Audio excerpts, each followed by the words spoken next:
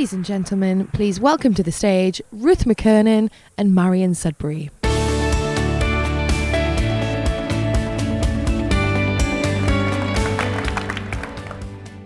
Well, good morning everyone, and a very warm welcome to Innovate 2016. This is our 10th event and our first in Manchester. It's important that we support innovation across the whole of the UK, and so we are delighted to be here. And as is now traditional, we will be sharing this event and co-hosting with the Department of International Trade. So Marion and I will share the stage. This year's event is all about raising our ambitions, helping businesses look up and look out, looking to the future and focusing on what really matters for UK businesses. We are on the brink of the fourth industrial revolution, and we expect a future where the physical, biological and digital worlds meet. And businesses who can compete in that world, or better still shape it, will be the creators of strong economic growth. There have been a few significant changes since Innovate 2015, and in my view, it means that the work we do at Innovate UK has never been more important. Over the next 2 days, we will be showcasing new products and services, and we will be sharing some of our new ideas on how to help SMEs grow. And through the lens of our sectors, we will be looking into the future. One highlight this year will be a speech from the Secretary of State, the Right Honourable Greg Clark. He'll be here tomorrow morning. It'll be a rich programme, so welcome from me.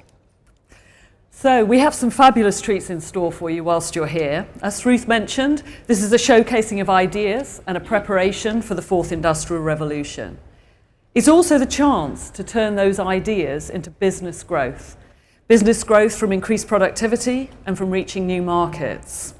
So those of you from the UK will be able to take the opportunity to find out about how exporting can grow your business.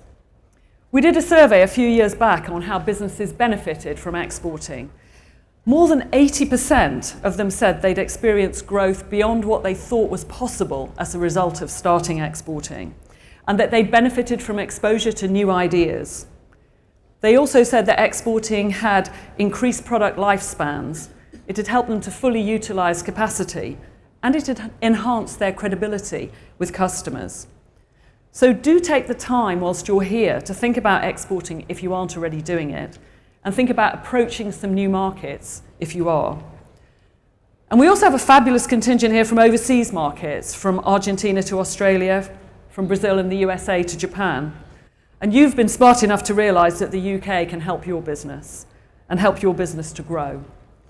So you'll find out about the UK's world-class innovation, but also its enthusiasm for welcoming foreign business into its midst and suggesting ways to help foreign businesses grow.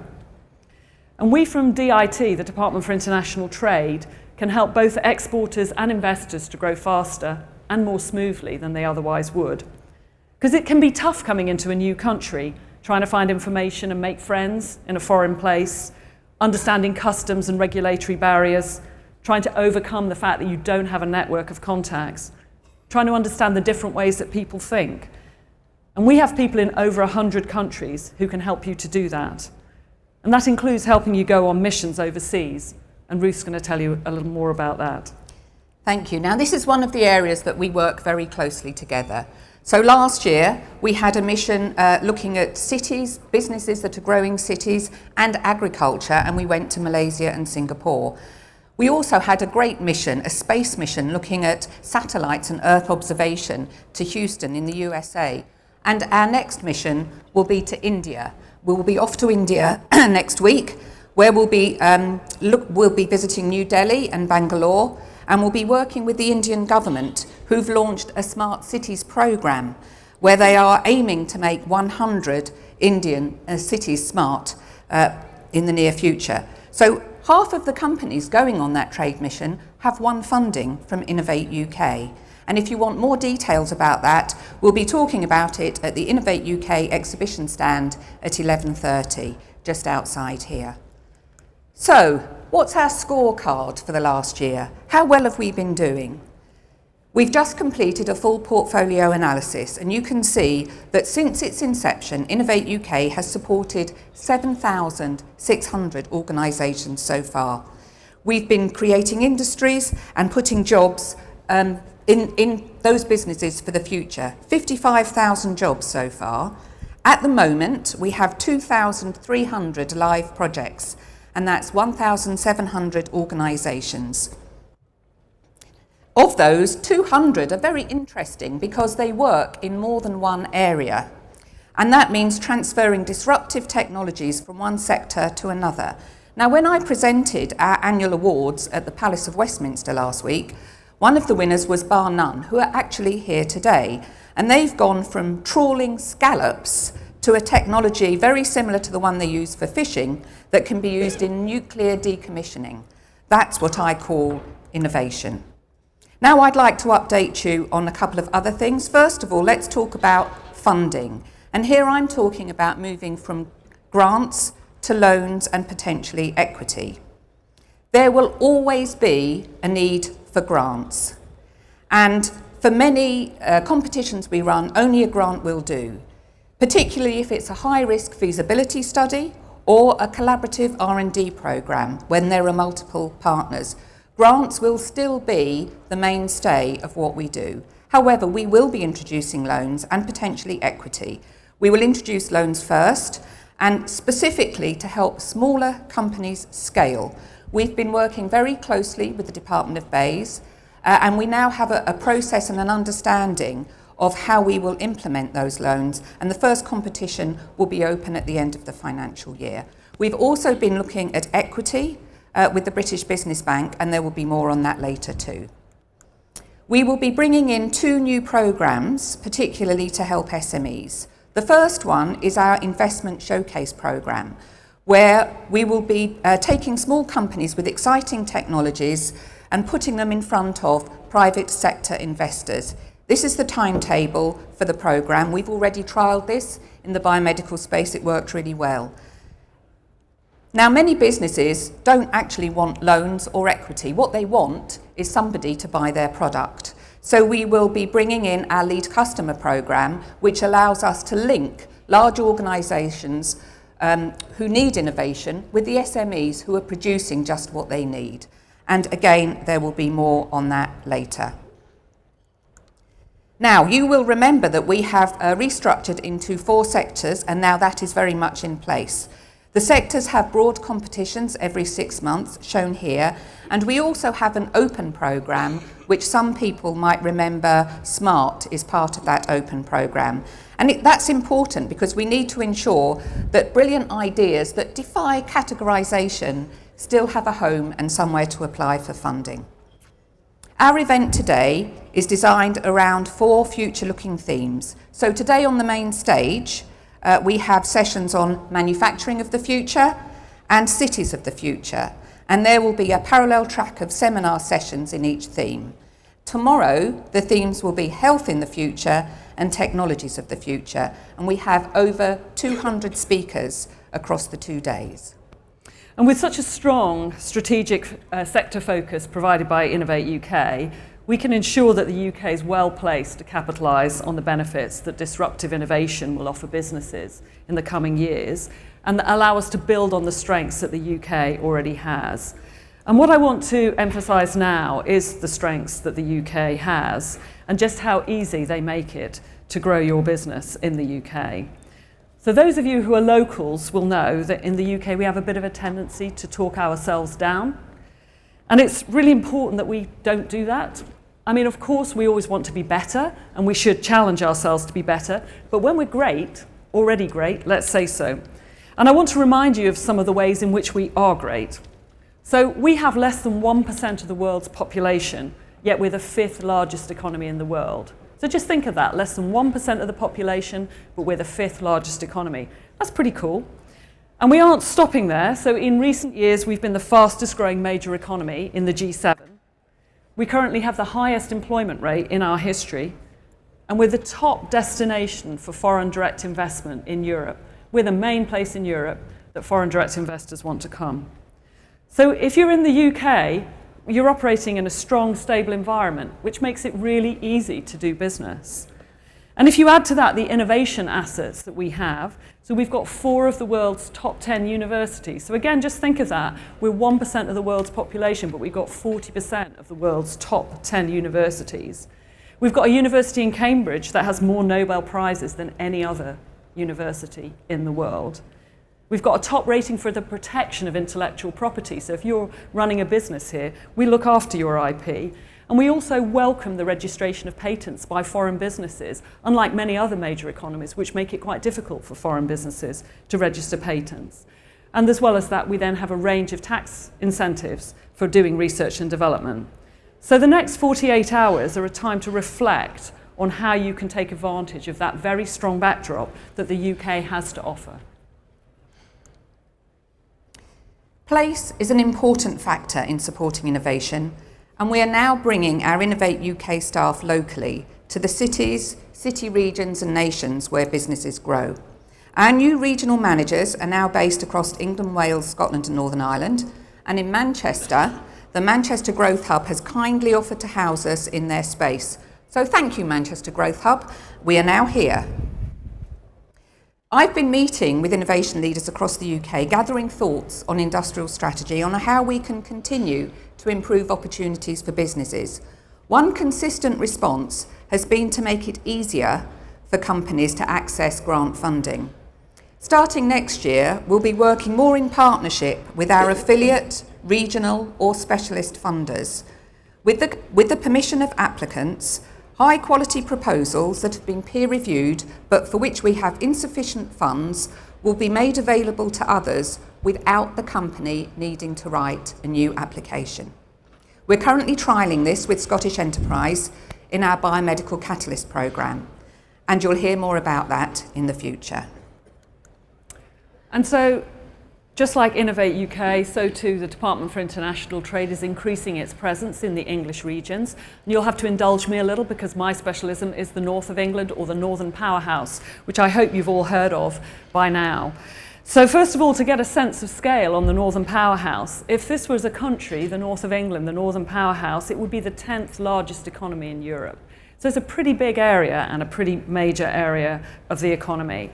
And it's known worldwide as the area where the Industrial Revolution started, and it's still very strong in driving manufacturing within the UK.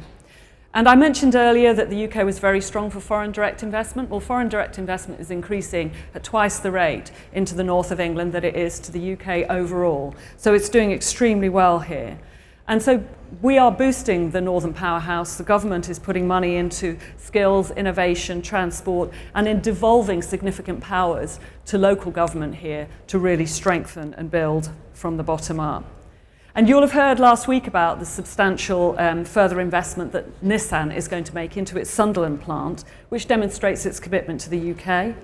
You might have heard about the £250 million Sir Henry Royce Institute in Manchester, which also has links to Leeds, Sheffield and Liverpool, and which helps to cement this region's reputation as world-leading for R&D and for materials. And the North is also home to some of the largest financial services operations, so BNY Mellon, RBS, Barclays, Santander, as well as many big life sciences companies. So we were really pleased that CSL, who put the headquarters for their new influenza vaccine business into Maidenhead, have put the manufacturing into Liverpool. Creative industries are strong here too, which is why LA-based Cloud Imperium Games decided to increase its investment into Wilmslow in Cheshire, into Foundry 42, its game studio.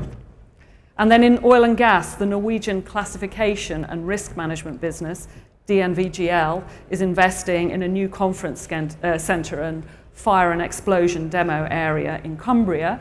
And we also have 45% of the world's subsea vehicles market in the UK, with particularly SMD in the north of England doing the manufacturing, Aberdeen doing the project management, and London doing the financing. So if you're interested in subsea vehicles, this is the place to be.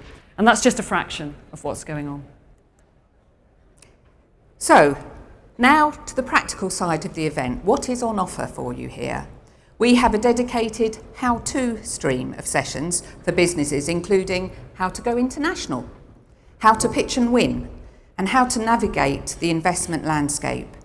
You will see the Innovate UK stand as a family stand where you can speak to our technology experts, and you can also meet colleagues from the newly branded Innovate UK Knowledge Transfer Network.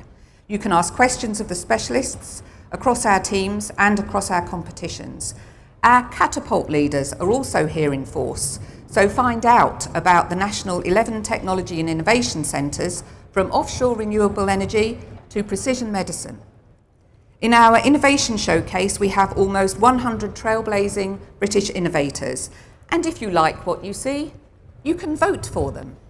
You can download our app and score your favourite out of 5. The winner will be announced at 5 o'clock tomorrow here on the main stage. If you use Twitter, please feel free to tweet. The hashtag is Innovate2016, all one word. And for the first time, we are live streaming sessions from this main stage through our YouTube channel. In fact, we are transmitting live as I speak. Good morning, Minister. So, there are also a number of support services and guidance available for you here at Innovate 2016, whether you're a tech business, an SME, or a multinational. So the features include a business matching service, which I know many of you have already used because it's fixed hundreds of appointments for people. But if you're concerned that you might have missed it, if you go to the support desk within the business matching zone, they can still fix meetings for you whilst you're here, so do make use of that. We've got the Innovator unveiled product launches, where we're providing companies an opportunity to launch their innovative products. These will be 5-minute pitches at the beginning of the main stage sessions, and they'll be introduced with a jingle. This export hub tours the UK and provides companies access to DIT services and international business opportunities. So if you've got any questions about exporting, investment, anything to do with international trade and investment, please go along to the hub. You really can't miss it. It's out there and it's big. And so, as well as what you'll see on the show floor, we've got a fantastic conference running alongside the exhibits. We've got this main stage session running throughout the event, sessions on this running throughout the event, and then there are 2 additional thought leadership streams, which give a mixture of presentations and panel sessions to draw out discussions on the most disruptive innovations that will impact our lives in the future. So we've designed this to be as relevant to you as we can, so please do take advantage of all the sessions that there are here. And now it's my pleasure to introduce Dame Professor Nancy Rothwell, President of Manchester University, to give the opening address.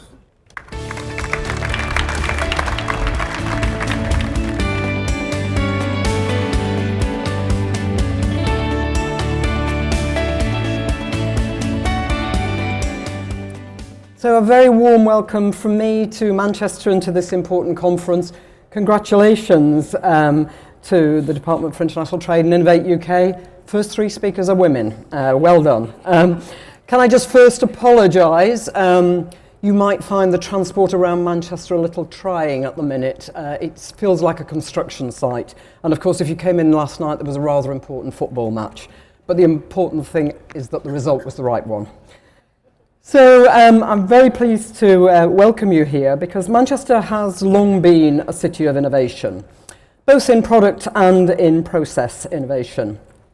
The British standard Whitworth screw thread doesn't sound important, but it was devised by Joseph Whitworth in 1841 here in Manchester, and it transformed manufacturing, revolutionised marine engineering, and spurred the growth of the railways. And of course, Whitworth then became a great philanthropist, supporting education and culture in the city. Manchester is a city that was built on industrial revolution, science, innovation, and philanthropy. And I'd invite you, if you get time, to go to the Museum of Science and Industry or even to the Town Hall, where you will see the statues on either side of the main building of scientists, Joule and Dalton. And indeed, scientific breakthroughs have been carried out here by Rutherford, Geiger, Dalton, Joule, Turing, Lovell at Jodrell Bank, and all have had major impact. This is also a city of social change. It's where the suffragette movement began, vegetarianism, the first free press, the first public library, and you are in the first public railway station. And of course, there are many more. Science and innovation and translating fundamental research into commercial applications and social benefit are equally important to the region today. The isolation and characterization of graphene by Andrei Geim and Kostya Novoselov has led to the establishment of the £61 million National Graphene Institute just nearby here. With state-of-the-art facilities for 250 scientists, it now has nearly 70 partner companies and receives over 600 inquiries a year from companies large and small, many UK-based, but also internationally. And we're now developing further two-dimensional materials and their applications for future, with the potential to revolutionise IT, engineering, transport and healthcare. Some of you may have seen that the star of the recent visit of the Duke and Duchess of Cambridge to the university was the graphene-enabled car, built by a small firm at Speke, just near Liverpool, two brothers. And I'm told it may be the fastest road car, but they let me sit in it, but they wouldn't let me drive it. The £60 million Graphene Engineering Centre will be opening in 2018 and is the next step along the technology readiness level, bringing two-dimensional materials closer to market by focusing on pilot production, demonstration and characterisation. We're just starting to build, as you heard, the Sir Henry Royce Institute, the hub of which will be in Manchester, but with several leading UK partners. I do want to comment here on what I think is important for the future success of UK science and innovation, and that is, of course, competition. We need that to drive quality, but also collaboration and partnership between universities and companies, and also with public institutions. So we had a fantastic platform to highlight science and innovation in this very conference centre as part of our designation of European City of Science for 2016.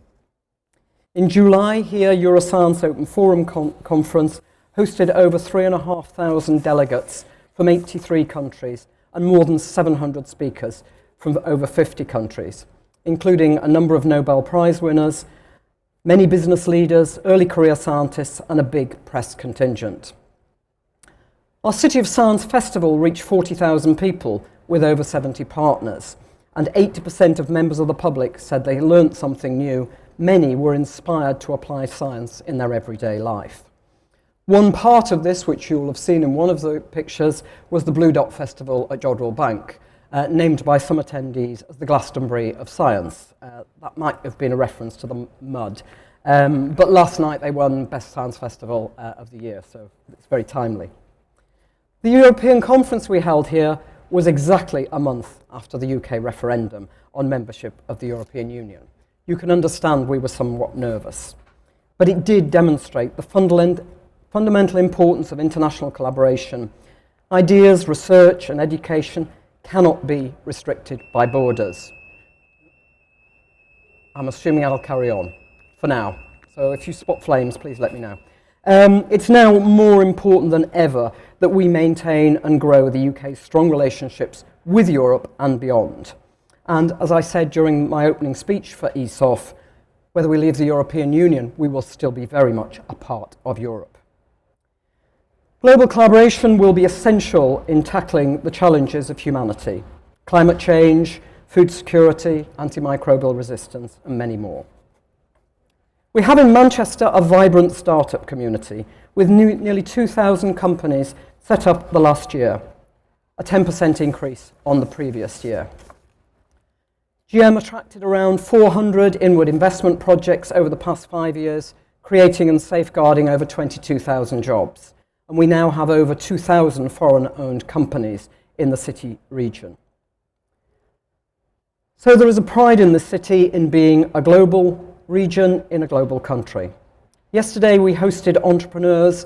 The University of Manchester hosted them along with partner organisations, and I was pleased to host the dinner for many of those startup companies. Just this week we heard from the latest HEFCE data that the University of Manchester is the leading university for spin-out companies, with 27 formed over the last year. One focused region of the city is known as Corridor Manchester, just to the south of the centre, and it demonstrates the power of partnership and collaboration to enhance economic growth, leverage assets and catalyse innovation. The area offers co-location opportunities for companies to access university research at the University of Manchester and Manchester Metropolitan University, with almost 100,000 students, the largest hospital in the region, and incubation and grow-on space. Over $2.5 billion investment is planned in the region over the next 10 years, with the potential to add 20% to the existing 63,000 workforce. Manchester was chosen as the UK's Internet of Things demonstrator for smart cities, with a consortium of over 20 partners working together on what is known as CityVerve in Corridor Manchester. It's provided a framework to facilitate creation of joined-up smart city rather than a series of independent silos of smart technologies, and it's already fostering strong industrial links. Manchester has a long track record of working in partnership, well illustrated by the devolved powers from central government over health and social care, known locally as Devo-Manc. The landmark Health Devolution Agreement brings together partners in NHS England, the 10 Greater Manchester local authorities, 12 clinical commissioning groups, 15 National Health Service Foundation trusts, and 4 universities to work together to transform health and social care, alongside local control of the health budget of £6 billion a year. This massive experiment, as it's often described, is attracting global interest. And this week we have leaders from Harvard with us in the university who are interested in following Devo-Manc and its future success. And of course, those failures we'll have to learn from. This huge experiment is also driving assets from businesses and provides an excellent research base and a strong link to local communities. Collaboration is critical in helping us to deliver our ambitious aim to be the fastest and greatest improvement in health and well-being for at least 3 million people living across Greater Manchester, a population which actually has very poor health outcomes. We're also working closely with partners across the north as part of the Northern Health Science Alliance of Universities and Hospitals and the N8 Consortium of Universities. And you heard a little about the Northern Powerhouse, and that indeed involves many other collaborations across the north. A key part of Devo-Manc is Health Innovation Manchester, a partnership between leading healthcare delivery, academic and industry organisations, which aims to speed up the discovery, development and delivery of innovative solutions in healthcare. Particularly important to this is Greater Manchester's data capabilities through GM Connect and the links with the university, the FAR Institute and eHealth, and also expertise in clinical trials and precision medicine. So we're delighted to be a part of the Precision Medicine Catapult here in Manchester. We have major challenges to deliver Devo-Manc, but also some strengths. Greater Manchester trains over 70% of the National Health Service laboratory-based clinical staff and hosts the Manchester Academic Health Science Centre, the only one outside the South East. In September, the city hosted Venture Fest, which once again brought together 1,000 entrepreneurs, investors and innovators to talk about new partnerships. And we have been welcoming young entrepreneurs to the city in growing numbers. 10 new local companies were shortlisted to receive $30,000 in business support services to help them grow. The winner, Nothing But Epic, is based in Manchester Metropolitan University's digital innovation space known as The Shed, and created an innovative new social media platform to bring communities together. And I was pleased to see that one of our own teams won a global competition in Boston this week for an alco pop patch. Not to deliver alcohol to you, but to tell you when you've drunk too much. The recent completion of the Science and Innovation Audit between Greater Manchester and East Cheshire in partnership with regional and central government is another step in helping us understand our strengths and will be launched tomorrow by the Minister. We hope these audits will contribute to the government's emerging industrial strategy and inform us of areas of focus and need for improvement. Our audit, of which I was very much a part, focused on our strengths in health innovation, advanced materials, energy, digital and industrial biotechnology. It showed we have great academic and private sector assets driving innovation across the region. Of course, innovation depends not just on physical assets, but also on people, talent, skills and infrastructure. It's welcome to see that university graduates in Manchester are increasingly staying in the region, but equally important that we have many outstanding international students. who choose to study in Greater Manchester. And certainly most of the 5,000 Chinese students in the city turned out not only for the visit of the President of China last year, but also for the visit for the Duke of Duchess and Cambridge. The value of international students cannot be understated. My university alone has 400,000 alumni that we know of. 25% of them are overseas. They are incredibly important ambassadors for developing international partnerships. City regions are also important drivers of economic growth and industrial strategy. Greater Manchester was the country's first combined authority where the regions joined together 20 years ago, and it has received 4 devolution deals. We have a very strong public-private business support environment, including 4 enterprise zones and extensive incubator space. Physical infrastructure is also important, and for us, the rapid growth of Manchester Airport, with new routes being announced just this week to Houston, to Boston, and to San Francisco, adding to Hong Kong, Singapore, China, and many other European and US destinations. Manchester also offers favourable costs for location. But we know that to be leaders in innovation, we, like so many important city regions outside of the southeast, must address significant challenges. We have globally competitive multinational enterprises and a cluster of innovative SMEs, and a high proportion of workforce is involved in STEM. But still, half of our firms in Greater Manchester are not described as innovation active, and productivity is below its potential and GVA per capita below the national average. We have significant access to private equity pools, but venture capital levels lag the southeast. And further finance is needed to bridge the equity gap. This is the story of many great cities outside of the southeast, and if the UK is to succeed, growth must add to, not take away from, that in the southeast. And we must ensure that we have growth across the United Kingdom. To drive success in science and innovation, we need to extract the maximum value from our existing assets and continue to invest and enhance the innovation ecosystem. Across the region, we aim to exploit the synergies between areas of key strength, notably health, digitisation, and advanced materials. We hope that government will also recognise and support the interconnectedness of strengths and avoid reinforcing sector silos. Rowena Burns and Jürgen Meyer from Siemens will be speaking about this in their workshop tomorrow.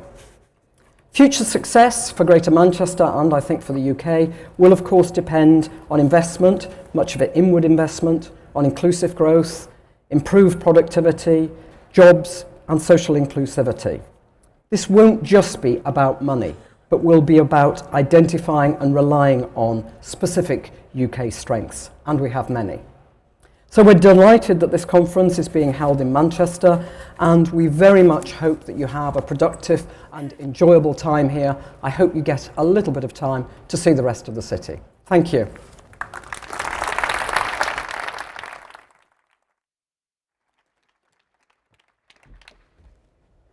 Well, thank you very much, Nancy. We now know Manchester, cutting edge of innovation, and we're here.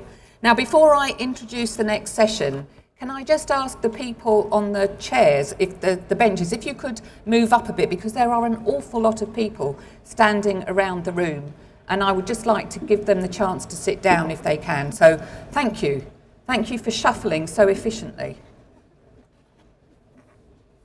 Excellent. Okay. So next up is the first of our 4 sessions over the next 2 days, looking at the UK's strengths in driving the industries of the future. So let's hear more about how the UK is positioned for success in manufacturing. Chairing this session is Ian Bomfrey. He's the Chief Technology Specialist in Lightweight Structures for Williams Advanced Engineering. And that's an organisation that's been pioneering in the field of composites and motorsports for over 40 years. I think we have a video first. Thank you. The factory of the future will be highly connected. Intelligent machines will adapt to new products and new processes. Every component will carry data that adds to our digital intelligence. And the factory of the future will not only be more autonomous, but more productive too. We have to find ways of building homes and buildings and infrastructure projects much faster and to a high level of quality than we've ever seen before. Here at Skanska, we call that industrialisation. Industrialisation for us includes design for manufacture and assembly, design for maintenance, so we can look at whole life costing, efficient logistics, on-site assembly and off-site manufacturing. In the factories of the future, robots will cooperate with humans. Factories will no longer need to be large buildings. They will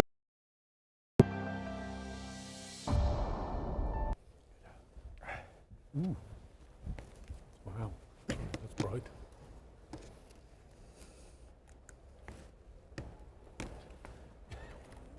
Good morning. It's great to be here as Williams. Williams is a technology-led company, and we've always been at the forefront of innovation in manufacturing and data. So it's with great pleasure that I join you here today. I'd like to introduce you to a fellow manager, also Zoe Webster, who is head of manufacturing for Innovate UK, and Dick Elsey, who's chief executive of the high value manufacturing category. So let's get started. We often see in the media that there's some really encouraging figures for manufacturing. Yet at the same time, the UK manufacturing is said to be in decline. So who's right? And Simon, I'll hand that over to you, please. Well, I don't think it's in decline at all. I think it's really important to get some sort of things in context about manufacturing. So whilst we're the 20th largest country in the world by GDP standards, we are actually the 9th largest manufacturing nation in the world, and that's something that we need to celebrate. And we are pretty significant on a global scale. 10% of our gross value added comes from manufacturing, and importantly, in these times, it accounts for over half of our exports. Between 2.7 million people directly employed in manufacturing. That is the size of the Greater Manchester area, I'm told. Don't know whether Nancy explained the population statistics, but it's the size of the Greater Manchester area. But more commonly, people think and people calculate that about 5 million people rely on manufacturing for their livelihood, of which it is largely above average pay. So it's a major contributor for the UK. But thinking about today, this conference, the next 2 days, manufacturing accounts for 2/3 of all business research and development across all the sectors. Manufacturing is an activity, but it accounts for 2/3 of business R&D. So, yeah, I think, if you go back to the 70s, people will say, the UK used to make everything, and the argument is we used to make a lot of things, we used to make a lot of volume, but actually we didn't make a lot of high value. I think we've moved into a place where we're a very high value, lots of supply chain activity here in the UK.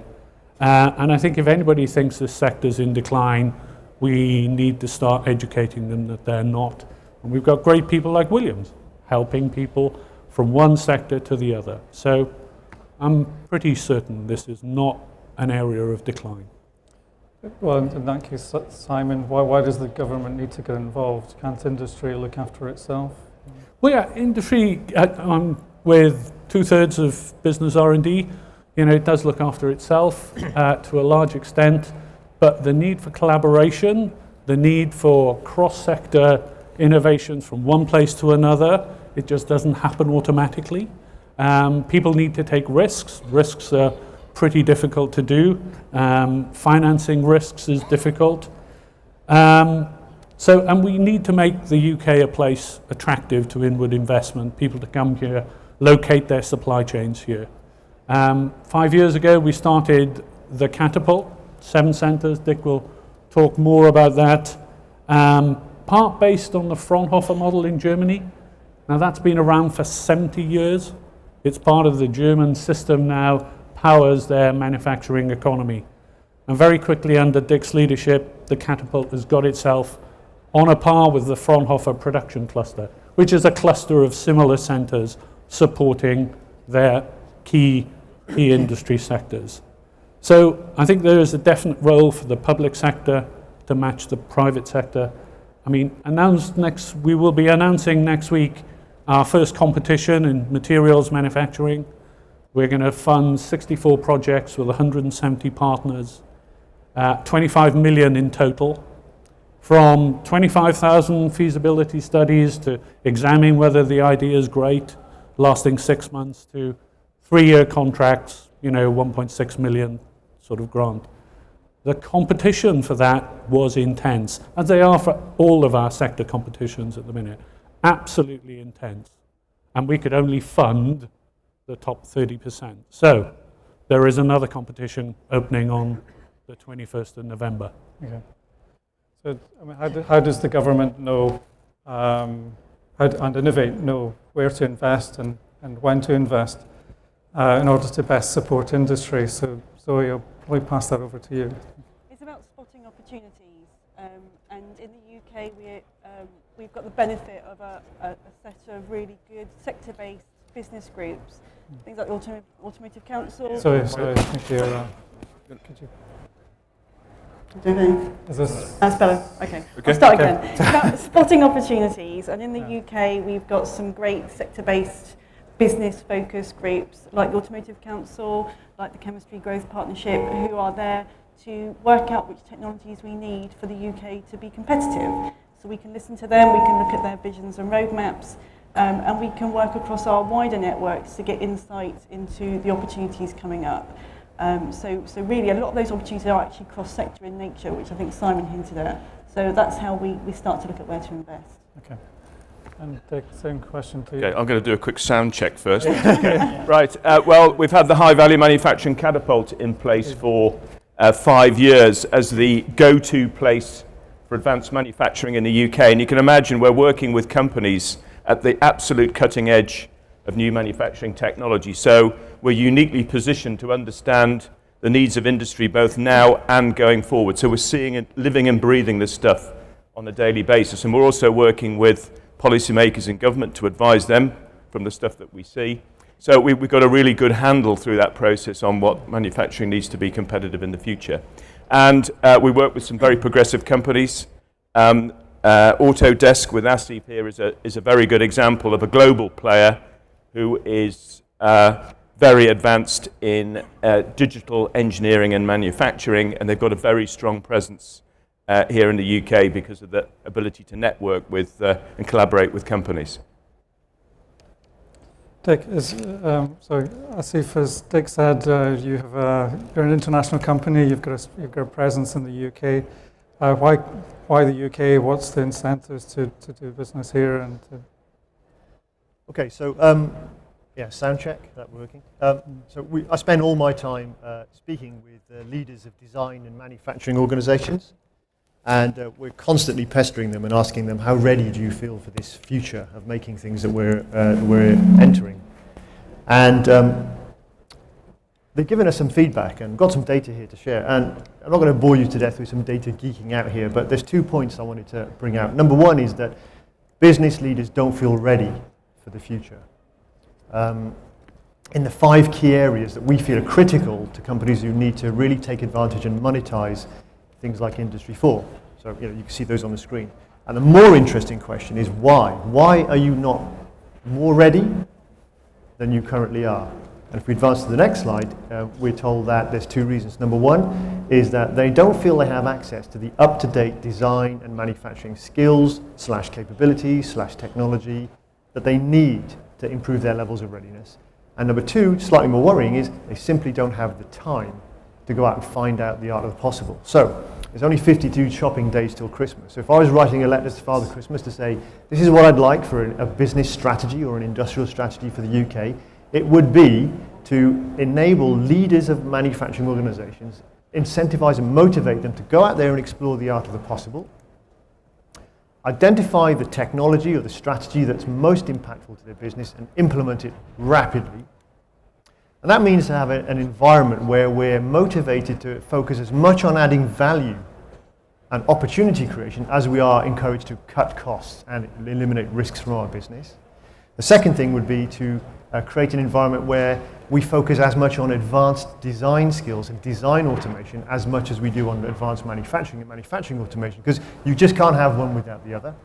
And the last thing is to build an environment where we're developing an agile, multi-skilled workforce who are digital natives that we can transplant into our businesses and get them to apply their forward-thinking approaches to our traditional design and manufacturing challenges. So if that's what's delivered on Christmas Day by Father Christmas for industrial strategy, I think people in the audience would have a very positive reaction to it, particularly in this very weird no man's land we're living in post-Brexit and pre-Trump.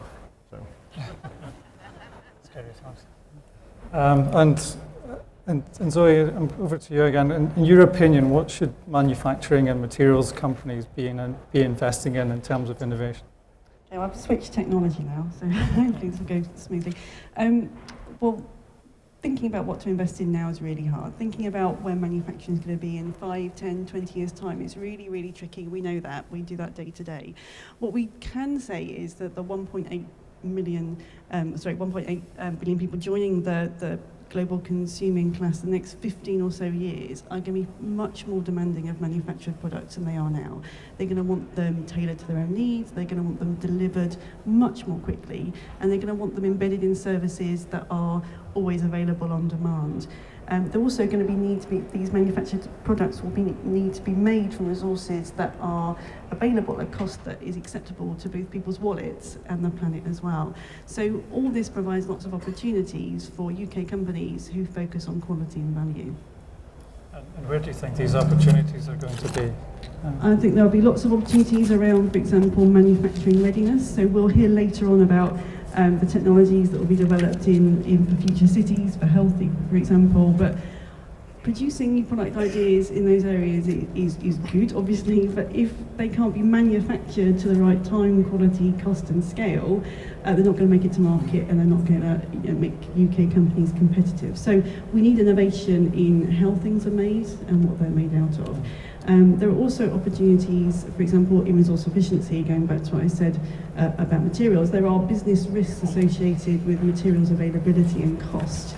So again, we need innovation, maybe new business models around services that make it much easier to use materials many times in a circular economy.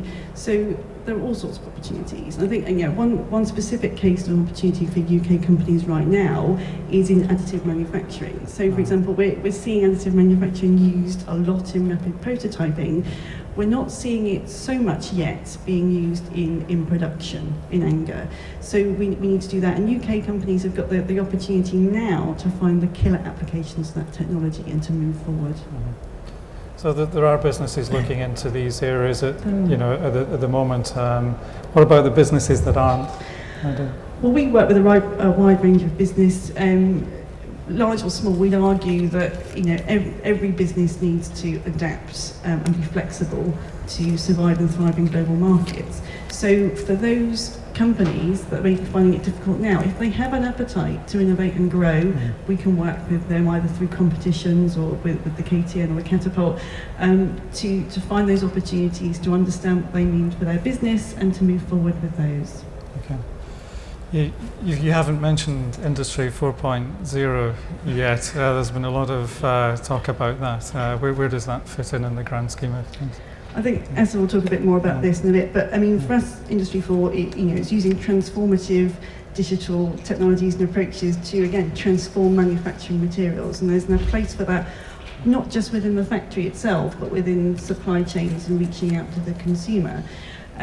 So manufacturing, to be flexible, to be transformative, will need to be software defined and much more flexible. We can use digital technologies to improve connectivity between supply chains, businesses, and reaching out to consumers, to mine data, perhaps sensor data from the manufacturing process to optimize processes and move on, and also to better support the integration of design, manufacturing use, and through life services. And in the UK, we have hugely strong, world-class digital and creative sectors. If we can harness them more effectively in manufacturing materials, then that will have a huge, significant impact on the UK economy, I believe. Steve, as Zoe mentioned, data, digital software, that's your area of expertise. Would you like to comment a bit from? Okay. So we get asked this question all the time. It's a bit like the meaning of life. So people always say to me, yes, Industry 4.0 is coming, but what on earth does it mean? So I'm just clicking through a few slides here. So the way we like to answer that question is to put our customers at the absolute center of our thinking. So it doesn't really matter what you design, what you make, and what you sell. To sound slightly mercenary, you do it to turn a profit and some turnover. Okay? And to do that, you follow a process. The process might look similar to this. You might come up with a concept, someone designs it, it's made maybe by yourself, maybe by someone else, someone sells it, it's out there in the field and it's operated and retired. Okay? And the more times you follow that process, the more turnover you generate, the more effective you are at that process, the more profitable you could be, which is great. And so everybody that I speak to is on this continuous crusade to look for strategies to improve the way they do business.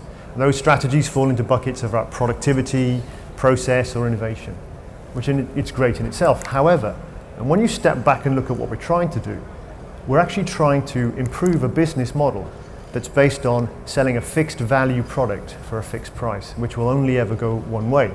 And if you think about all the disruptors that are happening out there in the industry that have fundamentally redefined the nature of demand, the nature of how we design products, the nature of how we produce products, those strategies just don't cut it anymore. They're not as sustainable as they used to be.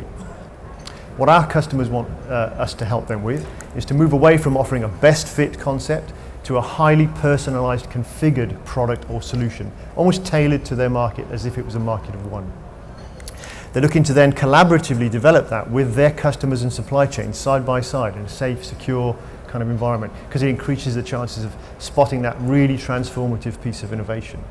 They're looking to introduce flexible manufacturing at the right point in their business. So we're not talking armies of robots and iRobot and Skynet going active, but we're talking about collaborative robots, additive manufacturing where it makes sense, improving your subtractive manufacturing where it makes sense, hybrid technologies, pop-up factories, configurable factories, making factories available at the point of demand. There's a whole big topic here that the customers are looking for help with.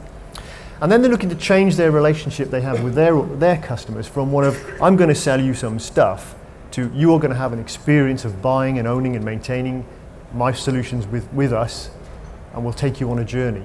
That journey is really built on the smart connected devices they will offer to their customers. That's where we see Industry 4 and IoT kind of fitting in. Because those smart connected devices will allow that company to grow their revenue by offering a range of services where their product is at the center. So predictive maintenance, insightful services, telling somebody that perhaps a product's about to fail and having a spare available before it fails. Analytics. That's where the growth of our customers is going to come from. But the really, really interesting bit is the data you generate from how your product is used can be fed back into your development process, making it truly agile. And so if you can do this again and again, you have what I call repetitive advantage. And if you do it enough times, you get something called competitive separation. So when people say to us, what on earth does Industry 4.0 mean? We say, it's just how we see the future of making things. And this is a message we've been taking out on the road with some fantastic support from Dick's organisation, the Knowledge Transfer Network, Lloyds Bank, and a couple of our other partners, as we're on this crazy mad mission to find 1,000 British design and manufacturing organisations and enable them to boost their productivity and innovation capacity, but very practically. One great example is a company called Penny Hydraulics, a hydraulic lift manufacturer, already had technology in place. They didn't realise how to use it effectively, but just by switching on a few features, they were able to increase their manufacturing capability by 40%, grow their revenue by 150%, all from a piece of tech they already had. What they're doing with that saving is reinvesting it back into the business to look at the next level of innovation they want to have. So I'm on a mission to find 999 more of those. So if any of you are interested, there's a really catchy website address up there. Just contact us, because we will help you by putting in student experts to apply some of their digital skills and knowledge to apply to some of the traditional problems that you're facing.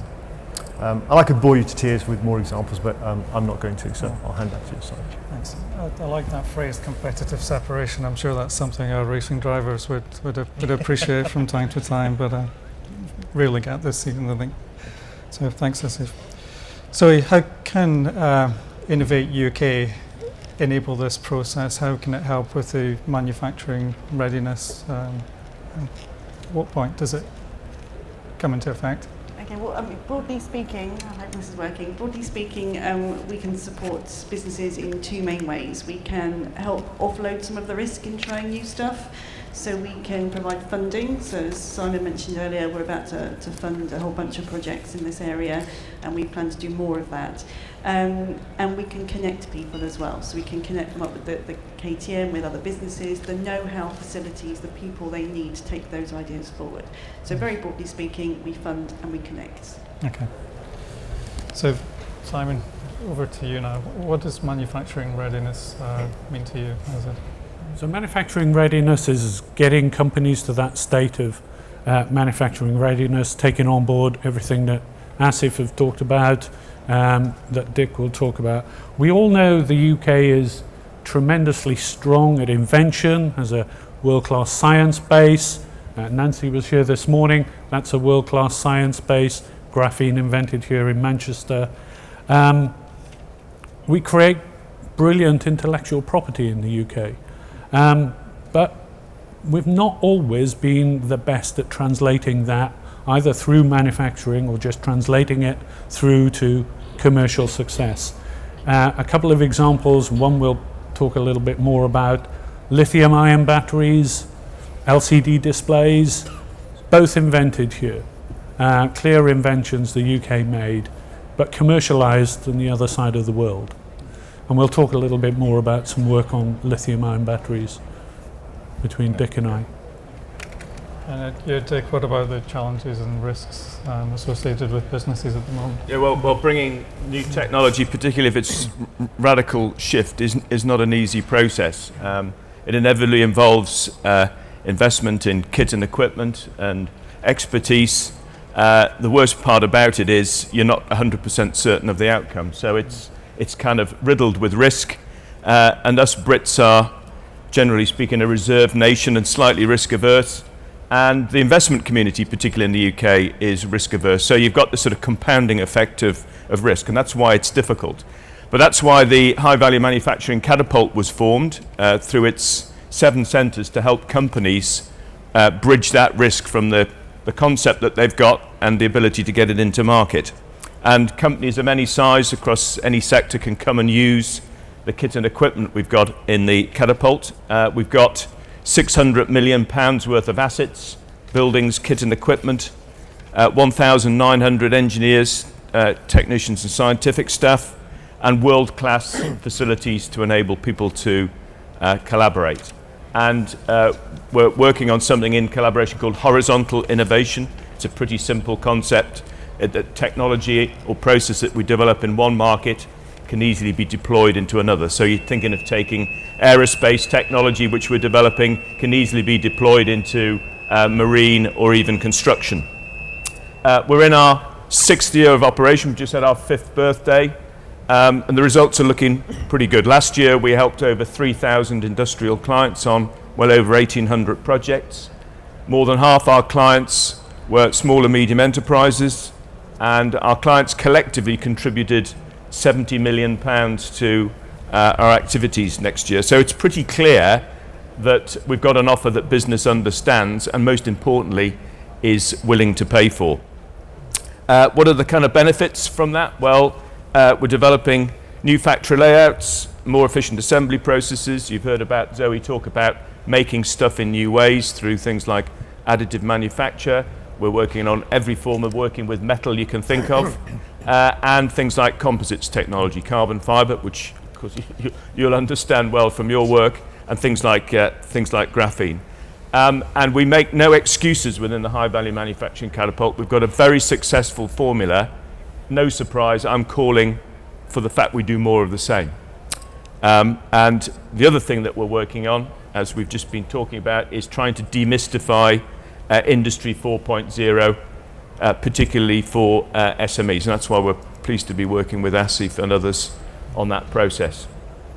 I mean, I can vouch for that actually happening. So at Williams, this week, in fact, we're using the £2.5 million press at the National Composite Centre to do some R&D. So that's that's evidence that we have that it's actually working. So. And how do you see opportunities going forward? How do the HMV catapults really help? Right. Well, it's this place to collaborate, bringing public funding and private sector funding together with great facilities. Our culture is to create a place where engineers, technicians can work together in a light touch environment devoid of politics. And in my view, being an engineer, if you put that in front of engineers, they'll naturally collaborate. So that's what we create. And we're all about trying to create technologies that are ahead of the curve, getting manufacturing prepared, this stuff ready for launch. A really good example is the industry that brought me up, automotive. In the UK, very interestingly, the automotive industry wants to self-disrupt on electric vehicles. Rather than have the whole world of electric vehicles come and take us over by surprise, the car industry in the UK, forgive the pun, wants to be in the driving seat. So we're pushing forward hard with innovative technologies. And at the centre of that, no surprise, is batteries. And don't think of batteries as being the fuel tank. Think of batteries being the new engines. And we're doing an awful lot of work on that. And we have at Warwick Manufacturing Group, one of our centres, the High Value Manufacturing Catapult Energy Innovation Centre. And that's unique in Europe in that it can take a battery from pure chemistry, as in chemical powders. We can make the electrodes, the cells, put the electrolyte in, make them into packs, into modules, and then test the full module. So we've got a full service provision to help industry with that scale up. And Simon mentioned earlier on lithium-ion batteries, the one that got away. Well, we're absolutely bloody determined. We're not going to miss the opportunity with some of the great technologies that we're working on. So we've now got an instrument in the UK that can help lock that value into the UK. And we're already working with a number of names your mum would recognise in the car industry to push that forward, to give the UK significant competitive advantage. And we're currently building a semi-automated facility for module and pack build, which will be available at the end of this year. Okay. Some good stuff. Yeah. Simon, would you like to comment on that? Well, yeah, I saw a presentation with Dick a few weeks ago about the work the team is doing at Warwick. It's definitely a step change in battery technology. What they will be doing there will actually put us back a bit more into the global front line. A lot of the automotive sector will look at it, and then we'll use that in a whole pile of other sectors. There's no question of that. We have a powerful catapult network, so we're gathering together about 5 of our colleagues to think about how battery technology can be used, future cities, how it can be used in city solutions, transport of the future, energy systems, how it can help our grid. We've also got, outside of the catapult network, we've got innovation and knowledge centres. One of them, all of them are presenting here outside. One in South Wales, my hometown, or my home region, is called Specific, and they're here. Go and see their technology. We have built a zero carbon house, rather the team there. It's a really clever engineered solution using materials all made in the UK, put together in a superb package. The team are building a sort of cul-de-sac in Neath. That's my hometown, so I'm definitely invested in this. Along with Swansea University, who provide the research. So we have research, and we have a set of people, and we're on a journey with this zero carbon house. Everybody we've presented it to is quite enthused by it, so we're getting a groundswell of support, and we're even showing it in India next week. So there's some really interesting stuff, and inside that is some battery energy storage, which I'm sure we'll be using back out of the Warwick group. So it all connects somewhere. Dick, where do the high-value manufacturing catapults sit? Well, while we've got pictures of cranes behind us, you saw Skanska on the introductory video. We're busy transferring technology from aerospace and automotive into construction. They want to build lots of houses. They need to build lots of houses. And are they going to build them brick by brick like we did 350 years ago? No, we're going to have completely different ways of building houses. And progressive companies like that want to learn from other industries. So at AMRC, the Advanced Manufacturing Research Centre, we have Factory 2050. It's the UK's first fully flexible and reconfigurable factory, and we're transferring aerospace knowledge across to construction. So it's the use of additive manufacturing, automated assembly, virtual reality, all to help construction improve its productivity both on-site and, more importantly, off-site modular construction. At the Manufacturing Technology Centre in Anstey, we've got the National Net Shape and Additive Manufacturing Facility, and we're working with industry to create the UK's first additive manufacturing strategy, to see how different sectors can exploit this new way of making things by 3D printing. And MTC have produced the world's largest 3D printed component for aerospace, which is currently airborne, undergoing flight trials. And at the other end of our portfolio, we've got the National Biologics Manufacturing Centre in Darlington, which is transforming the whole outlook for drugs. Rather than make 1 million versions of one tablet, they're exploring how to make 1 million different drugs, all unique for individuals for things like cancer therapy. Impressive. Simon, would you like to come in here? You've helped develop the Catapult program. How do you see that? Yeah, we have a fantastic set of facilities in the Catapult program. Ruth mentioned them in her opening.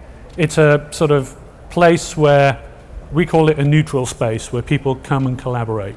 It's not a competitive environment. We treat IP very respectfully, but we also link, Dick mentioned some of the statistics, with a huge amount of the academic base. The Centres of Innovative Manufacturing, the EPSRC fund. So we've got a job of making sure all of these institutes are joining up together, working as collaboratively as possible. And catapults have the best asset, apart from the equipment and everything else that you see, the best asset are the people that work there. That's what you really also go, because the people know how the technology works.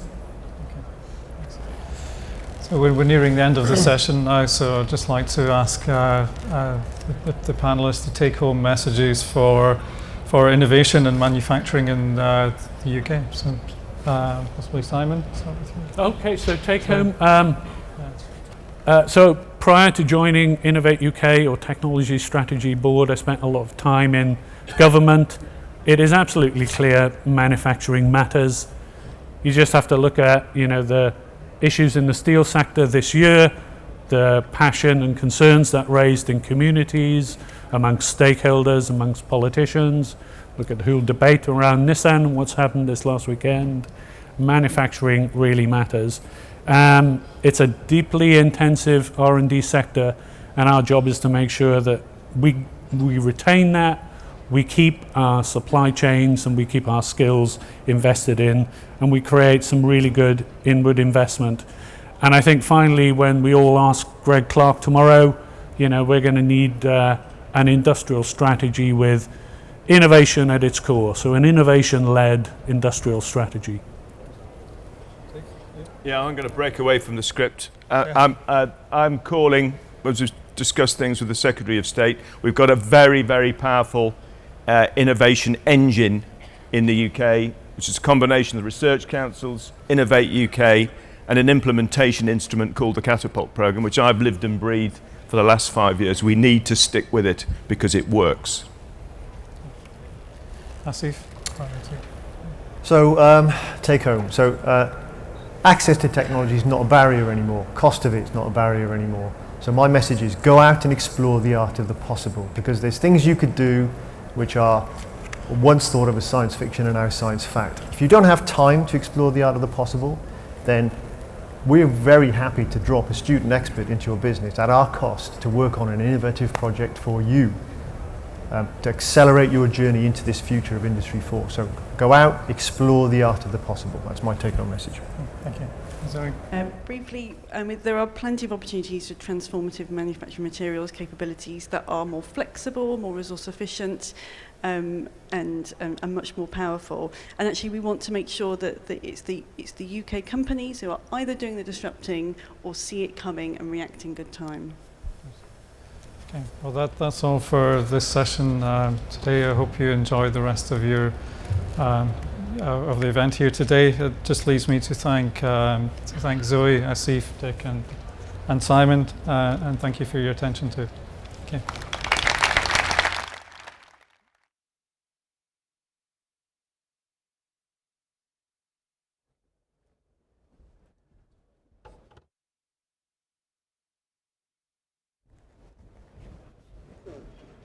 Well, thank you very much for that. I thought what was fantastic was demystifying Industry 4.0, and I would like to remind any international visitors here that the Catapult Centres are absolutely open for business. This is not just for the UK, this is a global opportunity for people to work and collaborate with the Catapult Centres here.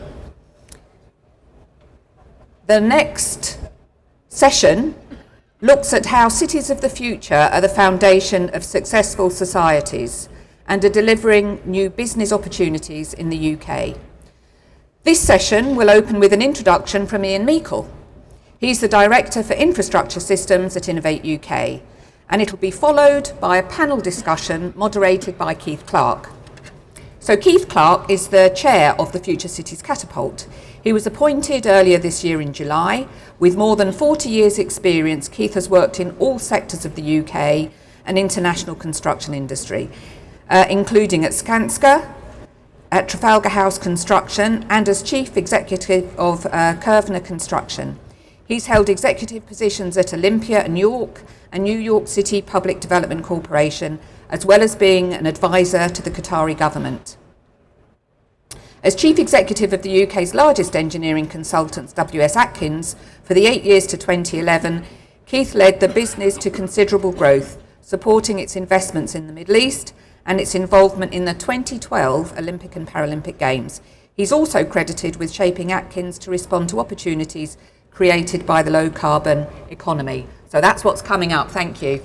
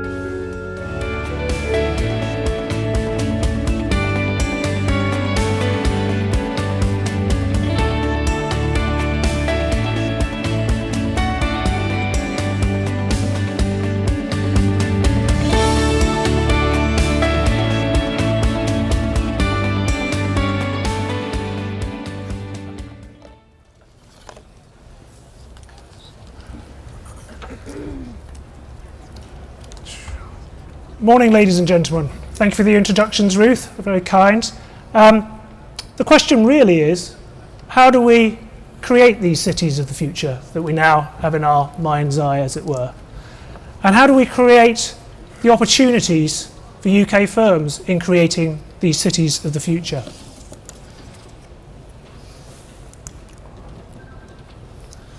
So if you will, would you imagine that you might be the mayor of a major advanced economy city? You might be feeling quite pleased with yourself. You've developed a mass transport system. You've got rail and air links into your city. You've got a great and thriving technology and commercial property hub. And your education and research is doing very well in the indices. And you've even got a natural risk management plan for any sort of natural disasters that might come along. But the trouble is, cities are advancing. The sort of advanced economy city is actually more focused on the citizen. The cities of the past have been more focused on the sort of infrastructure push. What we need to do in the future is look more from a citizen's point of view. Because in actual fact, cities are competing for resources. Cities are the sort of heart of wealth creation, and cities are competing with each other to attract great talent. And so what cities are starting to do is to turn their attention to how do we attract that talent. And so things like eco-living are becoming more important. The green spaces that we create within our cities, the environment and the air quality are becoming much more important.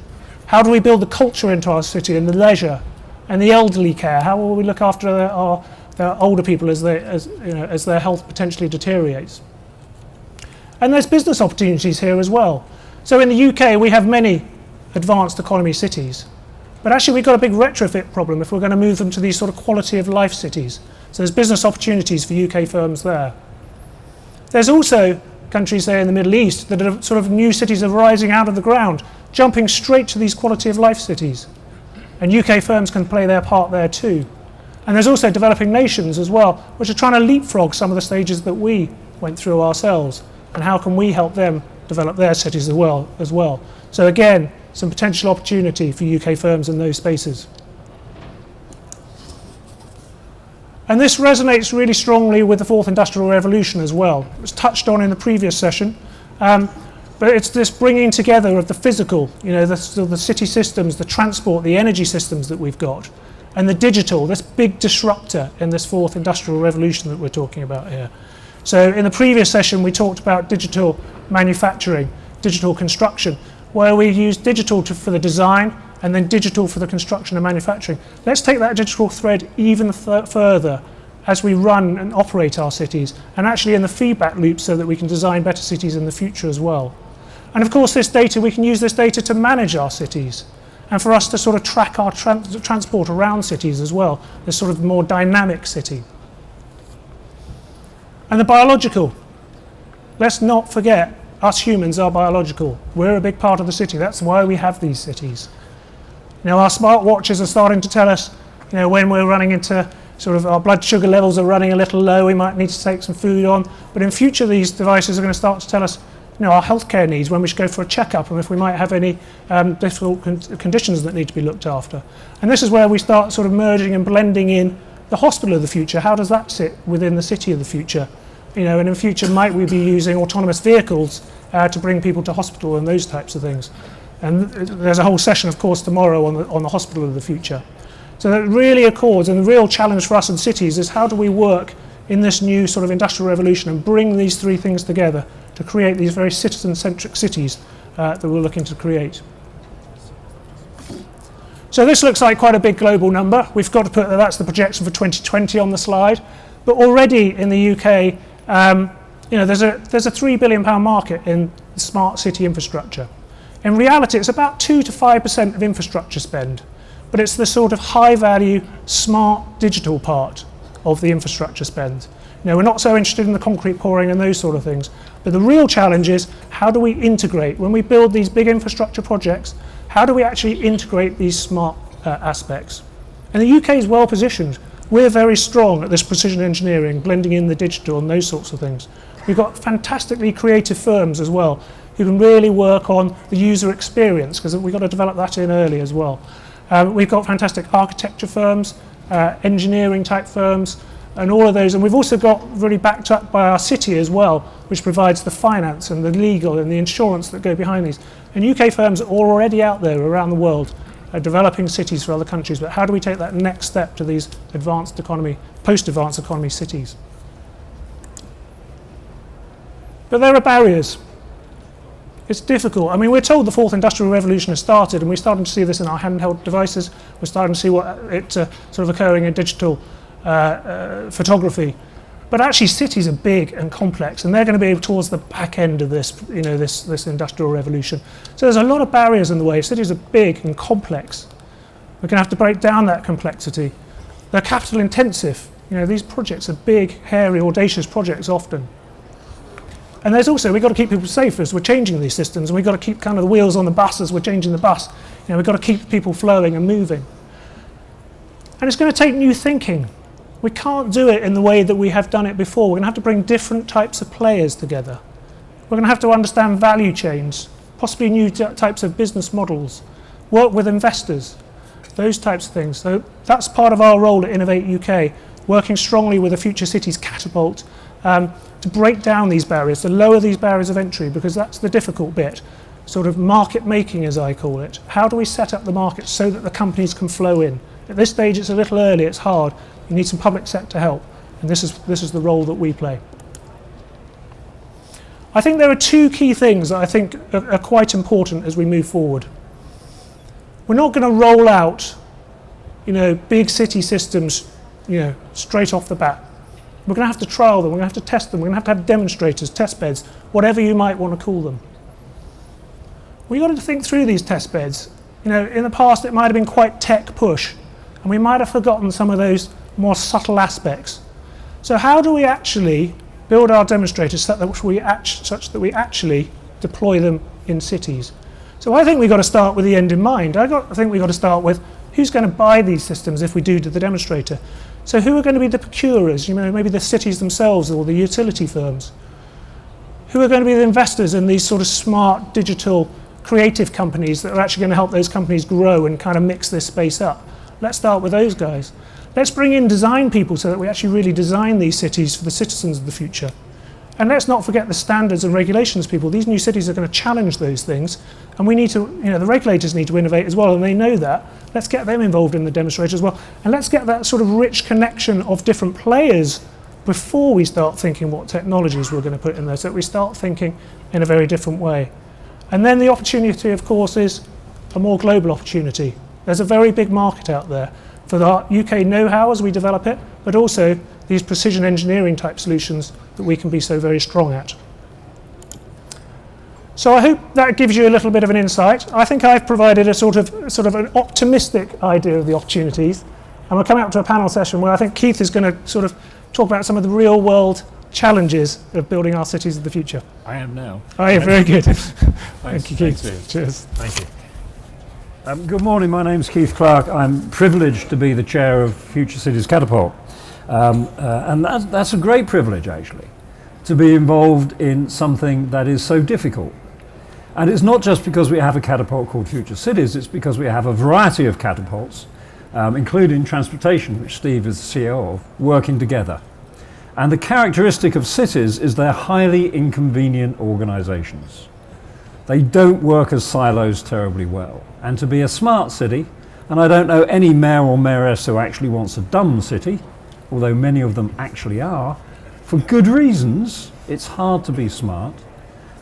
It's about integration across inconvenient disciplines. And the catapult families are actually not in competition, they are to complement each other. And the role of Innovate UK to enable that is fantastic. In fact, there's a chairs meeting, I think next week, of all the chairs of Catapult to continue this push. Now, let's go to the context.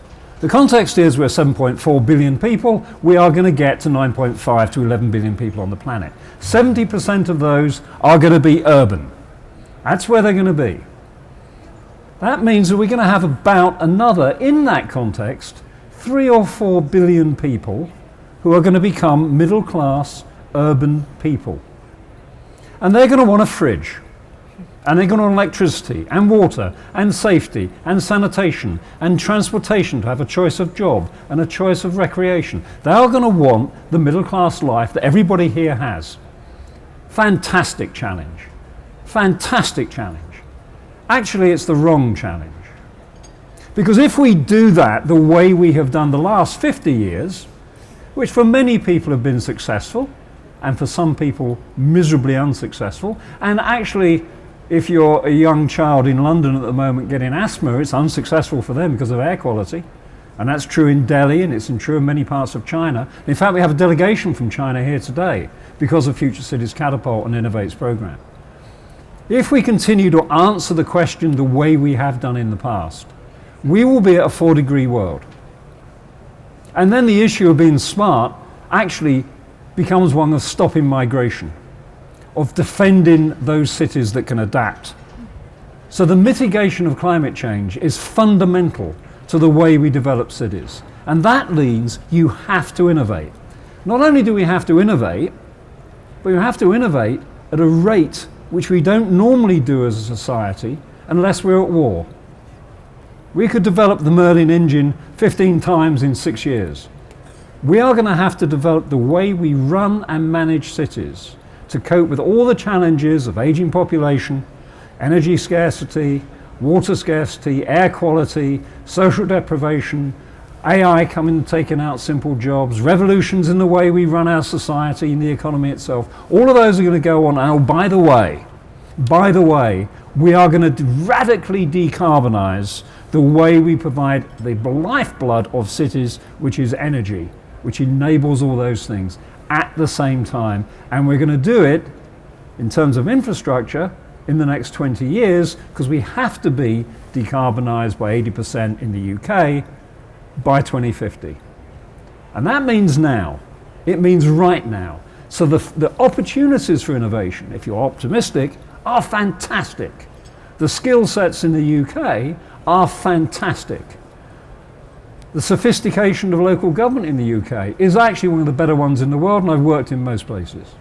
We have all the cards. So why can't we innovate at that rate? How can we move from phenomenally good practice to a game-changing practice that gets us to another place in the future? And that's the very near future. And I'm proud to say I think we've just ratified the climate change agreement. We have the only world act on climate change. The UK has led the way on this. We have phenomenal skills in both this diplomacy, in the Grantham Institute, in East Anglia, the Tyndale Centre, etc., etc. Phenomenal skills in urban planning and engineering and finance and insurance. We have all the cards. We have entrepreneurs. We have institutions like the Ordnance Survey. Fantastic game. So why don't we do it?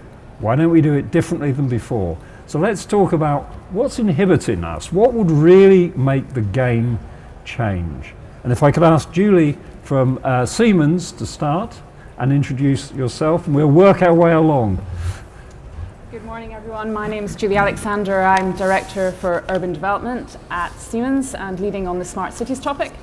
So I'd just like to come back to the point that was just made around the fact that our city populations are growing, and how do we accommodate that growth, and how do we do that sustainably? Well, taking the topic of transportation and a project that we all know very well, the largest infrastructure project in Europe, Crossrail. Crossrail is an amazing project, will add 10% capacity to public transportation within London.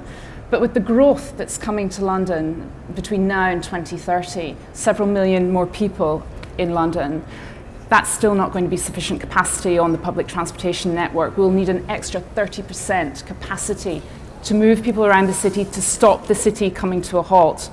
And how do we do that? Well, we do that through digitalisation. If we could digitalise the entire metro in the London Underground, we would add 30% capacity, which would mean that we wouldn't have to make all that additional investment on tunnelling, extra rolling stock, and so on. But that really comes with problems that we find hard to deal with. For instance, driverless trains, a very political issue. But if we digitalise the railway, we take people off the roads, we reduce carbon, we clean the air, we save energy. So we don't do these projects to put people out of jobs. We do it because we need to grow in a sustainable way. And actually with digitalisation, there are so many more jobs out there. The lack of engineers that we have in the country, the lack of computer scientists, really we're going to have to bridge that gap if we're going to tackle this digital and technology revolution and to accommodate this growing population, this elderly population at the same time. Thank you. Just if we can just move along and then we'll go for a general discussion. Ben. Just a short introduction. Yeah, join the discussion. Thank you. I work at a company called IP Group. We build businesses predominantly out of universities in the UK. I'm in the clean tech team. And really that means that I see a lot of companies that are highly relevant to smart cities, because I think smart cities offers the opportunity for cities to deliver on their environmental goals. And as was introduced in the beginning, environmental stresses from cities will be a massive problem if we don't get ahead of it.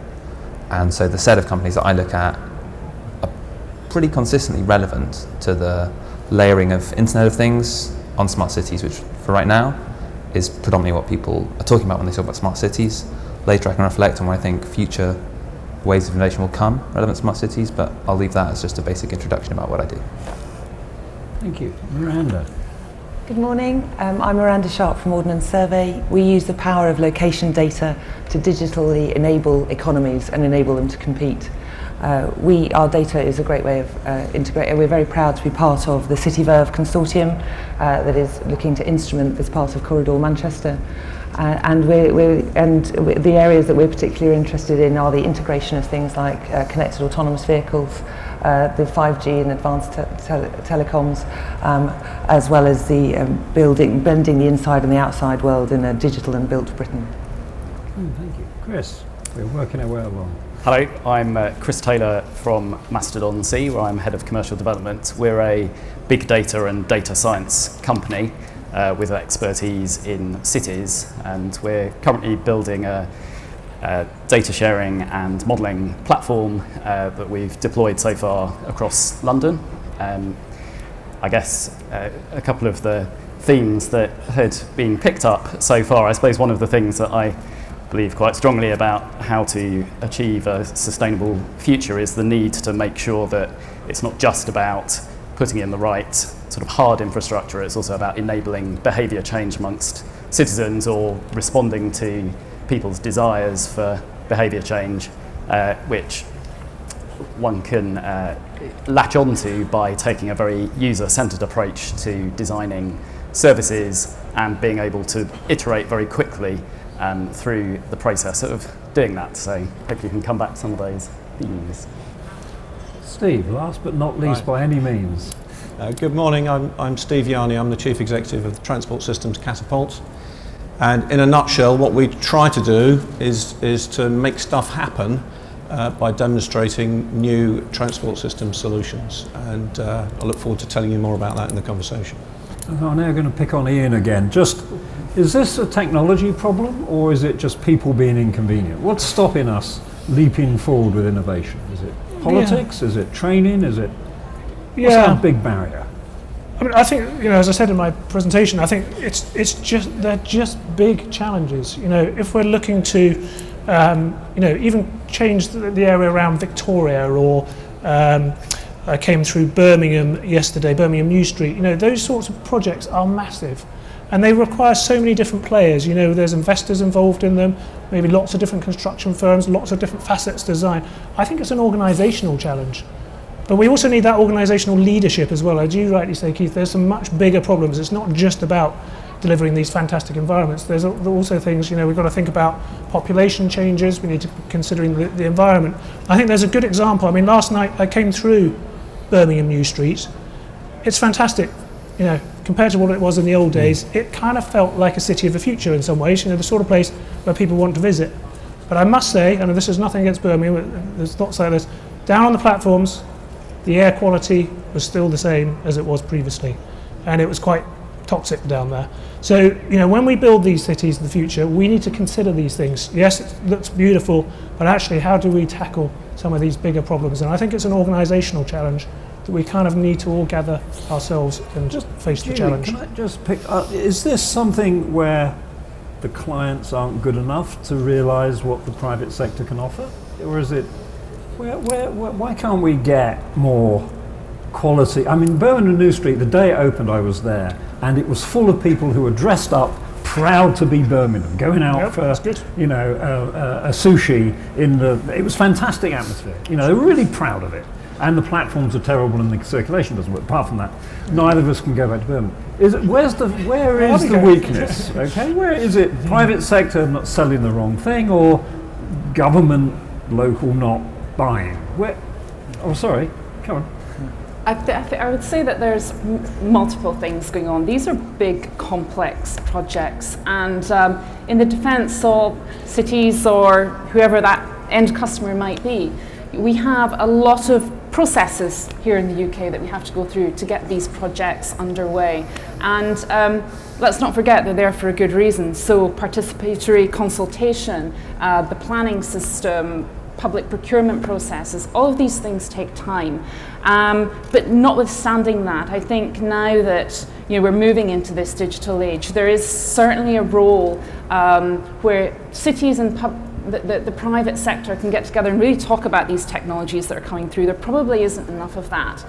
But one of the reasons for that is the public procurement process. So where is that open forum and that meeting ground where the private sector can really understand some of the challenges cities are facing, can explain the reasons why certain things need to be implemented in these big contracts and that they're not missed out in the value engineering process. So I would say that, you know, it's not that, I think the best will in the world, these projects always come together with great minds and great technology and great customers, but really unless that dialogue is there from the outset and things aren't slashed out the project at the 11th hour, then you know, we're not going to see some of the successes that we could be realising. Because I think it was mentioned, we have great skills, great technology. The cities of the UK really are very sophisticated. My role is global, and the best discussions, the best conversations are happening here in the UK. It's just a question of understanding the value that comes from delivering the best in the world, and that costs money, and maybe what we have to do actually is look at new business models to be able to deliver some of these things. Just for those who don't know what value engineering means, it means arbitrarily cutting scope halfway through the project because you can't fess up to the fact you're over budget and losing most of the actual benefits. So the discussions on High Speed 2, which is about what its capex is, no one's talked about its opex, which will be for 50 years. No one's talked about by having stations and other investments, which Heseltine's talks about, you get leverage. No, we talk about cutting the odd billion out of it and then lose the benefits. So the holistic, so you're absolutely right. Value engineering does not mean value engineering in 99.9, it means arbitrary political face saving and losing future benefits. That's a fairly well established definition. Ben, if you... Sorry. It's realistic. Follow that. I think, Ben, you following from Julie's point, I don't think we invest enough in our local authorities. I think if I worked in a local authority, I would be scared about something comparable to NHS IT infrastructure upgrades and not quite hitting things as well. I think we need to build institutional capabilities at the local authority level to execute 10 to 20 year plans that you can build smart cities around, because it's short-term pop-up little measures won't really get the change that we need to have happen. So,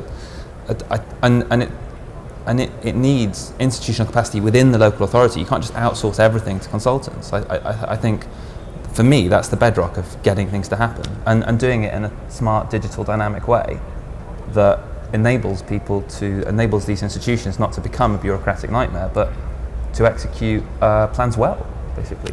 Just the interface between public and private, do you think it's in the right place, or there should be more public? Do you think outsourcing's gone? I mean, we seem to have outsourced everything, including policy, or lack thereof.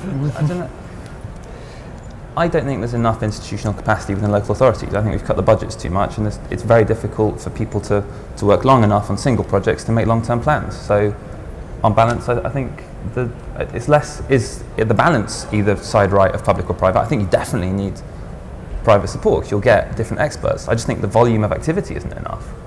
I think you need more activity in the local authorities to be able to do better work. Miranda. I mean, I would agree with Ben, and the other thing I think is we're taking quite a Victorian approach to a 21st century problem in our approach to building infrastructure. You know, the electromagnetic spectrum is finite, and therefore the way we plan advanced telcos is going to need an entirely different approach. Cycle lanes are fantastic. I flew down the embankment on the Boris Bike lane yesterday and loved it, but we fundamentally affected the resilience of our transport system by enabling new methods of travelling about. Even with Julie's fantastic digital railway, we can't just keep boring more tunnels and building more cycle lanes. We're going to need to be much more flexible in the way that problems are approached, and those are going to require behaviour change, and that's, you know, a very hard thing whether you're public or private. I think the best way to do that is by giving people and innovators more data and more ways of integrating that data. Then we're going to get a much better chance of having a solution. Ben, can I ask you, is it my behaviour that's the problem as a sort of city dweller? Am I just irrational here? Or, I behave the way I do because I'm an old guy that, just can't quite work an iPhone properly, and understands an Oyster card because they gave me, you tell me I've got to be different? Why am I going to be different, what's the behavioural issue? How do we deal with this? And cross-cultural behavioural issues, because I might not be a white Anglo-Saxon guy that's lived in London, I might be somebody else who's new. So I think part of this is about the way that new services and systems are designed. I guess when you're talking about procurement, that sounds like quite a sort of long, drawn-out experience over many years to build big chunks of infrastructure. But I guess you see technology enabling completely new service models emerging very rapidly, which don't require a big sort of procurement process. So things like new approaches to taxi provisioning, or designing new ways to enable people to provide food to their elderly neighbours. There are lots of really interesting examples like this where you can improve the quality of life and hopefully reduce the carbon impact of cities without it having to be something that involves a lot of pouring of concrete. But I think making those kinds of things work, it's really essential to engage directly with the kinds of people who are actually going to use the services to make sure that they're designed in such a way that it meets their needs. So we'd come and have a workshop with you and talk about what you actually need in your nice warm house with someone coming around to give you meals and that kind of thing. I don't know what I need, I just need more of it quicker, cheaper. It's the general, why don't I have it now? But Steve, are you optimistic about technology being adopted in transport systems? Because transport for me is what gives me choice. Yes. Choice of employment, choice of recreation, it gives me freedom. Yeah. Affordable transportation. I'm very optimistic, and I see opportunities rather than problems. And I said at the beginning, we try to make stuff happen, and that's very much the way that we've approached the issues that are facing us. So, I agree with the comments made so far. Growing urban populations create challenges, but that to me reads big opportunity. And in a relatively short period of time, we've been able to demonstrate some very innovative solutions in connecting transport systems together. So the driverless pods trial that we have now reached a culmination of by demonstrating in public, with the public and with the media, full autonomous driverless control of a small vehicle in Milton Keynes. Fantastic solution for the last mile of a journey. So all of our journeys are multimodal, and the stress points tend to be at the interconnections between different modes.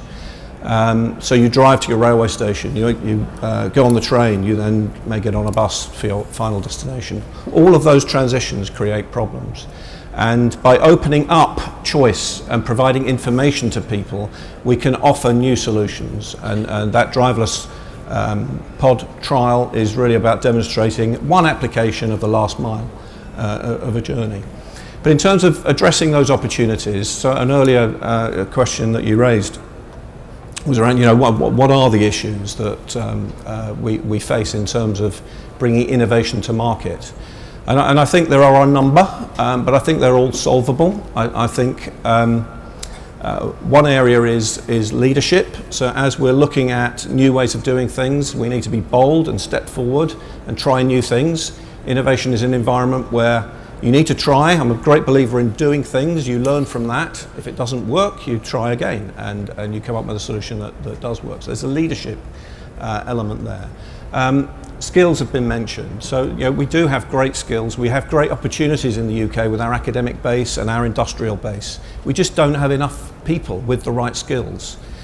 So we have published, today actually, we're launching a review of the skills requirements in the intelligent mobility domain. Some fairly significant gaps, but opportunities for us to fill those gaps. So skills is the second one I come up with. And the third one, I think, again, it's been mentioned, is procurement. So much innovation occurs with small companies. Those small companies want to sell to cities and large entities. Getting through the door with the procurement rules and established procurement processes that are there is really difficult for small companies. And I think we need innovation in procurement as well. That's very interesting. Just we're going to eat gently into your networking time because I think we've got some value here. We're all trying to export UK skills as well, because we can do it here, we can actually sell it abroad, and that's part of our charge. And it strikes me that taking small companies abroad need to have their hand held. They need that introduction here. Let's come back to skills. The article in The Guardian today, I think the FT at the weekend, artificial intelligence will get rid of every driver, electric cars will get rid of all the mechanics, we're going to have mass unemployment unless you're doing coding, okay? And everyone talks about a skill shortage, i.e. we don't have enough people.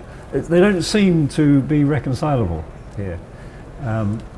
Is it because we have the wrong skills in the population, or education is wrong?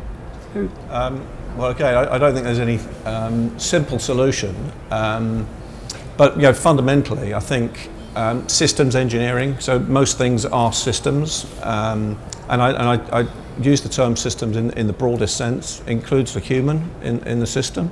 So the behaviour, how we as humans are going to adopt or not adopt new technology solutions, and again, that's something that we're testing. I think that the traditional academic approach to functional-based skills is all well and good, but we do need more people who have that system understanding, that system interface. We will need coders. There's no doubt. As we automate more, the coding challenge is enormous. And just to put a scale on it, the estimations of the number of lines of code needed in a fully running autonomous car is about 300 million. So someone has to write that code. Okay, you can automate some of that, but you need to test it, you need to validate it, and in virtual environments, because you just won't have the physical capacity to test that volume of coded information. And the human behaviour side as well, I think we need more capability in that area as well. I was with GE yesterday talking about their new product, which is sort of a better ERP for simulation of cities. And do you see the Internet of Everything and the computing power give us the ability to simulate solutions before we do them? Is that a part of the future? Yes, I do. I don't want to hog the panel, but I think very much, the virtual world, and there are some demonstrators here that we have today, is going to be a key constituent part of how we validate and assure ourselves that we've got solutions that Chris. work. Just building on the need for this sort of cross-disciplinary skills and simulation. So the work that we're doing with London is to develop a modelling platform that positively encourages people to work across disciplines. I think whilst the education system sort of pushes skills and disciplines in particular areas, I think technology provides a way to kind of create simulated worlds that many people can participate in the design and development of, and could even support the sort of complicated participatory planning aspects as well. To get public consensus and speed of innovation, this is fundamental. Sorry, right. And I'll just build on the point here. We're going to be nimble in all fields. As more data is correlated and people play and simulate things, and then we're going to have to move into a model of privacy 2.0. I'm not very good at reading my terms and conditions. I realise that puts me in a gross minority in this room. But we have to move from tick box binary, you can have the service or you can't, to look, you can have my data, but please use it for sources that are good and don't allow me to be adversely affected by them. That's interesting. The privacy issue. That's very interesting. I think that's a major issue. I think we've overrun by 5 minutes, unfortunately. So poor chairing from my side. Any concluding comments where we haven't quite solved the entire innovation issues in 20 minutes, but we're close. Ian? Well, there's an announcement. There's a whole stream on Cities of the Future that's running in the sessions in one of the other rooms. So if you want to know a little bit more about cities, there's a sort of whole day programme throughout the day today. So it's worth stopping along there. My colleague Kelvin Davis has done a great job of pulling lots of different speakers together for that. I mean, in conclusion, I think we should be optimistic. We have a fantastic opportunity for the UK, to make its own built environment better, more inclusive, more carbon efficient, more actually socially acceptable to people, with a public process that actually might work and the capital process that actually might reflect OPEX. We have the skills to do that. And we have investment in Innovate UK to allow people like these entrepreneurs and big businesses to come together with the public sector. The public-private sector interface is fundamental. Neither can do it without the other. That is where all cities thrive or fail. So apologies for running over. I've eaten into your networking time. So if we can say thank you to the panel. Thank you very much. Sorry. Hi. Okay, thank you, panel, and thank you for what turned out to be, you can go, it's okay. Yeah, you can. What turned out to be quite a controversial and lively discussion, so thank you to the chair for that. It is now time for the networking break. I remind you to download the event app, create your personalised itinerary, and vote for the peer-to-peer awards. On the main stage after the break will be the first of the Innovators Unveiled sessions and a look into how innovation clusters are thriving here in the Northern Powerhouse. So thank you and enjoy the show.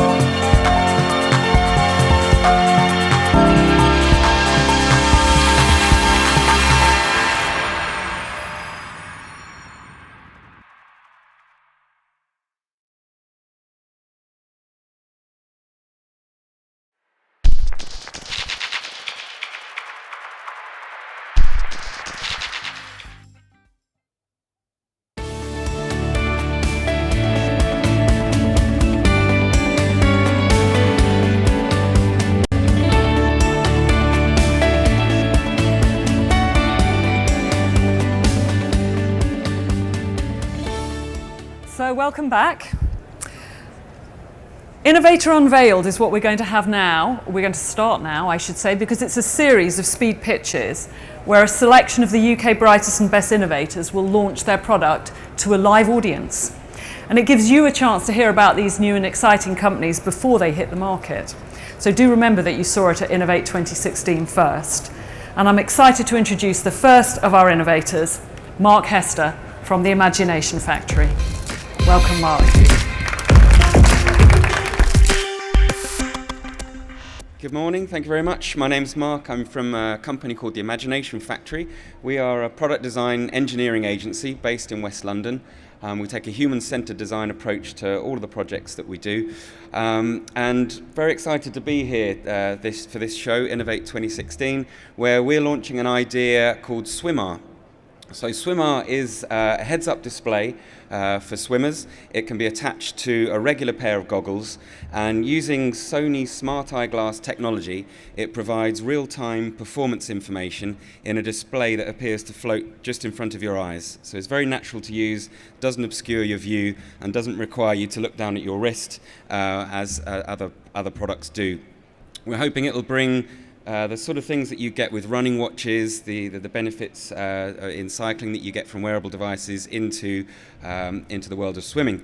So it's a patent pending idea that we're developing in collaboration with the swimming community. We've got Team GB triathletes and keen enthusiasts, and also some Olympic medalists who are helping us to develop this so that we can make sure it's appropriate for the use case scenario.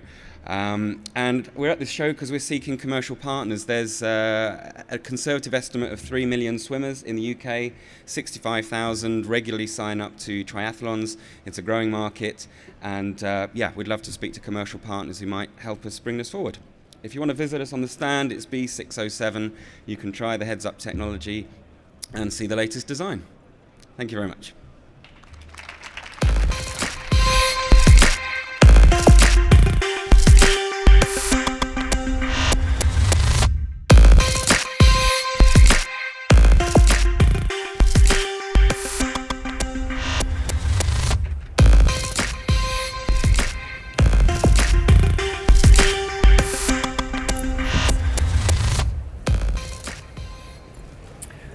So welcome to the Innovation Clusters session.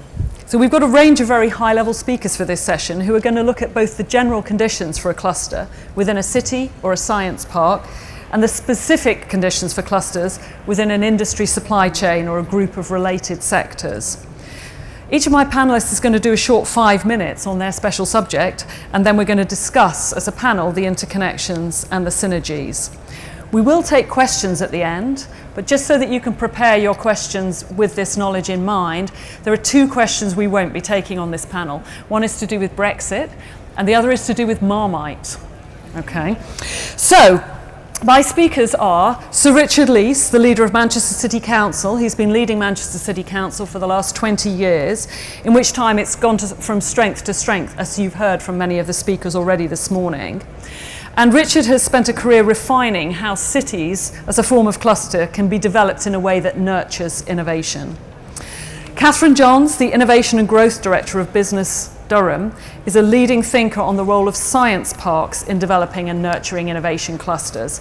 And her focus is on animating the ecosystem to develop transformative products. Matt Reed, who leads on open innovation for Unilever, and is particularly passionate about creating open innovation platforms between industry and academia. And Andrew Jameson, the Chief Exec of the Offshore and Renewable Energy Catapult. So his particular expertise is in advancing clusters involved in wind, wave and tidal energy. And the Catapult's mission is to work with industry, large and small, and academia to use innovation to create high-tech employment in the UK, whilst at the same time reducing costs. So without further ado, I'm going to hand over to Richard. Thanks very much, Marion. Good morning, everybody. Welcome to Manchester, those of you from outside the city. My first innovation is no PowerPoint, no slides. I'm just going to talk to give 4 brief examples really of the role of leadership in developing and nurturing innovation clusters, and 4 different sorts of examples. First is a pan-northern example. It is about establishing the strategic policy framework within which innovation can take place. And the example I'm going to use is the development of the Northern Independent Economic Review, the outcomes of which we had every single local authority and every single local enterprise partnership in the north of England signed up to it. It identifies 4 key industrial areas that are both pan-northern but also of sufficient strength and depth to be internationally significant, and by establishing that policy framework we've established a framework for investment clustering that will take us forward over the next probably at least decade.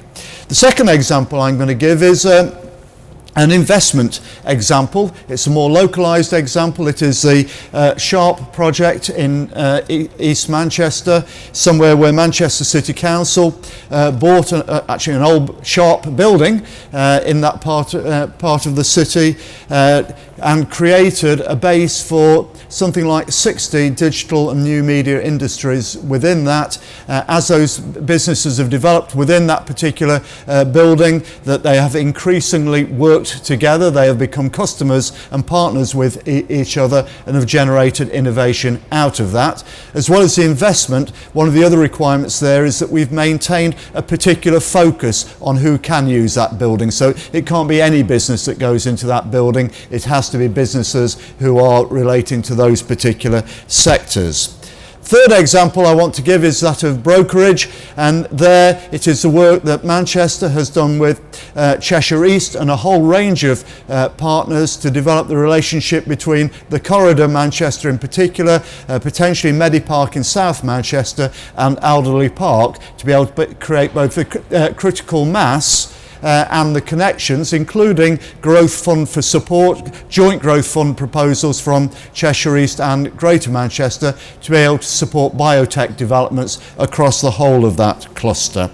And the final example I want to give, I thought I'd better give an example that was being funded by Innovate UK, given where I am today. The fourth example is the work we are doing in Corridor Manchester. It's the City Verve project, the Internet of Things, where the City Council has brought together a whole range of partners, ranging from multinationals like Cisco and Siemens, BT, right down to smaller community organisations working with the universities in order to be able to create innovative products out of Internet of Things in that area. 4 different examples: leadership at work, but leadership bringing practical results, and often practical results very, very quickly. Thank you.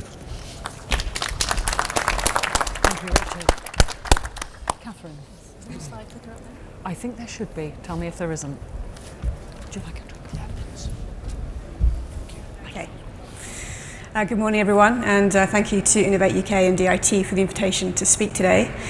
I am going to talk about science parks and how they have a role in innovation clusters.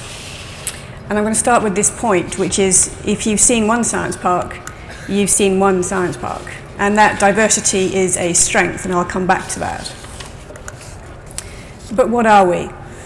This is what we are. This is the definition that was created by the International Association of Science Parks just this year. I have to say we did sweat blood over it, so I do need you to read it and appreciate it, because it was very hard to come up with one definition. But this could be, an innovation is a recognition that science parks are but one element. They are a part of areas of innovation, they are part of clusters, knowledge quarters, innovation quarters. Innovation is happening everywhere, not just on traditional campuses. What do? We animate this quadruple helix of innovation. So it's not just a triple helix, because we like to be a bit special.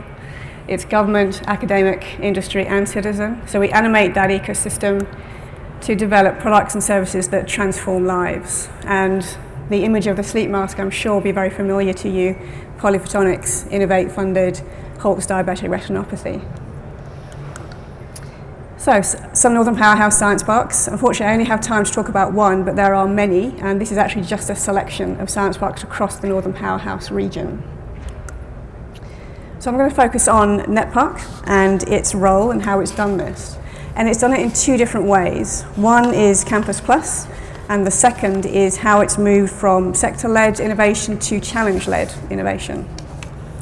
So NetPark is a traditional campus. It's outside Durham City, about 10 miles. It's in Sedgefield, and if that sounds familiar, it's because it's Tony Blair's old constituency.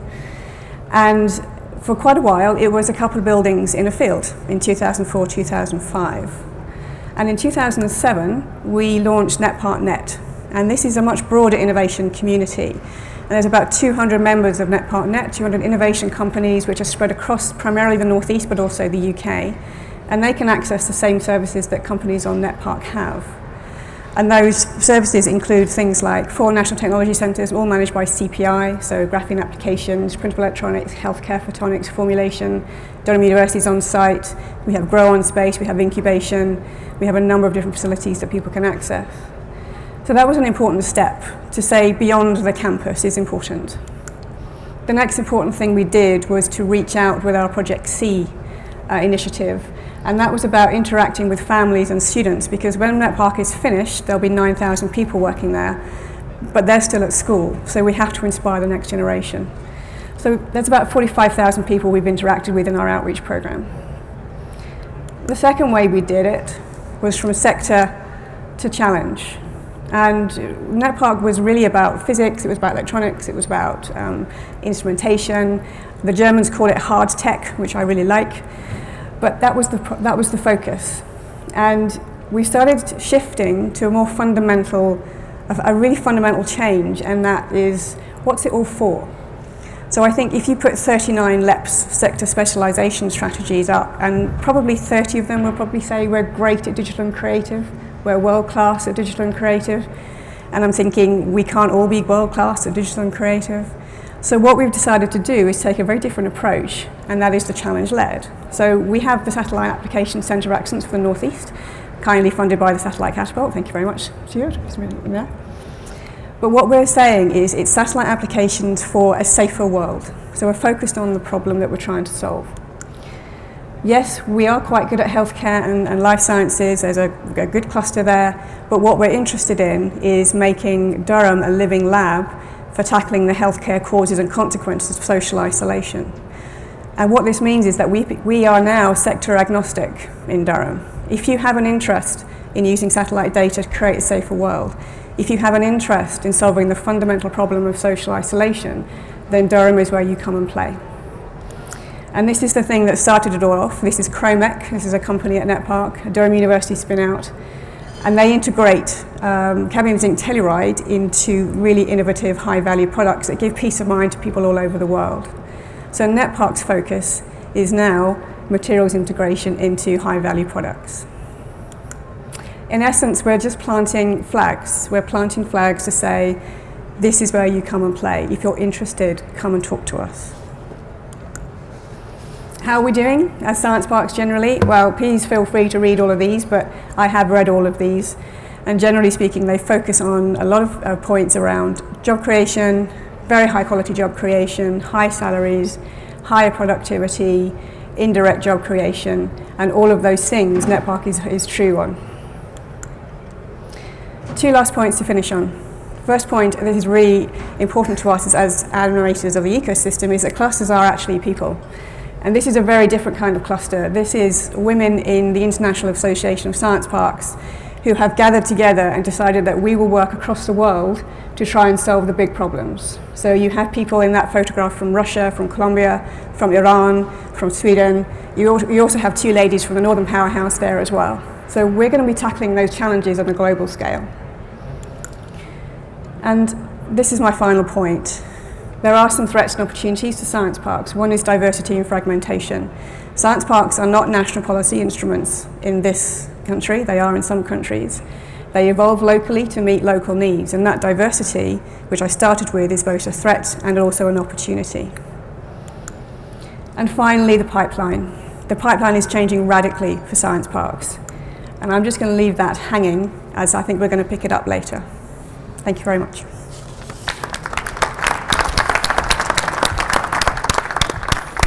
Yeah, so thank you, Catherine. A variety of challenges there. So we'll hand over to Matt now.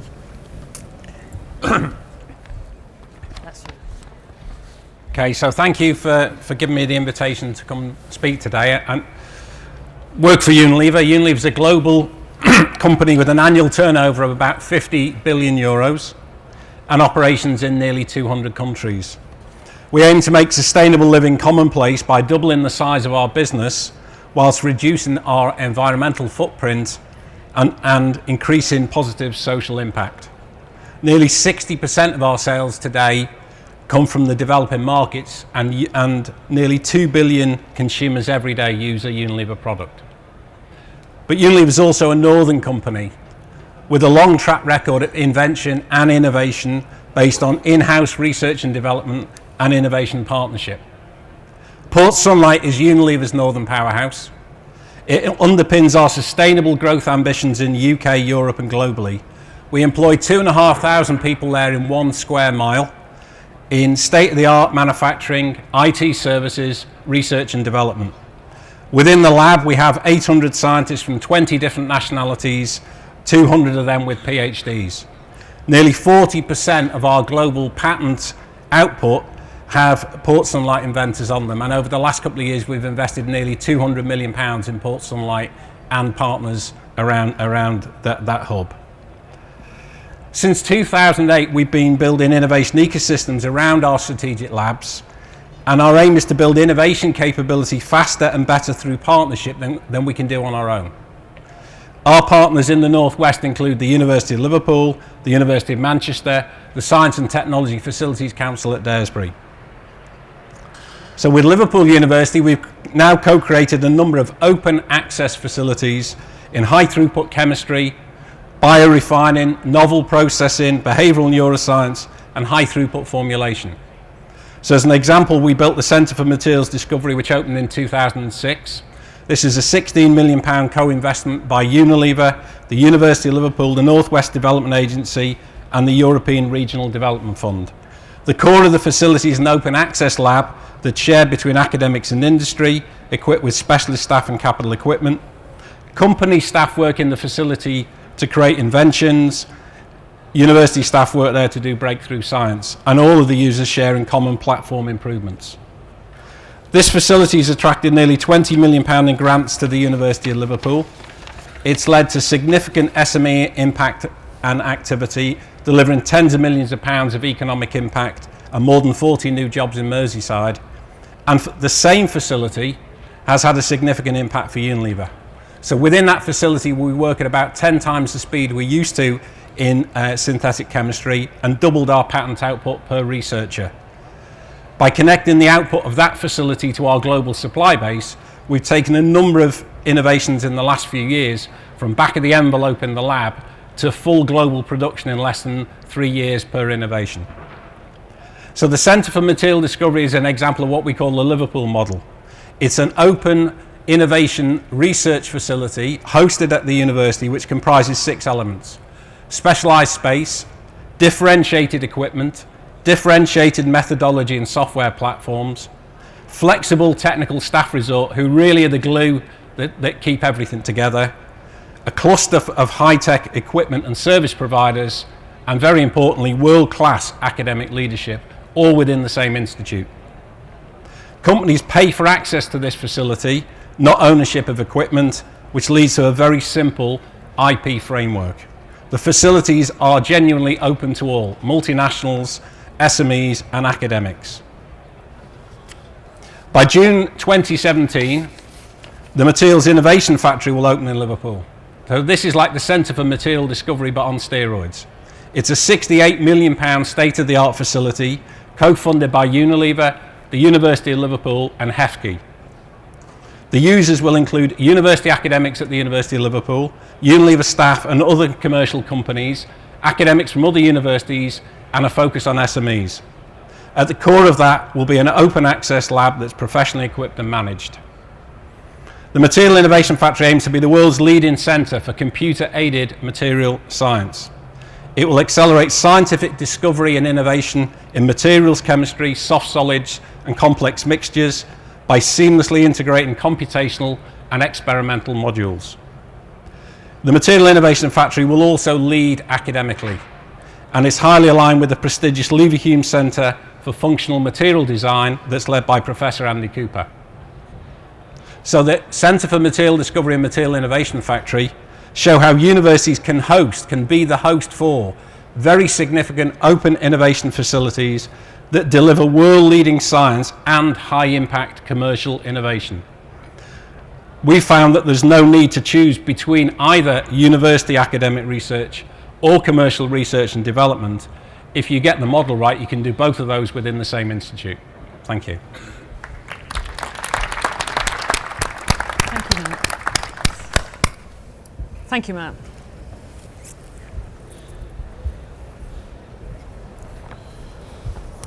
So good morning. I think it still is the morning by a couple of minutes.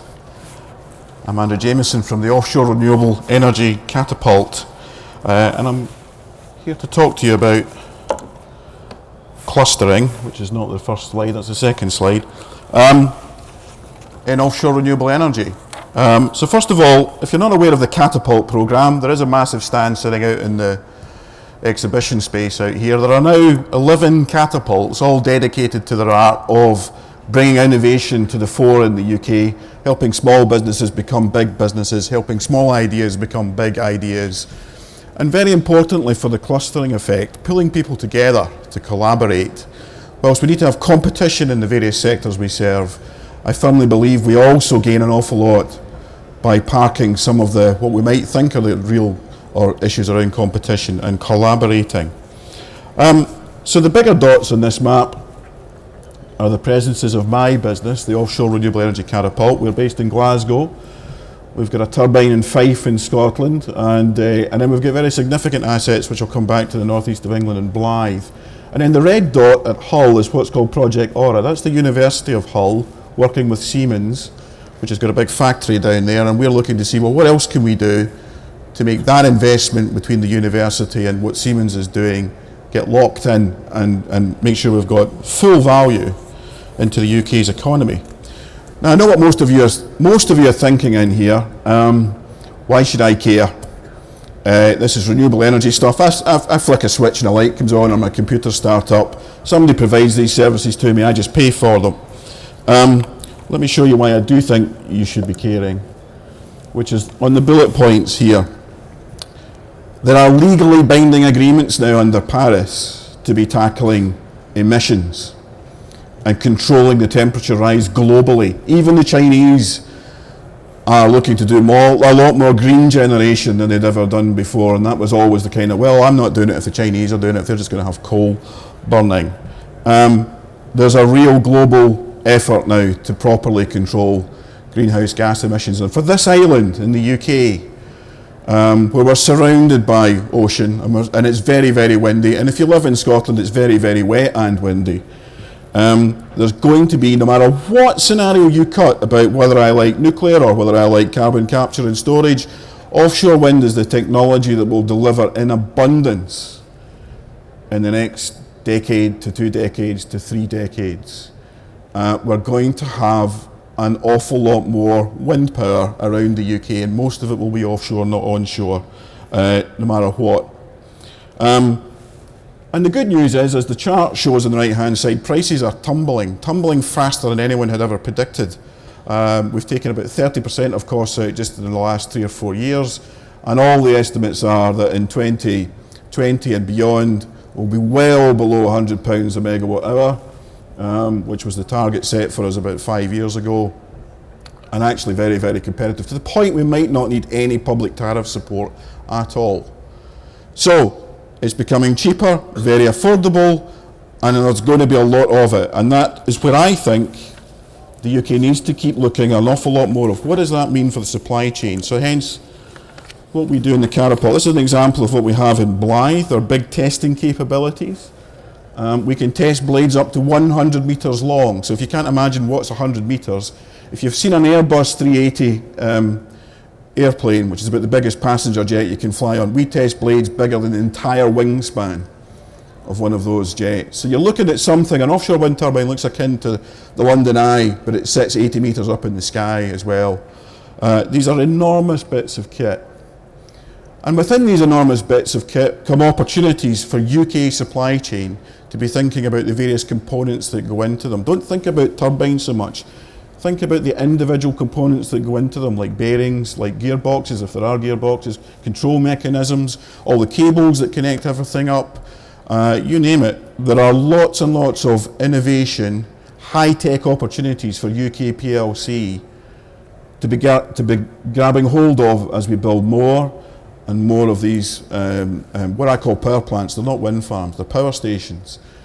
And let's also recognise that as part of this global situation on tackling climate change, other countries are going to move into offshore wind. And I want to see the UK become a key exporter of those kinds of skills when Japan and when America and other countries say we want very, very big offshore wind programs too.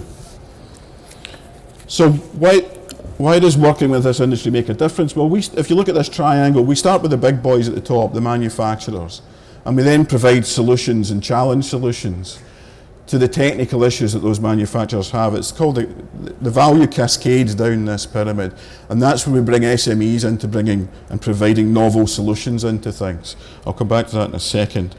We work very strongly across academia because there's loads of brain power in academia we need to be putting to the fore, an awful lot more.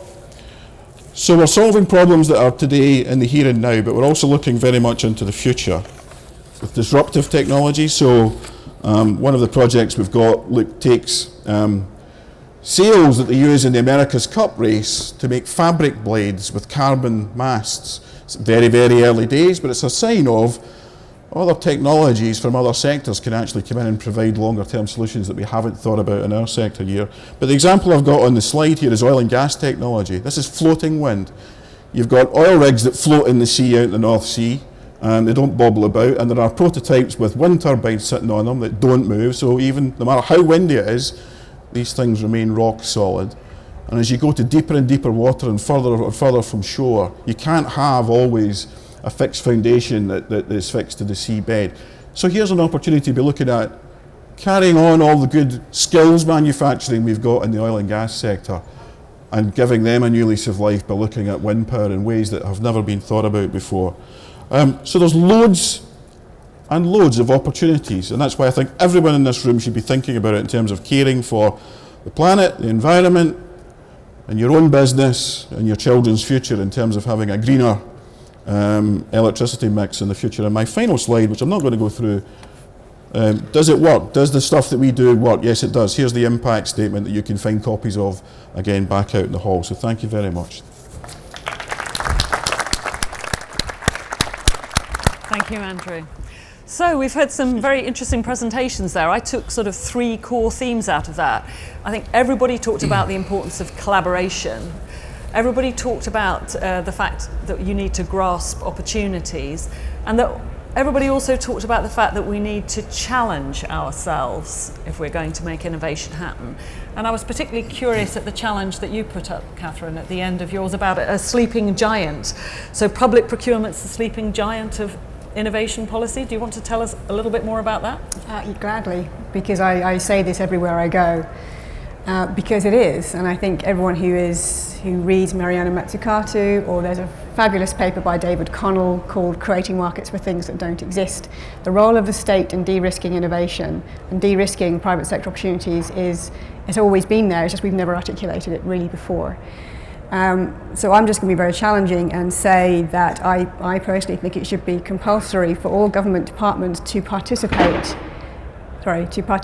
in, that was someone falling over with shock. Someone didn't like what you said. Yeah, exactly, I knew people wouldn't like it. But they should participate in SBRI, they should participate in this Small Business Research Initiative, the schemes that Innovate UK and others run. It should be compulsory. If we do this, we will unlock a whole heap of innovation. There'll be an explosion in this country of innovation. And every time I say this to someone in national government, they go, oh, national government doesn't really work like that. And I say, well, the thing is, I work for Durham County Council. I am a local authority employee, and local authorities didn't act like that until 2 months ago when Durham County Council launched its own SBRI scheme. It cannot be beyond the wit of all the clever people in government to actually get this done. Okay, all right. I wonder whether Matt or Andrew, from a private sector perspective, have anything to comment on that. Does that resonate, or? I think it's interesting to look at other countries have requirements on public sector to invest in innovation. So now in the US, that there's quite a strong emphasis on public sector organisations making investments in innovation. That's part of the kind of deal. So I see no reason why we wouldn't do that. Yeah. I think it's horses for courses, isn't it? I think if it was compulsory, we would eventually get to the stage where there's maybe just too much of it going on and we've got inefficiencies and all that sort of stuff. I think just now there is a need. I think we've underplayed it for so long in this country that it's time we pulled everything up by its bootstraps to get it into a better position. And my business looks very hard at what happens in the European continent, and we'll talk about industrial strategy within what the new government is thinking about, but on the European continent they've been doing it for decades, and you have a much more harmonised position between local authorities, higher education and business that fully appreciates research and development is the thing that doesn't just take your business forward, it takes the entire economy forwards. In our very competitive world, and I can tell you the experiences of me being in the electricity sector when privatisation came in, the first thing that went to reduce costs was research and development. All the centres got shut down. So I think but I agree with you the undermining or taking away of risk is a central thing for government. But there are different ways of doing it, I think, rather than purely mandatory. All right. And Richard, you talked quite a lot about ways that you actually have worked to take away risk with your independent economic review, with the Alderley Park and bringing the corridor together, with the Sharp project in particular. But in doing those things, have you had any bad experiences? Is there anything you'd want to share with anyone else who's thinking about doing it, about things that didn't work so well? I think of one example, though. I was struck when we were talking about innovation in service delivery, a conversation I did have with officers at the town hall not that long ago about a particular service that wasn't going well. Say, can we stop innovating, find somebody who's doing it well and copy them, please? Because it's which would have been perhaps an innovation in itself. But I'm going to go back probably a decade to when we had a Greater Manchester wide programme, Manchester Knowledge Capital, which purpose was to promote knowledge-based industries and start doing work around what we will now describe as innovation districts or innovation clusters. And what I think we attempted to do, one of the things we attempted to do there working with the Nesta, was to develop what I would now describe as probably a cross between a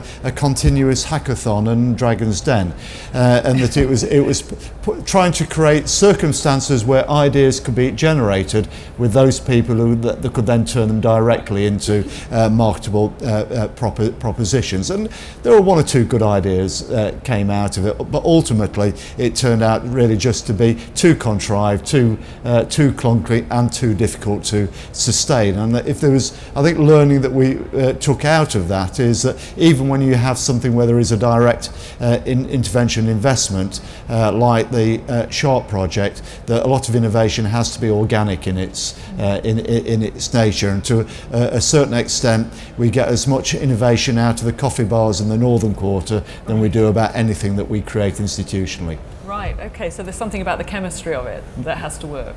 Well, absolutely, and clearly innovation tends to start with a problem. Most of it is about problem solving of some sort, and it's putting people together or people falling together occasionally, right, in order to start addressing those sorts of problems. So I do think there has to be almost a natural element to it. Yeah, okay. Sorry. I think there's something there that we need to define what we mean by innovation. Okay. Because it means many things to different people, I've discovered in my catapult world. So I love innovation. Doing something new and solving problems, as Richard is talking about, is exactly what innovation should be doing. Some of my clients see innovation as adding to risk, therefore they don't want to do it. Okay. And I've actually been trying to say, no, you're talking about invention, not innovation. Innovation should be about doing things better. You can do very small incremental things and it's innovative, and you just keep motoring it through and making it bigger and bigger all the time. And that takes you into, well, what are the barriers as to why people wouldn't collaborate and so on. Invention is a different thing. That's why in my slides I had a mix of, we're doing stuff in terms of testing kit that exists today to see how we would fix that tomorrow, through to what technologies do we want to be bringing to the fore 10 years from now. They mean very different things to different audiences and their investor appetite and all that sort of stuff. Okay, so you need to distinguish between the two. It's important, in the work that you do. Because you can scare people off with it. Right, okay, that's interesting. And so I think that just thinking about some of the things that Richard was discussing, I wondered, Matt, whether you'd had similar experience, because you've actually deliberately brought industry and academia together, haven't you? So do you find sometimes that works, sometimes it doesn't? Does there have to be a natural, organic? I think organic things are great to invest in, actually. So if you try to create something from scratch, there's a high probability that will not work. So I think the thing is to find something that is there, find relationships, find working things and invest in them. Right. So if I look at the Centre for Material Discovery that we invested in 2006, and then Material Innovation Factory now, actually predating that by a number of years was an organic relationship that had developed between one of our researchers and one of the researchers at the University of Liverpool. Right, okay. And what was different about that was that these two individuals were enormously ambitious for what they wanted to do and what they wanted to get the two organisations to do together. And so what we had was this organic thing that we kept investing in, and it kept getting better, and we kept learning about how it could be better, and that's what we end up with, something as big as the Material Innovation Factory. If you'd have taken £68 million and said we want to create something from scratch, the probability is you would have wasted all of that money. So I think it's finding things and investing in them. Do we ever create things totally from scratch?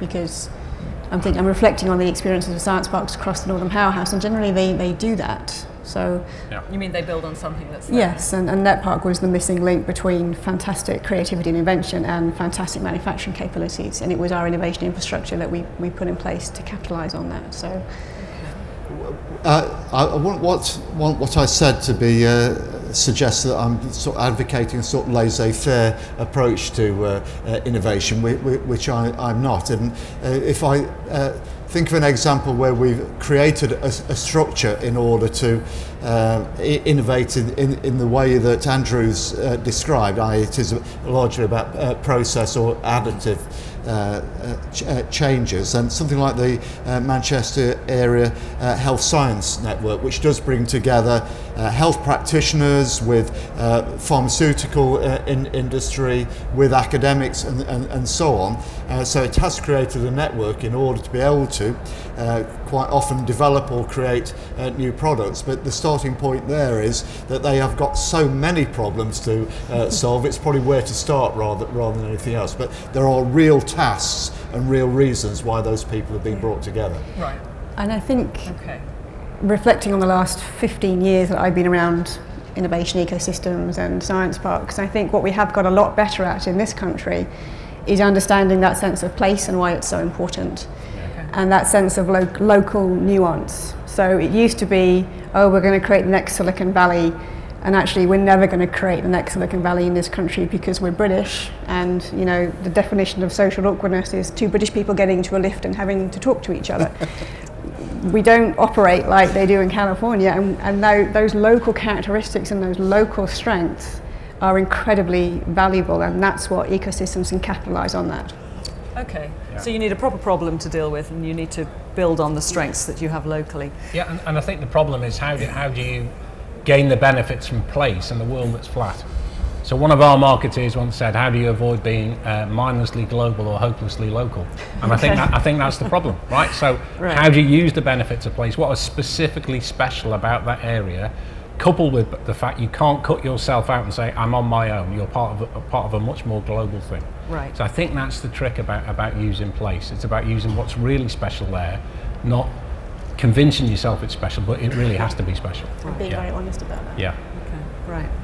So do we want to take a couple of questions from the floor? Is there anybody who has a burning question? And I'm presuming there's someone with a microphone if anyone does have a burning question. There's a lady here. So, do we have somebody? There's a lady here. A lady with a microphone here, and a person with a question over here, was it? You're going to have to jump up, I think, if you've got a question. Then we can definitely see you.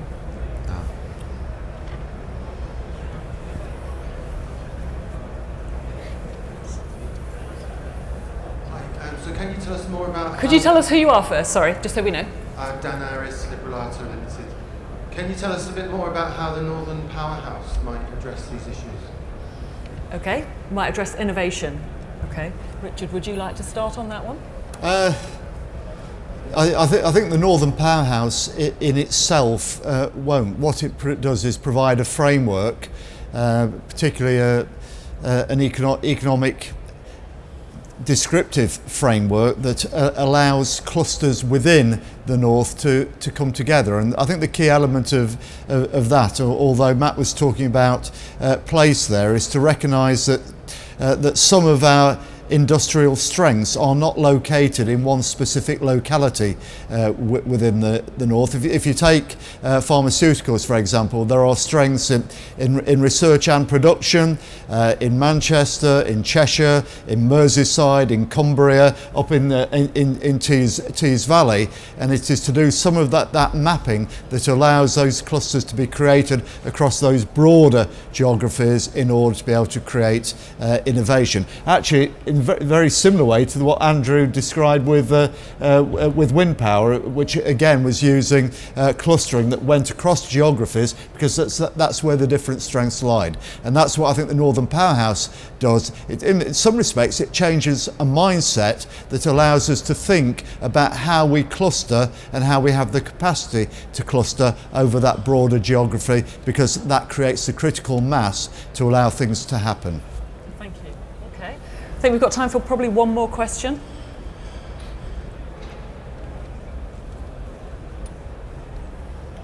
Have we got a shy audience? Oh no, we've got a question over there. There we go. It's Richard Leese, Ian Hunter, Rural Cultural Forum. I'm glad you mentioned Teesdale and Cumbria, the importance of the rural in innovation. Without the rural, the city will never survive. Was that a question or a statement? Well, I'll come back on that. Catherine would like to come back on that one. Obviously, Durham is a rural area, and we follow the core cities and the smart cities agenda with great interest, and we have our own smart county project now, because rural people live in built areas too. I think the urbanisation agenda is an incredibly rich opportunity for rural areas that can carve out a strong identity, because you're absolutely right. Not everyone's going to want to live in a city. They're incredibly important. They are the motors of the economy. But if you're a rural area and you can carve out a really strong identity, I think it's a huge opportunity. I think Aristotle, had a view that if you didn't want to live in a city, there was something wrong with you, and I tend to take a fairly Aristotelian view. One of the actually clusteral strengths we have in the north of England is around food tech, and actually where we're going with food tech, we might make the countryside redundant in the not too distant future, other than for our entertainment. So I'm not sure you're quite right. It was Karl Marx, who obviously has Manchester connected, who talked about rural idiocy. How right he was not. Okay, well, I'm afraid we're out of time there. So could I please ask you to thank our panellists, Richard Leese, Catherine Johns, Matt Reed and Andrew Jameson. Give them a big hand, please. Thank you very much. Okay.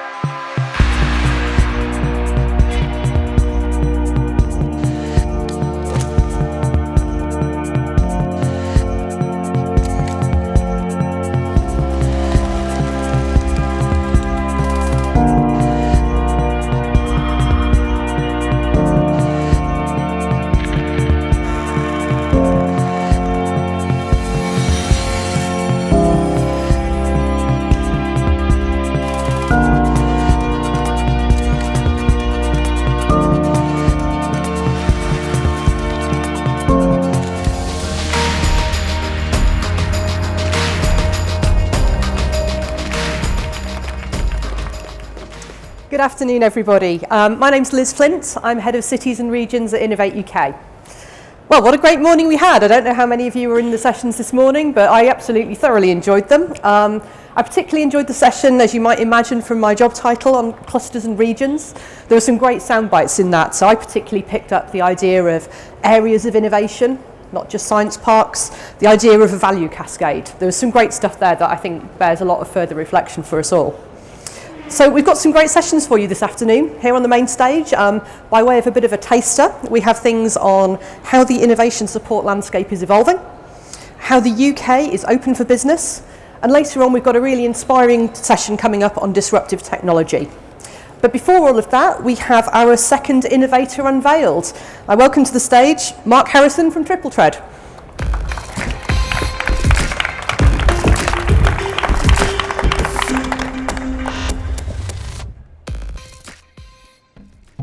Hello, good afternoon.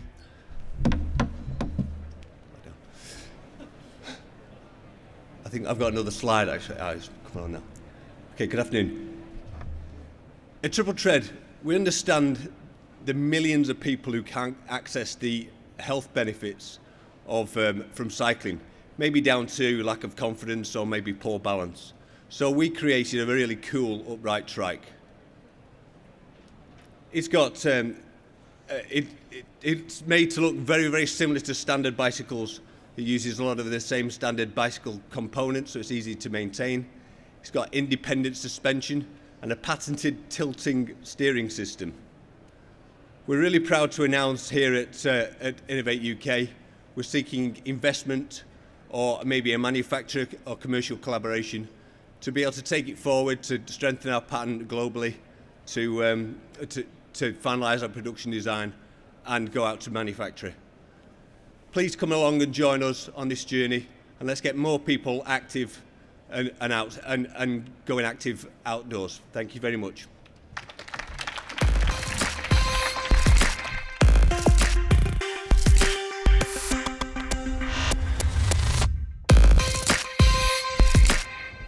Thank you very much, Mark. Great to see a product like that that will help so many people being launched here at the event. So I'm now delighted to introduce Dr. Bob Sorrell to chair our next session, which is the Innovation Landscape Evolving to Stay Competitive. Dr. Sorrell is the Vice President for Public Partnerships at BP International, and he's the Associate Director for the BP International Centre for Advanced Materials, which has its hub right here in Manchester. Welcome, Bob, and panel.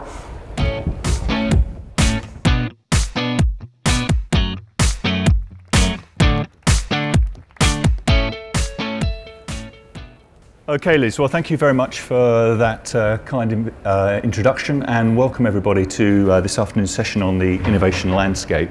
So to start off, I'll just put my BP hat on for a second and just make the comment really that, you know, one of the principal reasons that BP is domiciled here in the UK is really the quality, the excellence of the UK innovation ecosystem.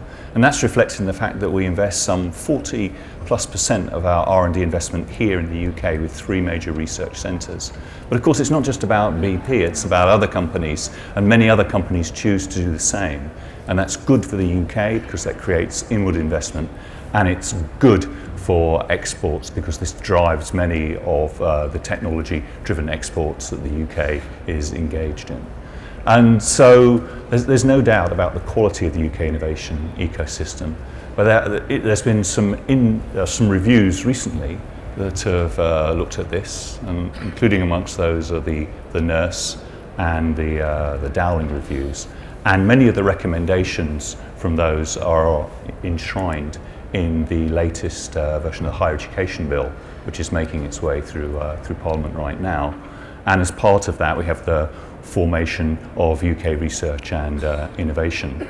So it's really timely, actually, and I'm delighted to be moderating this discussion this afternoon. And we have, some really good people to talk into this subject. So we have Ruth McKernan, who's the CEO of Innovate UK. We've got Sir John Kingman, who's the interim chairman of UKRI. We've got Philip Nelson, who this afternoon is wearing his hat as the chair of the Research Council's executive group, And we've got Stian Westlake, who's going to bring a really interesting perspective on the international elements of this. So let's get going. And really, I just wanted to start with the first question, and I wanted to direct this to you, Stian, about what are the strengths of the UK innovation ecosystem? And I touched upon that a bit in my introduction, and what makes it a great place to grow and start a business, and where are there gaps and opportunities in your mind? I think there's three things that make the UK a really good place to invest in innovation and start innovative companies. The first thing is the prodigious strength in technology and research. Whether we look at academic research or research in business, the UK really outperforms, we punch above our weight in terms of whether published academic research or business research.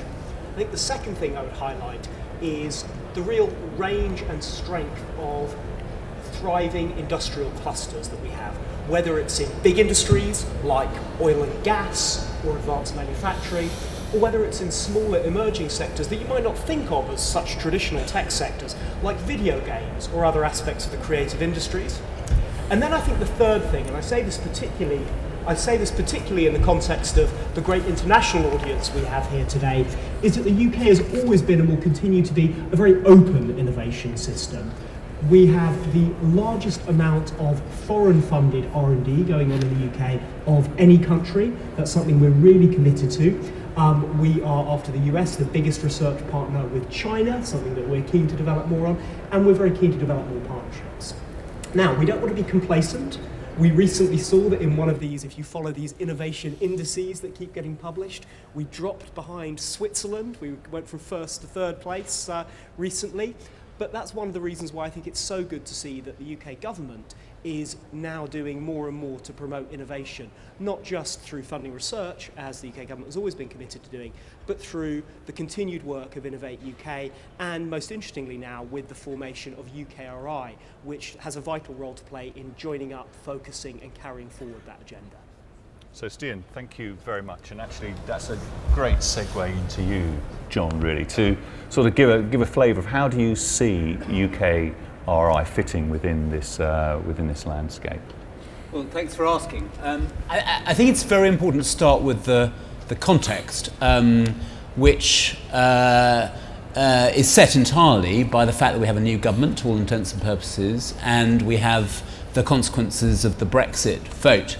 And all of that sets a completely different context for the organisation that I've been asked to set up and create. Because we have, I think, a critical moment of opportunity as this new government thinks about what are going to be the critical building blocks of the economic future of the United Kingdom as an independent country outside the European Union. This is the moment at which we have to put the case that science and innovation is absolutely central to that. And I think that argument makes itself. As Stian says, there are just extraordinary assets in this country. But we shouldn't, we should be quite clear. There's a kind of passing bus here, and we have to hop on this bus. And that's, absolutely what I have been doing in terms of putting UKRI together. What can UKRI do as a kind of new arrival on the scene? I mean, the first thing we must do is not divert everyone with a kind of massive bureaucratic restructuring which is completely unnecessary. What we have in this country is a set of funding institutions, 9 of which Innovate UK is one, and what I've been tasked to do is to essentially put on top of those organisations a small, lean, strategic body that thinks about priorities, but critically, for the first time ever, is an organisation which can put the case for what we have in this country in the science innovation space, what the potential is, the challenges are, and absolutely to put the case for funding in this area. And when Theresa May says, we need a new industrial strategy, as I say, I think we absolutely must be at the heart of that. The other thing I think UKRI can do goes to this word that Bob and Stian have both used, which is a sort of ecosystem. The world, I don't need to tell this audience, the world is not cleanly divided between somehow the pure pursuit of knowledge in universities at one extreme and exciting innovation in companies at the other. Actually, what we've got here is a system It's a system which I think over time has become increasingly populated. The sort of terrain in between my two extremes has become increasingly populated with all sorts of very exciting opportunities and interventions. I was looking the other day at the success of the biomedical catalyst, for example, which Philip Hammond chose to invest in. I think it's a really good sign that he chose to invest in it. And it's a classic. It's a partnership between Innovate UK and the research councils. And I want to see more of those kinds of partnerships because I think that, as I say, this territory in the middle is incredibly exciting and has a lot of potential. But we also have to bear in mind that these are separate institutions for a reason. And Innovate UK does have a kind of different role in the system, a different culture, a different customer base. Many of you here today who work with Innovate UK know that very, very well. And I think we have to preserve that and nurture it and not mess it up. Thank you, John. So I want to bring in Ruth and Philip now because, you know, the research councils and Innovate UK, you know, you've been working together. You have a long track record of working together. So it'd be interesting to hear from you about how you think UKRI is going to help to further develop that kind of working relationship. So Ruth, do you want to say something first? Yeah, I'll go first, certainly. So we've always worked very closely with the research councils. The challenge and the way that our competitions are written are focused at businesses. 80% of our funding goes to businesses, but very often it requires fundamental research to address that challenge.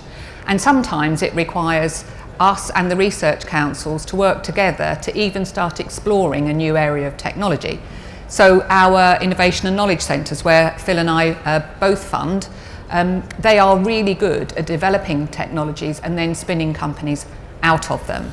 So I really see us working even more with the research councils than we have. The Catalyst programmes that you spoke about have been one, 200 million that we've put in, and we've seen $1 billion in follow-on funding already. The latest announcement just helps us to get those companies that have started scaling and really being productive for the UK. So I see this as a hand-off and a hand-back sometimes, and that's the way that it needs to be in the future. Phil, your thoughts? Certainly. I think as the sort of vision that John's laid out for UKRI, I think is fully supported by the research councils. I think we do see it as a fantastic opportunity to do things still better than we already do them. I think when Sir Paul Nurse reviewed us last year, he was at pains to point out that we were doing a great job, but that we could still do even better. And I think we've embraced that idea very, very positively. So working between councils and Innovate is absolutely critical part of that whole sort of future vision of how UKRI will work. And I think that we do have a fantastic story to tell already. And I think it was mentioned this morning that we have, despite 1% of the world's population, we have, 4 universities in the top 10. We have 17 in the top 100 in the world. Our research base is second to none. And in terms of how we convert investment into scientific output and indeed innovation output now, if you look at the numbers in terms of the per pound R&D expenditure, we're probably top of the world, in fact, in terms of how we convert that investment into scientific output. I think John's point that UKRI offers an opportunity to make a stronger voice for all that within government is absolutely critical, because we could do still more. And I think in the research councils we constantly find excellent work that we just can't afford to fund at the moment. We could do still better, and there's great opportunities if we can get that voice to be stronger into government and make the case more strongly for what I believe is a fantastic system of research and innovation. Thank you. So John, hearing that, what's your reaction? Well, I should say that I've been very encouraged. I mean, as I say, when I was asked to do this, we were in a different world. We had a different government. I was asked to do this by a man called George Osborne, if anyone remembers him. So my first task was really to make sure that the case for what we're doing here was one that the new political leadership buys into. And I have to say, I don't want to tempt fate, but I really feel that in wherever you turn, whether it's number 10, whether it's the Treasury, whether it's the business, the new Department for Business and Industrial Strategy, they get it. They completely get it. Now, we'll have all sorts of debates to have about about money, about all sorts of really important questions that need to be defined in a kind of post-Brexit world. So there's a lot of detail here, but I do feel they get it, and I'm really encouraged by that. But it's incumbent upon everyone who cares about this agenda to make sure that we have a fantastic case and that we put it well. That's why I really welcome opportunities like this to come and have dialogue with everyone who cares about what we're trying to do here. Great, thanks very much, John. So I just want to sort of take a slightly different tack, picking up on one of the points you made, Philip, and ask Stian to comment on how do you think the UK compares with other countries in terms of the help and support it provides for innovation? That's a good question, and I think when we look at other bodies that support or fund innovation around the world, there are a few lessons that the UK can learn from best practice. One great example, and one thing we can learn, if we look at somewhere like Singapore and their agency Spring, they have spent a lot of time focusing on the customer journey of businesses that want to work with government or work with researchers to innovate. They've really ironed that out and made that very effective, so it's very user-friendly. So I think that's one good example of something that we can learn from, and I'm conscious that Innovate has been spending a certain amount of time in the last few years doing that already. But Spring, I think, are some of the kind of world leaders in that. The second thing I think we can learn from is from places like Israel or Finland. If we look at, say, the Office of the Chief Scientist in Israel, which is often held up as a really good innovation funding organisation, or TechS in Finland, which are they're very good at providing a strategic view of what's going on in the innovation system, identifying priorities, measuring where the country's strengths are, and connecting people. It helps that those are kind of smaller countries and smaller economies, but they're very good at that role of connection. And I think the third thing that I've seen done very well, and I've seen this done well in Taiwan, for example, or in the example which I think a lot of people talk about, DARPA in the US. I've seen countries that are very good at setting challenges and funding research and business development that's oriented towards particular grand challenges. And if I look at DARPA, one of the things they're very good at doing when they provide challenge funding, that is then tied into a whole bunch of other things that aspects of the US government are doing, like procurement, like other support, in some cases even like regulatory change. And I think one of the great opportunities for UKRI is to help muster, whether it's the industrial supply chain in the UK and the force of some UK big businesses that can work with smaller innovative companies, or in some cases government procurement and government regulation, to smooth the path and provide opportunities for businesses that are doing innovative things. Great, thanks very much. So, picking up on that last point, John, how do you see UKRI stimulating some of these supply chains? And Ruth, maybe you'd like to comment as well on that. Well, I think the general point I'd like to make is that I think both UKRI and in terms of the challenge that we present to the funding bodies, I absolutely want these organisations to be outward facing. I want them to have strengthened relationships with the leading British businesses in these areas, both big and small. And I think having a good feel, a good kind of mental map of where the exciting opportunities are, where, as Stian says, the really big challenges are, which is something that matters absolutely to the business innovation end, as it were, but also to what should be the big priorities in terms of what research areas we choose to support in this country. UKRI will not have, we're not sort of going to be godlike people who somehow magically know the right answers to all these interesting questions, but we will certainly be a voice of challenge in the system to make sure the system is dynamic, so that when we think about prioritisation across the system, we are picking up the most exciting areas, the most important areas, and that we are joined up in the way we operate, both within ourselves, as it were, on the kind of public sector side of this, through Innovate and in the research councils, but with the key private sector players. And I would think that a good part of that will absolutely also be alive to the opportunities to attract big international research-intensive businesses to choose to locate activity here, because actually this is a country which can get these things joined up in a way that works for business. Ruth, did you want to add? Yes, I'll add a couple of things. In terms of attracting people to the UK to do their own research or their high-level testing and proving of products, the catapult centres, all 11 of them are exactly aimed at that. So that's a very good opportunity for foreign direct investment. When it comes to SMEs, we've already done several things to try and help SMEs. And remember, this is a new population that's growing every year. There's new companies that we need to reach out to. So we are trying to make life simpler for SMEs, and we have learnt something, I think, on the customer journey there. So we've simplified what we do. We're putting in place in the next year 3 things that I think will help. The first one is the Investor Showcase programme, where we bring SMEs to private sector investors to help showcase and get investment from the private markets. The second thing is our lead customer programme, which takes a challenge that a large company has and finds a more structured way of encouraging SMEs to apply and help that global company answer its challenge. And the third thing, which I think I've probably just about forgotten, I also mentioned this morning though, it's about making it simpler for companies if they apply for our funding, and we peer review them, they're high quality, but we just don't have enough funds to fund them, to help them by making sure we offer their applications to other either regional agencies or specialist agencies without them having to rewrite the application, so that companies have several opportunities for funding, but they just apply once through us.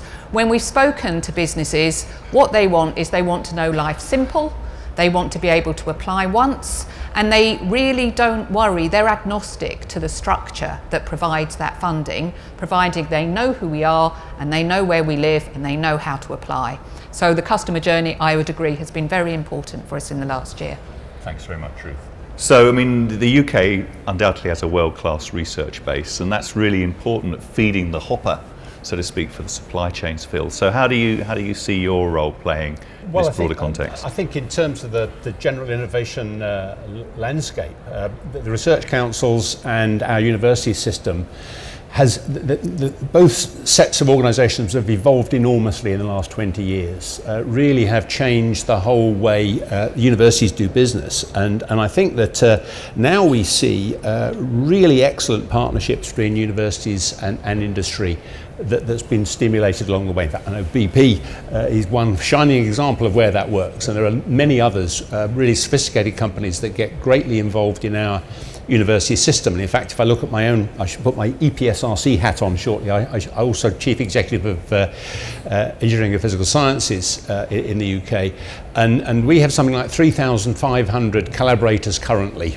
And about 60% of those are SMEs as well. A lot of those are collaborating with our universities through our centres for doctoral training. That's one way we're getting smaller businesses involved. So I think that we've moved an awful long way in terms of the way our universities engage with business. I've seen some shining examples of that when I travel the length and breadth of the UK talking to our universities. We really are getting much better at that. I think there's still more work to be done. I think we can still improve it. We can still get better results. The appetite of sophisticated businesses for investing in very early stage research is really remarkably high. We just put out a call for proposals, a bit speculatively. Will business invest in TRL 1 to 3 research, genuinely basic research? We've had a fantastic response to that call, with some really sophisticated businesses talking to our universities, and there's great scope for doing that still better in the future, I think. So, absolutely that whole ecosystem that John referred to, and as did Ruth, is very important that we keep making that work well and improving it along the way. Great, thanks very much, Phil. So I just want to sort of move the conversation on again slightly more, because I'm conscious this is about an event about innovation, and it's about trade as well. And so we have a lot of international delegates here, who may be looking to make inward investment in the UK. So I was curious, to hear. I think this is something for everybody in the panel to comment on. What would you say to them, to these people who are looking to invest in the UK, about interacting with our research and innovation community? Ruth, do you want to kick off on that one? I would big up the catapults, actually. And if you don't know what the 11 different catapult centres are, there's a stand outside. We've got representatives from all of them. The largest is high value manufacturing, so anything that is being produced, there will be proving, testing equipment. They are well stocked with technology that SMEs just couldn't buy to try things out. They are open for business. They work with large companies, SMEs, also increasingly training people from research to use them. So high value manufacturing, we have got 3 in the medical space: cell and gene therapy, precision medicine, and medicines discovery. And then in the emerging and enabling technologies, we've got future cities, satellite applications, and transport. And then we've got offshore renewable energy and energy systems. I think that covers all of them. I don't think I missed one. But they are outside, and they will be delighted to talk to you about what they can do for you to help your business grow, and even how you can apply for joint funding to develop a new project or to develop a new technology. So Phil, I know also that the Research Council are extending their geographic footprint, so did you want to comment on this one as well? Yeah, I think the great thing about the geography in the UK, if you like, is that we do have excellence distributed across the country, across the whole of the UK, I should say. And there's no doubt that we have really world-class universities. I mean, here in the north, Manchester is a fantastic university. Leeds, Liverpool, Newcastle, Sheffield, these are all great universities. And so it almost doesn't matter where you want to come and set up business in the UK. You will find excellence more or less wherever you turn. You will find an excellent university with a really strong science base almost anywhere you want to locate, which I think is a tremendous asset to the UK in terms of being open for business. So I think that's a very strong message to send. So Stian, we heard something from you earlier about the international environment. So we're not on our own, we're in a competitive landscape here. So how do we make ourselves distinctive in the UK then? I think one of the things that is really important about the UK's research system is that we've always been extremely open to the world in terms of partnering on research, partnering on innovation. And that's evidenced by the fact that we are the world's largest destination for research and development, foreign direct investment. The other thing I would highlight to people from other countries looking to work with the UK is that if you're from a developing country in particular, there are a number of policy measures that have been put in place by the UK government over the last few years specifically to fund development-related research or research partnerships between the UK and developing countries, which includes a wide range of countries, and I'd direct you towards things like the Newton Fund or the UK Foreign Office Prosperity Fund. There is funding and money and research partners waiting to work with businesses there, if that's of interest. And John, from your perspective with the formation of UKRI, how does that overlay and assist in this matter? Look, I think we're here to do what we can to strengthen the system, but the fundamentals are exactly as my fellow panel members have described. I mean, right at the outset of this session, Stian gave us a list of what the UK has going for it, and I don't think I can improve on his list. I completely agree with it. I also agree with Phil that actually, I think British universities have become, fantastically good at developing these relationships, and I think that's been a big change over time. I don't think that was the case 20 or 30 years ago, and I think that actually the culture in universities in this country has changed absolutely for the better in terms of the willingness of academic institutions to build these sorts of partnerships with businesses, certainly in this country, but internationally as well. Finally, the openness point is incredibly important. It's one of the things this country has a very long tradition of.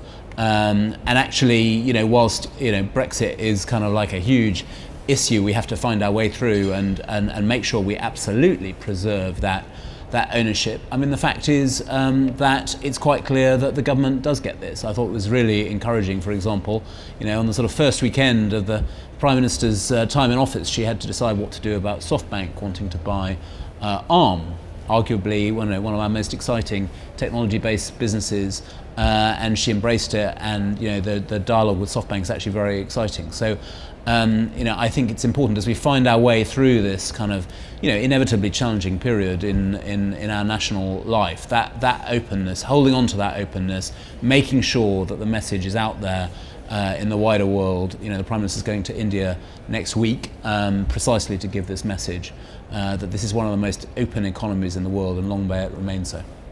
Thank you very much. So I also, in talking about the innovation ecosystem, it's important that we kind of describe it in its full elements. So there's also within that public, private, charitable and regional organisations. So I'm not quite sure who to direct this to on the panel, but I think it's important we cover it because it's a missing. So how are we going to engage those groups in this activity? Did you want to have a stab at that? Yeah, so I'm happy to, because we work with many other organisations already. I think you'll see we have Alzheimer's Research UK here. We have co-funded with them in the past, and there are many other third sector organisations that we work with, and we run more than 50 competitions a year. 10 of those are our competitions, so every sector we run 2 competitions a year, and we have 2 open competitions for any brilliant new idea. So what are the others made up of? They're made up of partnerships with different organisations who want to put out a challenge or who want to invest in an area and encourage SMEs to put some thought behind it. So anything from vaccines that we've done with the NHS, or any area of new technology. So we work with many other organisations. It's not just the research councils, and it's not just business. Great, thanks, Drew. Does anybody else want to comment on that particularly? Well, just to reinforce the point, I think that certainly in the research councils we do an awful lot of work that we co-fund with, Wellcome Trust, Cancer Research UK, these other big funding agencies, and we're getting really quite adept at putting together joint packages to address some of the big problems. So again, cross-disciplinary work where, for example, you might need engineering and science and you might need the medicine, you can put together packages across councils with other funders, and we're increasingly working like that as the problems that we're tackling become broader and bigger, if I can put it that way. So we do an awful lot of work in that sphere already, and we'll again try and grow that in the future, I'm sure. Great. Just to put that in some international perspective, Nesta, my organisation, our aim is to promote innovation for the public good, and we work on a lot of technological and innovative projects with charities and third sector organisations generally. And I would say that in my experience, the UK's charitable sector, whether we're talking about foundations like Wellcome or even membership organisations like the Alzheimer's Society and Diabetes UK, are on the whole more open to innovative methods of service delivery and trying new things out and trying out new ventures than most of their counterparts that I've seen, certainly in continental Europe or in the US. So I think that is, if that is something that you as innovators are interested in, the UK is a really good place to do that, not just because of the research strength, but because of the strength of the kind of institutional partners as well. Great, thanks very much. I completely agree with that, and it is, it's an astonishing historical accident that we have in this country, some enormous charitable organisations that are massive research funders, and that is, we should always remember that these institutions have a choice about where to spend their money. They choose. Wellcome is the biggest example.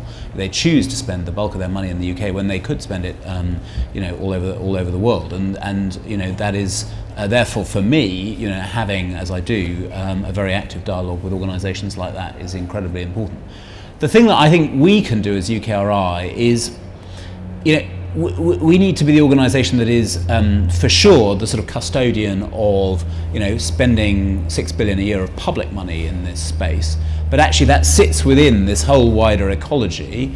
A massive amount of private sector R&D, what the charities are doing, what government departments do. We need to be the organisation that has a really good picture of what that all adds up to. Where are the exciting areas? Where are the big challenges? Where are our biggest areas of strength? Where are our weaknesses?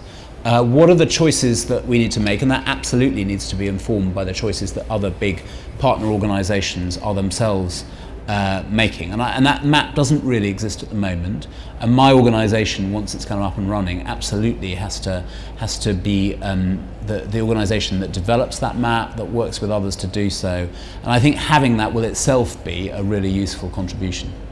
Great, thanks, John. Well, thank you to the audience. You've been incredibly patient.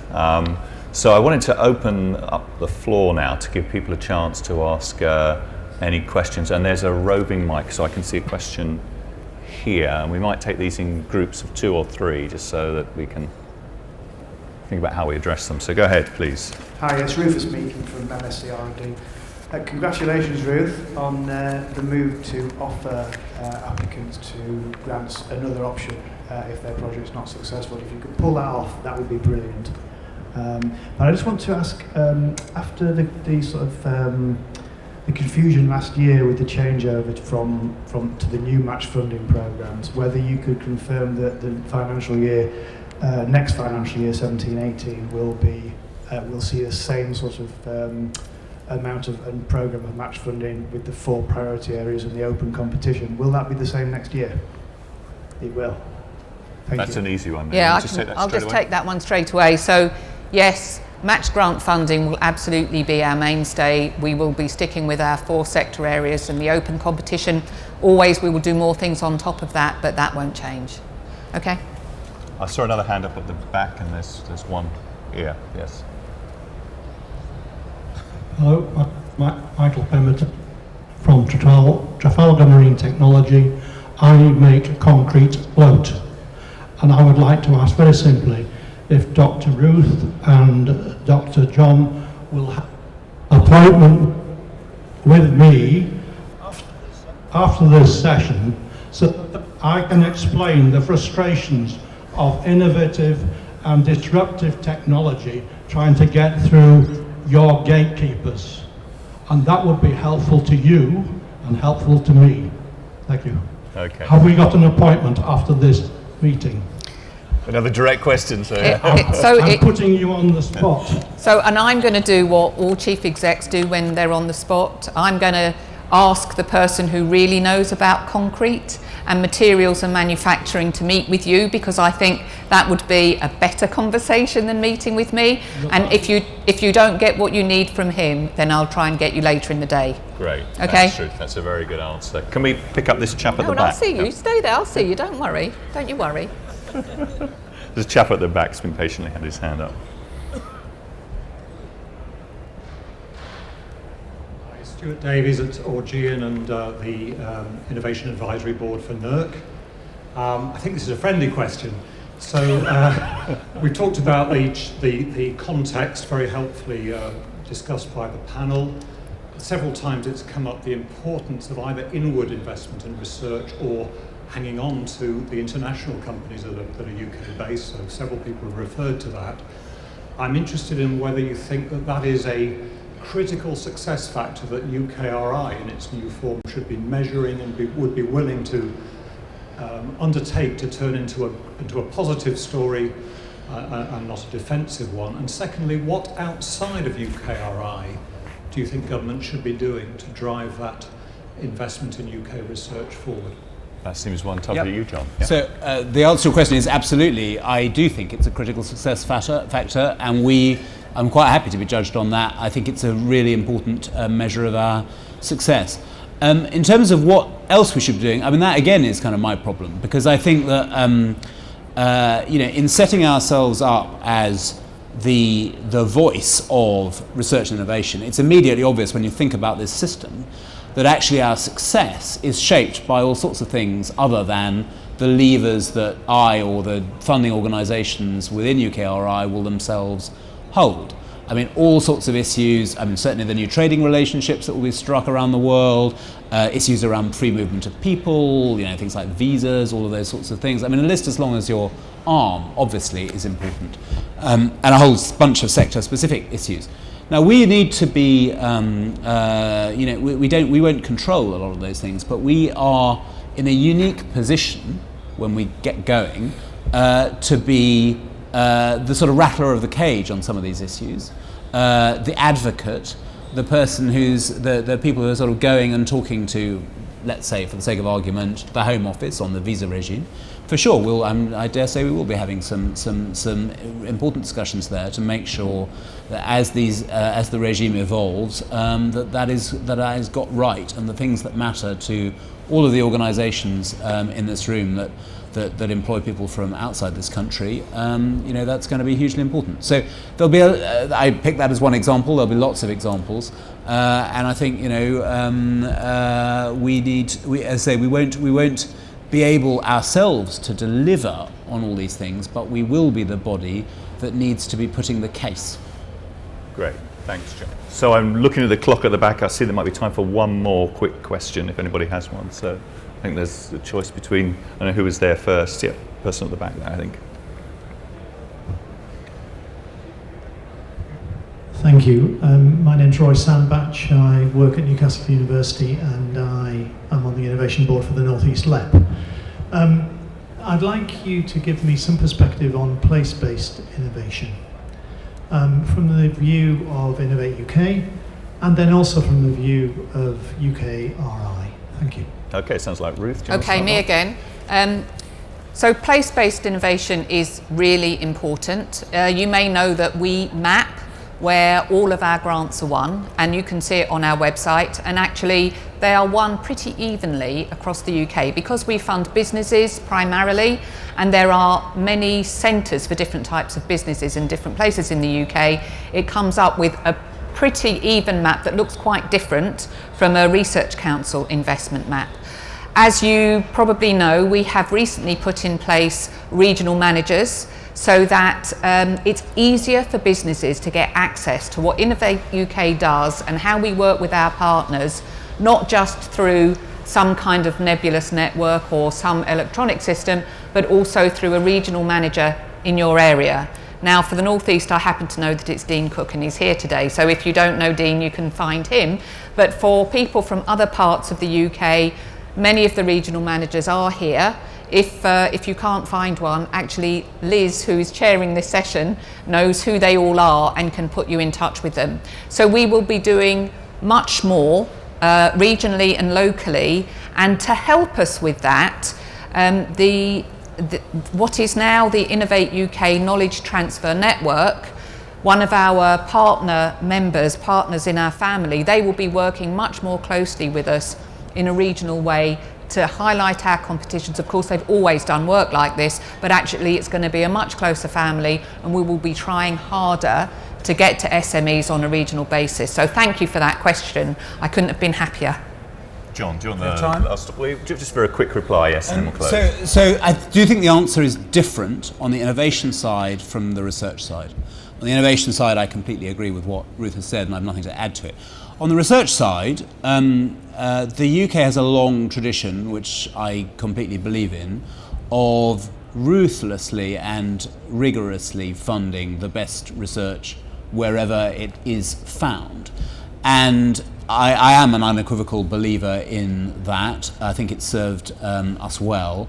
And there are countries that have attempted policies of spreading research money, you know, on a more sort of jam-for-all type system, and it hasn't been a happy story. So I think we have to be quite careful about that.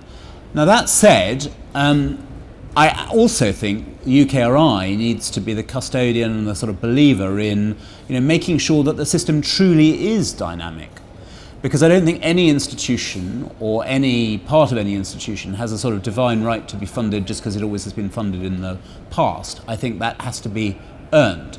And I think we do need to be the voice of, you know, it needs to be a genuinely dynamic system, and we need absolutely to have a good understanding of where the up and coming opportunities are, which may be all over the country. And it goes back to this point I was making about having a kind of a really objective map of what are we really strong in, what are the exciting opportunities, and we should be challenging the research councils to make sure that the system isn't sort of silting up, and that, as it were, you know, areas that may once have been great but possibly not quite so great now aren't, you know, outleaving their usefulness. Great, John. Thank you very much, and my thanks to the panel and my thanks to the audience. There's never enough time; it always seems to go very quickly. But thank you very much for your attention. Thank you.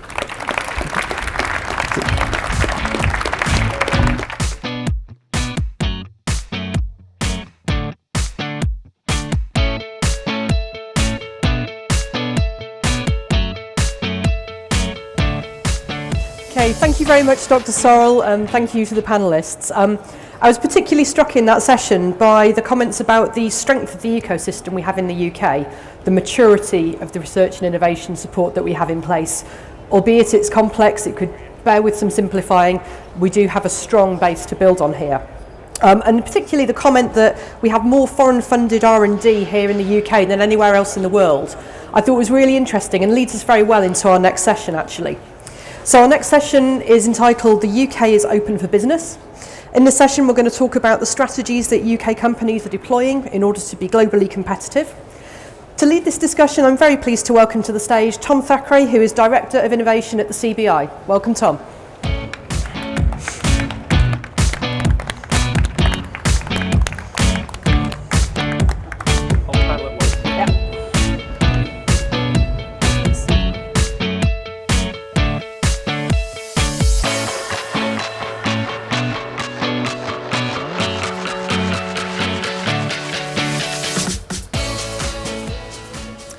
Good afternoon, everybody. So the title of this afternoon's panel session is about the UK being open for business. And open for business is the kind of phrase which is trotted out fairly regularly by politicians, and I dare say trade associations like the CBI fairly regularly. But perhaps it takes on extra significance at the moment in a post-EU referendum environment when we are considering not only our relationship with the EU, but our trading position with the rest of the world. And I think innovation plays very strongly into the questions about being open for business. Global businesses, when they're looking to invest, often consider where ideas are developed and adopted by businesses.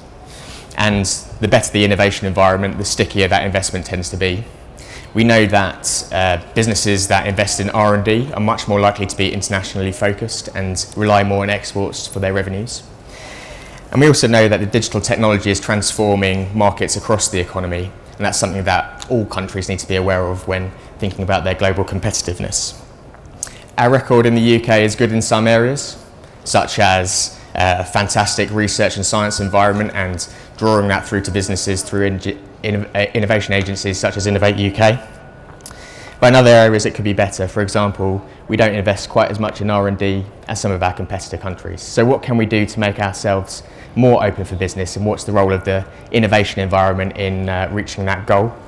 It's fantastic to have a panel of esteemed speakers with me to address some of those questions. We'll be taking questions from the floor as well, so do have your thinking caps on about what you might want to ask them. Starting just immediately to my left, we've got John Pelton, who's the director of CH2M, the global engineering firm which has been the program delivery partner for Crossrail. John's role is including leading the Crossrail innovation program, Innovate 18. To his left, we've got Mark Fay. He's the head of UK small and mid-cap team at the London Stock Exchange. He manages the exchange's relationship with over 300 quoted companies and also supports its elite program, which I think Mark will be talking about in a bit. Then we've got Stephen Patterson, who's the Vice President for Public Affairs at ARM, which is obviously the UK's largest tech company.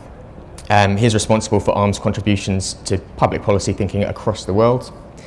And then last but not least, we've got Mike Short on the end there, who has over 40 years experience in electronics and telecoms and is Vice President at Telefonica Europe.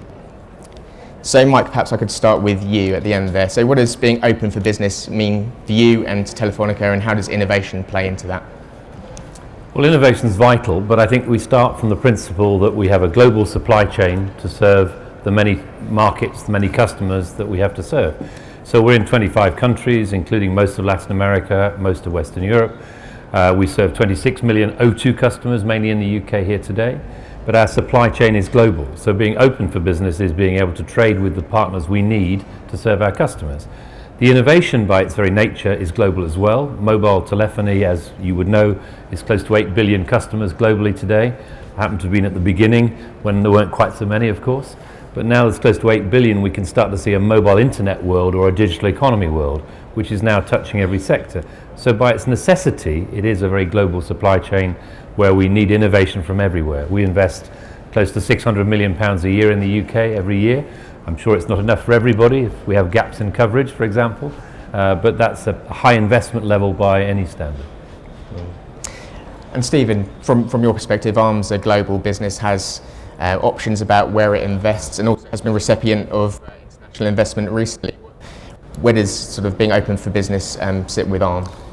Yeah, I think what I'm going to say about innovation is I think innovation is one of those things where everybody knows the ingredients, but nobody knows the recipe. So I think if we were to go around the room, and asked people what makes for an innovatory company or an innovatory country, we'd probably get all the ingredients. But why is it that not every country is as innovatory as another? And one of the things that's happened in the UK, and I don't know what the recipe is that the UK remains a very innovatory country. And that's, we can pick out some of the ingredients. It's partly because it's got the people say skilled workforce. What does that mean? Yeah, they've got some skills, but actually, in comparison to a number of other countries, not mentioning any names, people in the UK actually question things. They question things quite a lot. They criticise stuff. They like arguing. And that's the kind of culture that breeds an innovatory workforce. They're quite good at working in teams. That's also crucial. There are all sorts of other things. The universities in the UK are good at this kind of stuff, constantly trying to innovate and try to turn pure science into commercial science. And it's fashionable to knock government, right? But I'm not going to knock government. I think the British government is doing a pretty good job of stimulating innovation in all sorts of areas. I'll mention one that we're very interested in, the so-called Internet of Things. Internet of Things, this notion that loads of things are going to have sensors and be connected. We expect it all to run on ARM. There may be other companies that expect it to run on them too, but we expect it to run on ARM. Here in the UK, quite soon, we're starting 2 large-scale pilots, one in health, one here in Manchester, a smart city pilot. Those things, I think, will genuinely keep alive the reputation of the UK as a great place for innovation and a great place to do business. We could be anywhere in the world. We choose the UK, and those are the reasons for it. Thanks, Stephen. I might come back to you later to talk about what we could be doing better, but I'll leave it there for now. And perhaps over to you now, John. So you were involved in Crossrail as a project, and a big infrastructure project like that. How do you make it more innovative, and how does that differentiate from other infrastructure projects that you've been involved with? Yeah, okay. I mean, I'm sitting here as the representative of the construction industry, which is a marvellous organism comprising some of the brightest brains in the land, indeed across the world, with one of the most backward-looking, risk-averse cultures you could construct. And as a result of that, innovation, particularly with some of the, frankly, marginal fees being made by construction companies who therefore don't reinvest, innovation is really not something that the construction industry, the infrastructure industry has tackled. Crossrail, because of its scale, its significance, decided that this was the opportunity to change things. And so we set up an innovation program, part funded by the supply chain, part funded by Crossrail, it's a first, it's pioneering. Nobody anywhere, certainly in the Northern Hemisphere, has ever done it before. After 3 years, or just under 4 years, it's now finished. It's easily paid back, somewhere in the order of 10 to 1, depending on the estimates. And delightfully, it's given birth to something called the I3P, which is the Infrastructure Industry Innovation Platform, which is a horrible phrase that nobody objected to, so it worked. But I3P is the bit that's gone. And there's a website. If you go and do i3p.org.uk, you'll find it.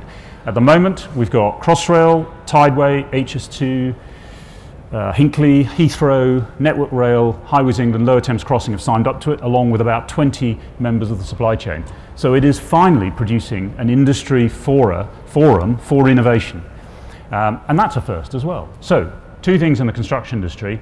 One, it's beginning to demonstrate that the collective effort can be tapped into as well as the individual for the first time, which is just brilliant news. Secondly, it's pioneering. The rest of the world are interested. We've had Californian high-speed rail, Sydney Metro, all sorts of people have come over to visit, to have a look at it. You couldn't really ask for a better example of the UK being open for business. And understanding that part of that approach, the initiative is that it's very open in terms of people's IP, and businesses who are part of the platform are quite forthcoming in terms of the ideas that they're working on. Is that something that you think there's potential to do more with? Yeah, well, it's interesting this. Mike's smiling already. Clearly we have to acknowledge IP, both legally and ethically. So anyone who brings something on that's covered with IP, of course, we have to acknowledge it. But once you're inside the Crossrail bubble, the mantra was sharing. And actually the design for the whole program was based on the word sharing, in the first instance, not on technology or digital or innovation or smart or any of the other buzzwords, but on sharing. So the mantra for the program is pinch with pride. Once a few companies have got the hang of it, I mean, it's easy in the construction industry in a sense, because frankly it's really hard to develop IP on a construction site and hide it, because everyone's watching, the public are watching, your competitors are watching, you're invariably joint ventured with them anyway. So the message has got out that actually it's better not to try hiding it, but to consciously share it and build on it and improve it and reap the collective benefit of a new idea. So yeah, we've pushed that. I'll come back to IP in a bit, but perhaps I can bring you now in, Mark. The London Stock Exchange obviously has a role in securing investment into innovative firms. Can you tell us a little bit about what you think you can do and the public markets can do in that regard? Yeah, sure. I mean, I think from our perspective, it's interesting. We're often perceived as being this place where big companies go and join public markets and float and raise money, but actually at the heart of our business is supporting SMEs and supporting growing innovative companies. And we do that partly through our public markets, through AIM and the main market, which offer companies the chance to raise capital, but perhaps as importantly gives them the chance to profile themselves globally, to raise their credibility, give them the chance to work with blue chips, other companies across the world.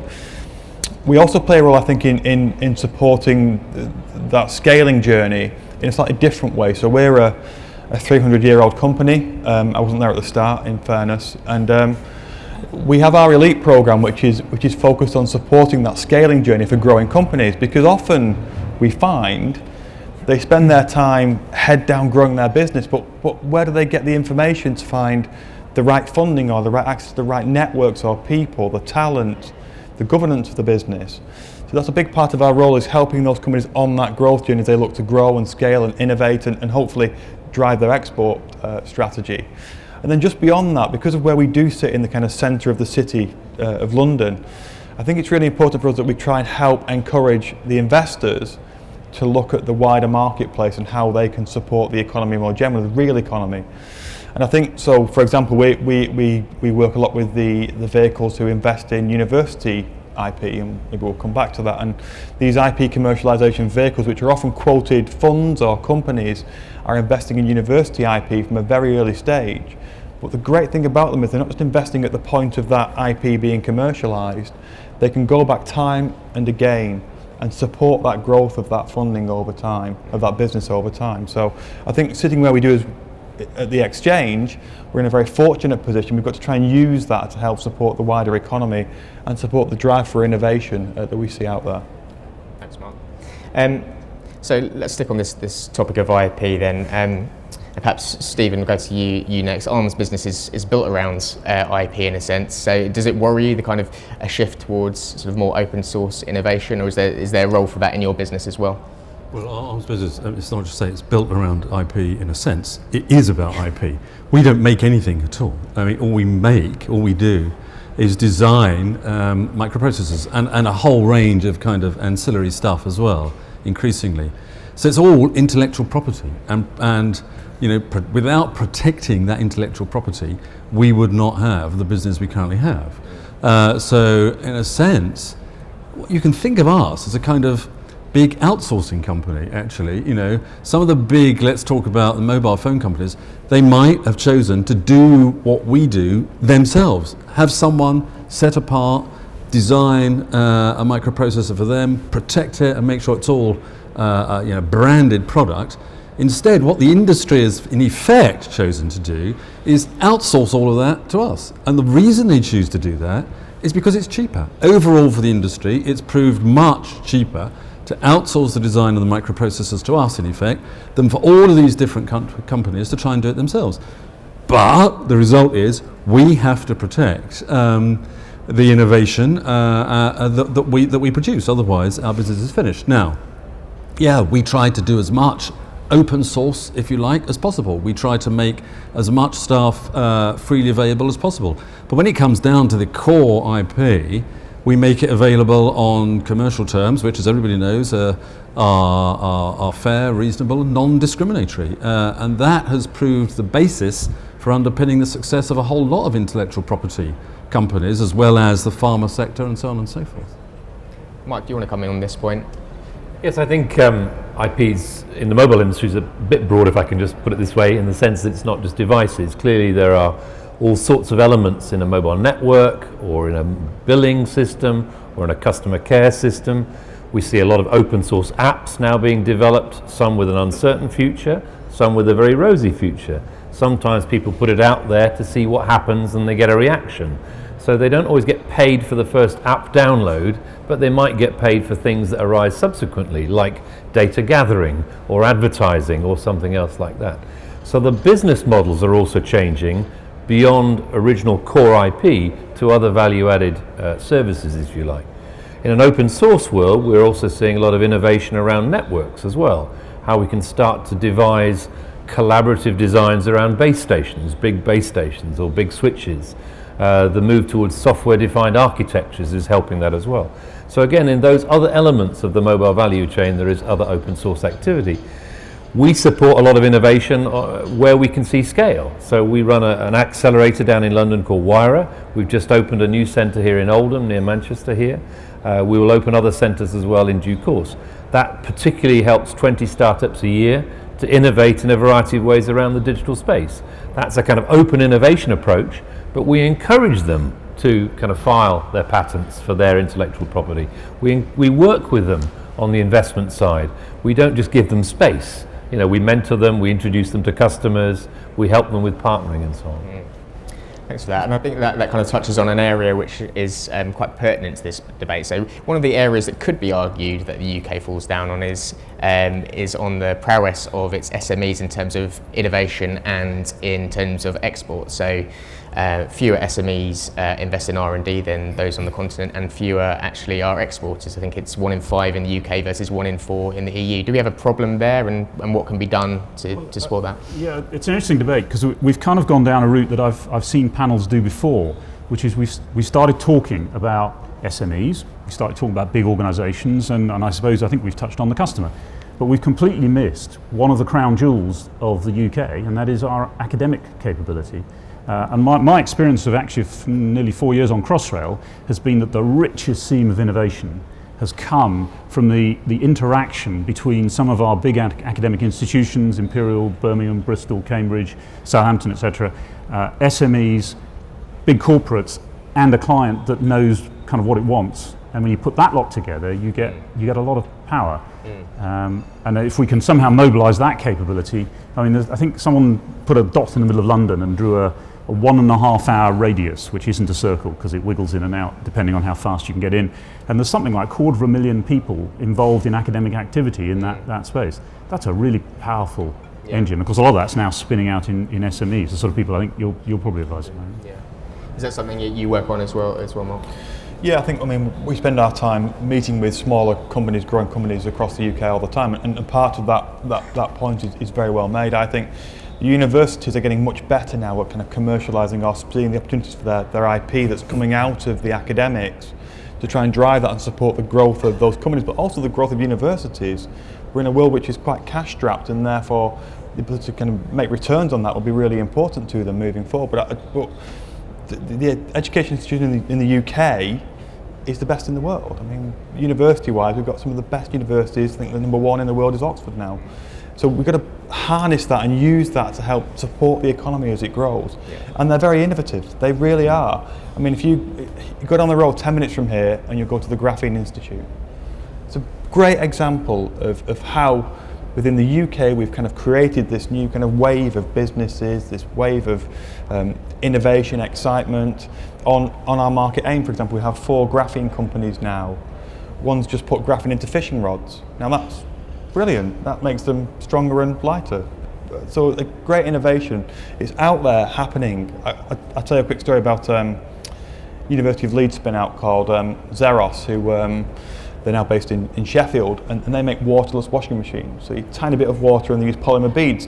And where are their market? Well, where is the lack of water?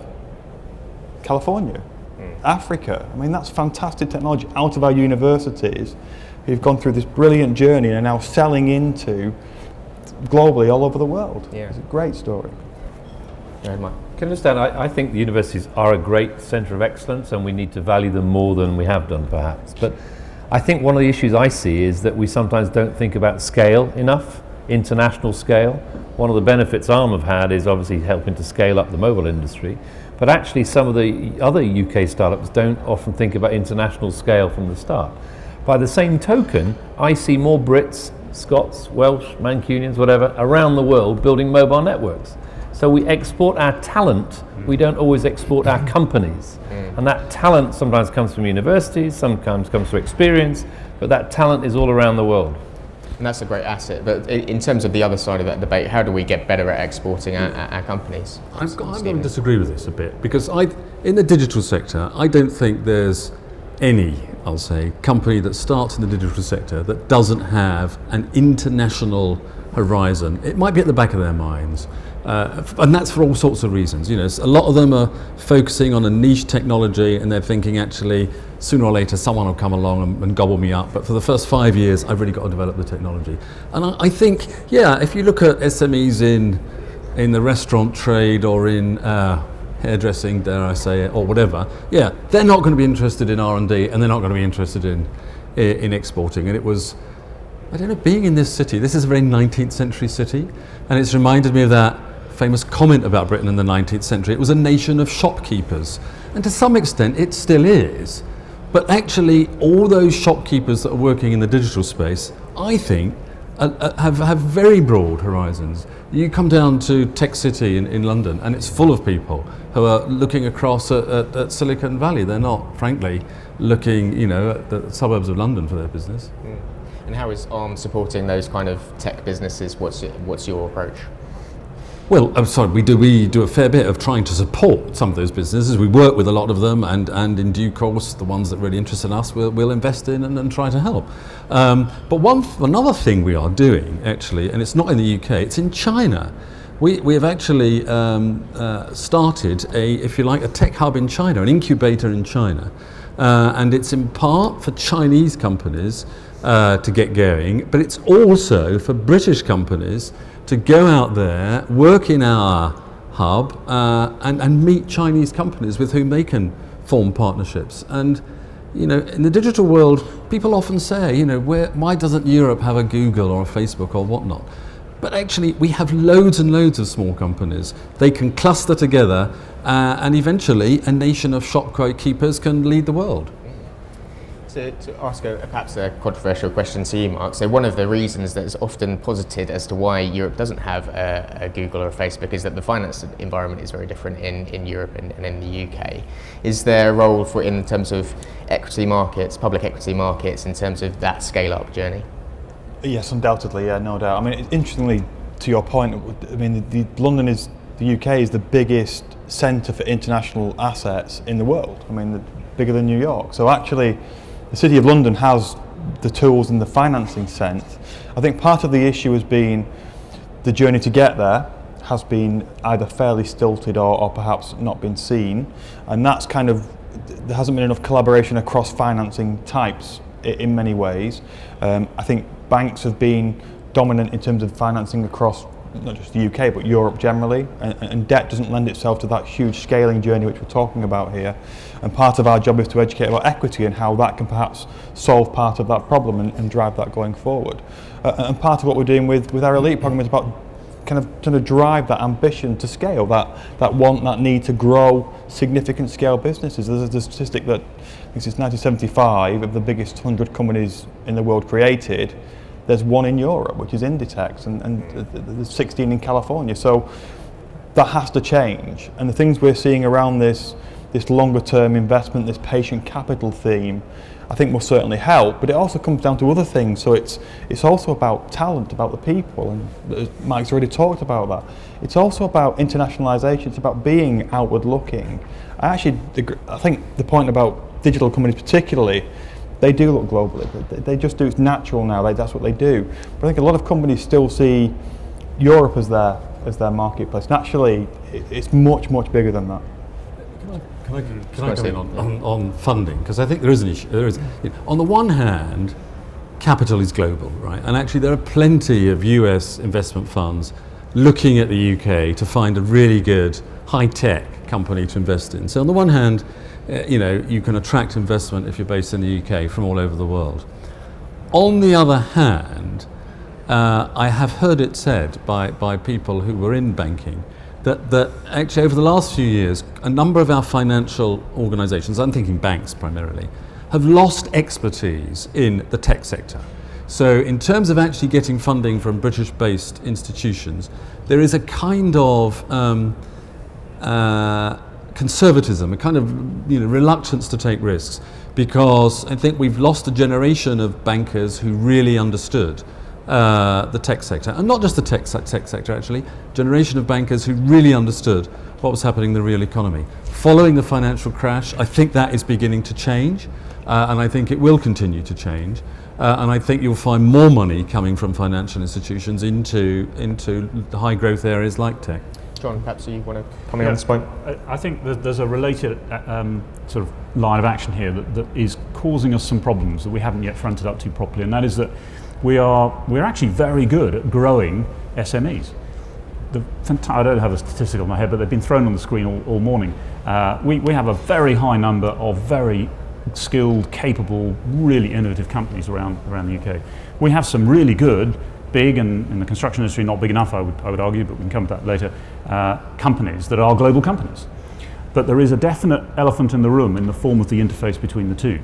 Now, whether that's a financial issue, not able to get the money and the finances together to make the step up, whether it's a cultural issue, whether it's simply a gateway issue, and I heard that being discussed in the last panel. There's a number of factors, but it is definitely an inhibitor. So at the one hand, we're saying to SMEs, come to the UK, Innovate UK is brilliant, we're fantastic, all this sort of going on. We've got big companies, very definitely, certainly in my industry, it's an engineer's play park at the moment. But getting the two together is proving more difficult, I think. I agree with that. I think it is a bit of an issue. Quite often I'm asked, how can I put it, why doesn't the UK produce more arms, as in us? Why didn't we sell out to a bigger company earlier on, or why didn't we fall prey to some sort of takeover in our early years?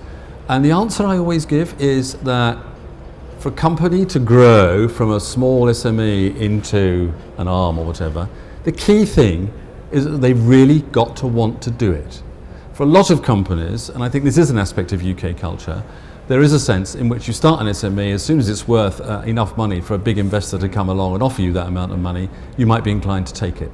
And I think that is different in some other countries. Now, I'm not going to say it's easy. I think your point is that actually if you want to follow that journey from SME to IPO and beyond, it's actually quite a difficult journey. And what it needs is talents above all. It's not so much, I think, the financial resources that hold some British companies back. It's the talent, because you no longer need simply the talent of 2 or 3 or 4 really innovative creators who started the company. You suddenly need people who can manage, who can sell, who can do the financial customer relations bit. And that takes you into a different area. And I think it's that which is one of the biggest kind of grits in the growth of British SMEs. Mike, whereas international in its outlook, do you notice a change in approach from companies that you're working with in different parts of the world? Yes, we do. So we actually started our accelerators in Latin America, in the west side of Latin America initially, and that was to solve a particular problem. There was a huge exodus from places like Chile and Peru to Silicon Valley. So the ideas that were relevant to those businesses were leaving the country, and the talent with it. So we actually started those over there, and then we brought the idea to Europe, and we've got something like 12 accelerators around the world. So we can compare and contrast. Clearly, those that are in countries that are bigger than ours, let's say Brazil, have a better opportunity to scale up more quickly than a little country like the UK. Now, if we were part of Europe still, I hope we are, the opportunity to scale up in Europe should be better than they are. Similarly, in the USA and in China, we see scale-ups actually occurring very rapidly there, perhaps because of single language or single system, slightly different politics, of course. So therefore, the scaling issue, I think, has to be looked at geographically as well as culturally. I think running a really big company is really hard. So actually, even if we have lots of support mechanisms for SMEs, getting to run a really big company across many countries is not an easy issue. I hope that answers your question. Perhaps I'll open it up to the floor now. I'll take questions, maybe 2 or 3 at a time, if there's anyone who has a question for the panel.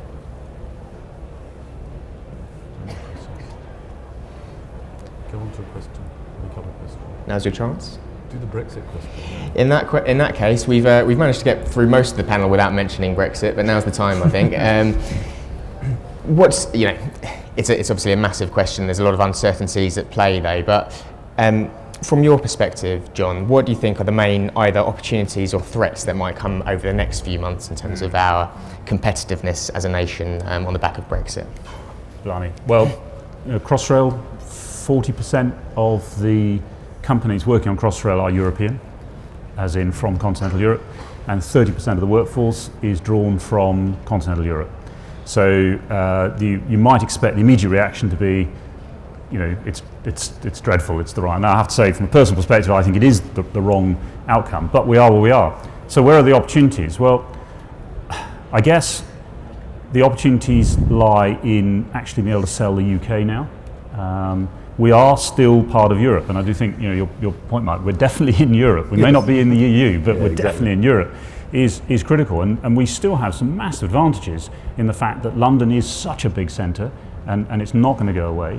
And it's still attracting bright young people from Europe into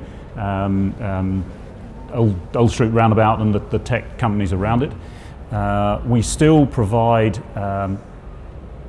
a common language, both in terms of English, but also the fact that we've set most of the standards globally, and so we have some fantastic, I guess, if you like, IP really, in terms of getting there first and having done it, and everyone's now following. So I think there are some tremendous opportunities. We also, certainly in my sector, of course, we're sitting on a £300 billion infrastructure investment programme. It's so big that if you look at the UK's industry, every single one, bar 2, I think, of our consulting engineering companies have been bought by big American companies. And that's not an accident. It's because the Bechtels, my own company, AECOMs, Jacobs, you name them, they see the UK as a great market. It's a place to do business. There's a lot going on. So we've got the opportunity to build innovation processes, systems, standards, whatever it happens to be, in the UK now and over the next decade, which we can then use as a basis for operating around the globe. So I see a lot of opportunity, although I'm nervous about some aspects of it. Yeah. What about you, Mark? What's the situation in terms of London Stock Exchange view? Yeah, I think it's interesting. Clearly, if I look at the stock market as a guide to where we're headed, and we're at record levels near at the moment, which is quite kind of counterintuitive to the risks and concerns that have kind of come to the fore. Partly that's driven by the currency depreciation for sterling. And if I use the IPO market, so companies trying to float on our markets, as a kind of a short-term guide as to where sentiment is for the investors, and frankly it's fairly tricky out there at the moment. So we're seeing some companies get to market and float and get away successfully, and others struggling to kind of achieve their aims and doing the IPO. And I think part of that is simply back to investor risk appetite. There's no shortage of capital out there to invest in these businesses, but it's really that forward look as to what do we think is going to happen next year, and how will that affect the trading of these businesses that are looking to do flotations. And part of that clearly is around valuation as well, and how that's reflected in that. So from our perspective, it's interesting to see how that's kind of becoming a bit more challenging as the years got towards the end. The thing we do see though, which is quite interesting, we still see lots of international companies wanting to come and use the public markets in London to support their growth and their journey of growth. And I think that, back to the open for business point, we definitely are. And that's quite an interesting aside to kind of where we sit today, is that others still see the UK as a great place to do business. And Stephen, what's your view? Do you know, I suspect, there is, as I know, through Department for International Trade, they've had this network of people working in British embassies for years, trying to promote Britain as a place to do business. And I suspect, over the years, when they've been promoting Britain as a place to do business, I don't believe that membership of the European Union was at the top of the list of the reasons why they tried to encourage people to do business here. I suspect it was actually an afterthought at the bottom. And at the top of the list are some of the things we've been talking about, an innovatory culture, skilled workforce, great local demand, rule of law works. All of that stuff. And all of that stuff is still exactly as it was before June the 23rd. And I think that will continue. I mean, ARM was the first great post-Brexit deal, had been acquired by a Japanese company for $34 billion. SoftBank did not buy us because we were in the European Union. We weren't when they did. That's not relevant to them. Our business is global. Our talents are universally applicable. And I think there is a strong future for the UK. Now, I think, in fairness, I think we will end up with a probably still part of the single market. I'll stick my neck out. I think we'll end up being part of the single market.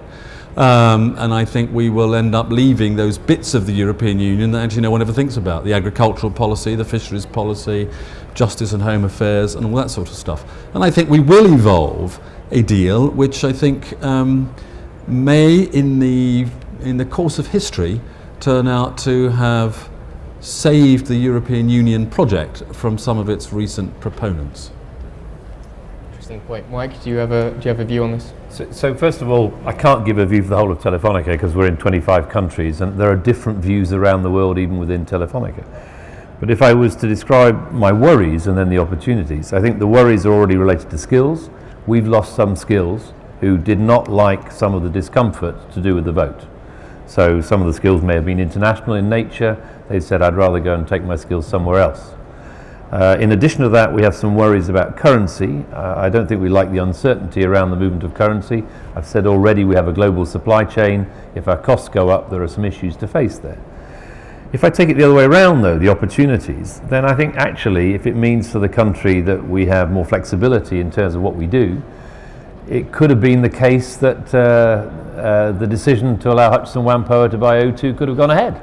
It could have been the case that some innovation that we want to do may not be constrained by, dare I say, European law or some policies that come from Brussels.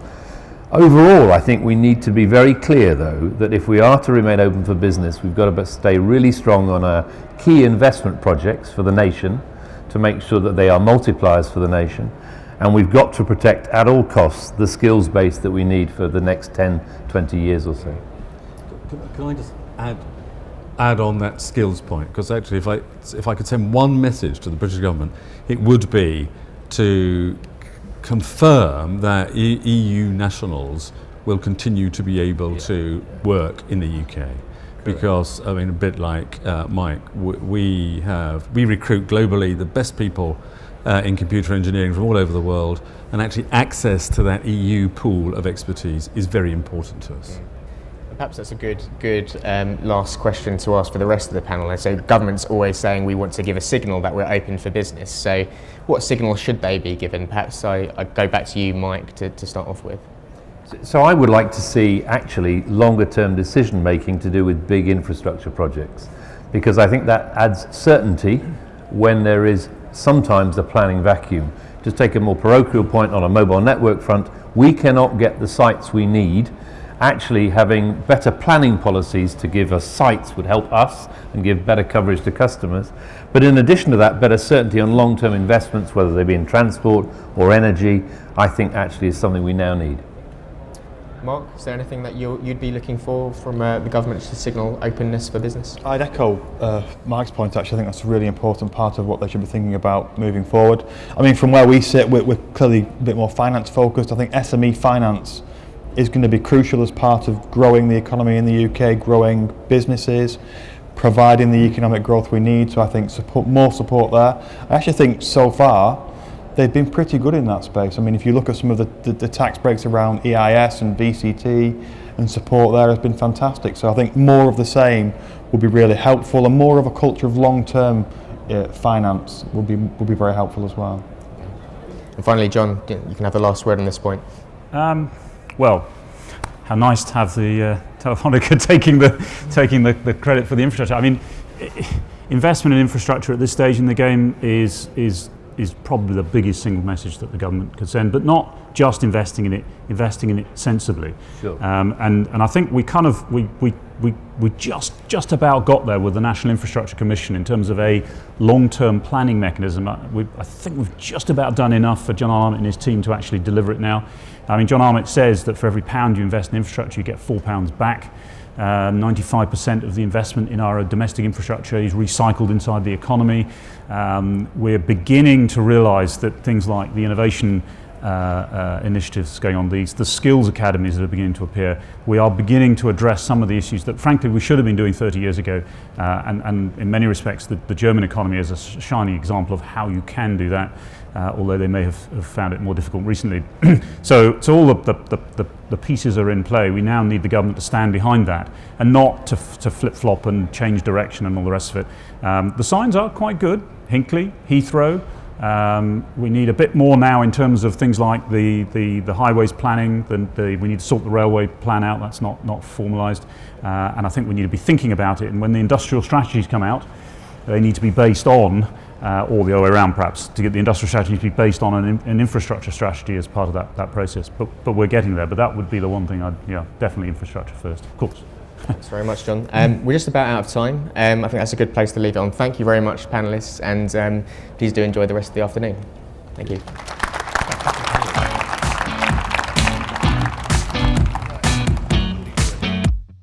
Thank you very much, Tom, and thank you very much to our excellent panel there.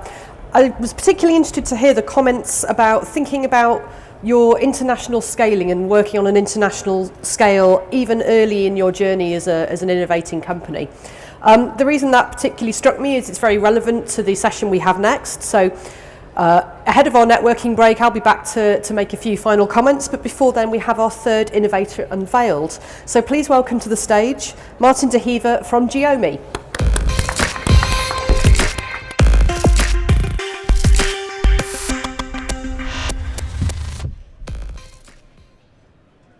Well, hi everybody. So when you get into your car, when you head off to your destination, do you really know where you're going to park? Normally sat-navs will take you straight to the destination that you specify, but now there's another way of planning your journey, and that's to actually know where you're going to park when you arrive and also know how much it's going to cost. So the Geomi system is on the Apple App Store now. It draws upon a linked open data platform that uses 200,000 bays worth of real-time data and about 1.7 million more. And put very simply, it allows you to select your parking, to know that there's going to be a space when you actually arrive, know what it's going to cost you, and if the space that we predict to be available to you when you arrive changes, we'll redirect you to another one, so you will always find a space where we have data coverage. So the system's on the App Store now. We're launching this at the Trade Mission in Delhi next week, for a wider global audience who have similar problems, and please go ahead and download it. It's a free download on the Apple App Store and on Android within a month or so. So enjoy. Thank you.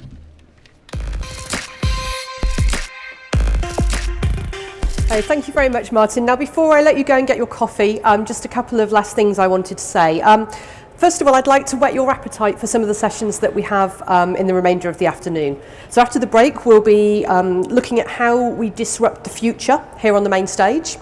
In the seminar sessions, we've got an insight into the materials of the future happening, and we also have a session happening on how to implement resilience in the cities of the future. We also, of course, have the how-to stream running continually through the whole of the conference.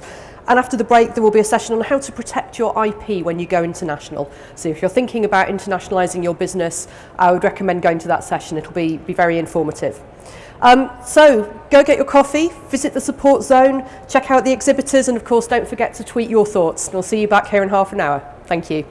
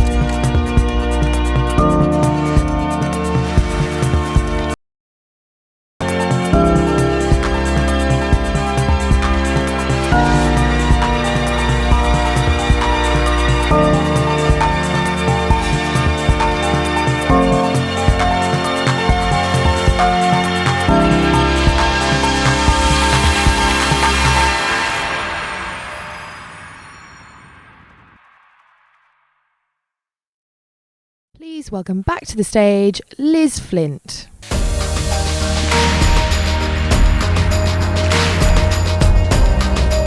Hey, hello everybody, welcome back. I hope you're all fully fueled with caffeine because we have a really good set of sessions to round the day off. First of all, before we get into disrupting the future, I'm very pleased to welcome the fourth in our series of Innovators Unveiled, Chung-Soo Lee from Pakla Medical.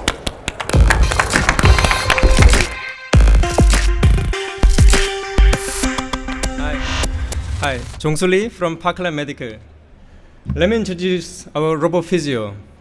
We have more than 100 joints in our spine. The spine joints become stiff and rusty because we are getting old, sit too long, or we're just stressed, causing neck pain, back pain, reducing the quality of life, making walking difficult, lifting arms heavy. So people go for physiotherapy, take medicine, but none of these solutions address any of the root cause of the problem, spine joint stiffness. RoboPhysio move the spine individually, removing the spine joint stiffness. We have tested on 26 people. After a single 30-minute treatment session, there was a 59% pain reduction, 48% walking improvement. This technology is the answer that you have been waiting for. Stand A201, please come to talk with me. Thank you.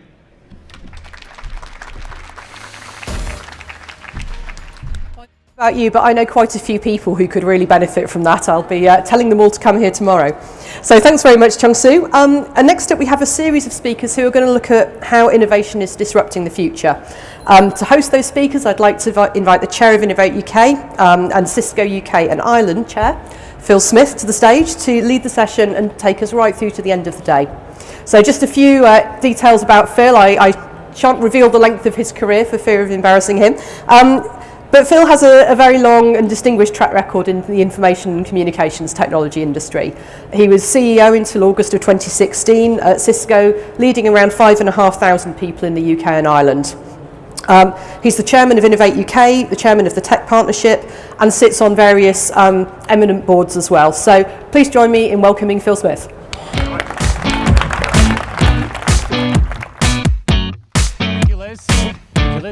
Thank you, Liz, and thank you for the great job you've done today. Also, I suspect anybody who's sat in these chairs for any amount of time will need a bit of help from that spine manipulation, because they're not the most comfortable chairs in the world, but in any case, good to see you all. Glad you've survived the day. This is going to be a great session. Disrupting the future is something that, of course, many of you want to do, and many people out on the stands there are trying to do. And of course, it's something fundamentally that we are passionate about in Innovate UK. So delighted to be involved in this. And of course, you know, when I look at it from a personal perspective, I've actually been at Cisco for about 22 and a half years.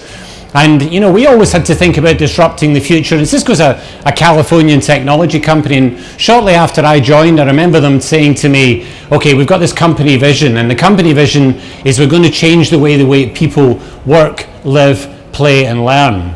Now, as a Brit, I was kind of slightly uncomfortable. That sounded a bit American for me. You know, I was feeling that I was maybe stretching a bit too far. But actually, when I look back 23 years now and think about how the disruptive technologies that we're all used to now, the phones and so on that we carry around, the smart watches, all of the stuff we'll be talking about in the panel, have fundamentally changed everything that we do.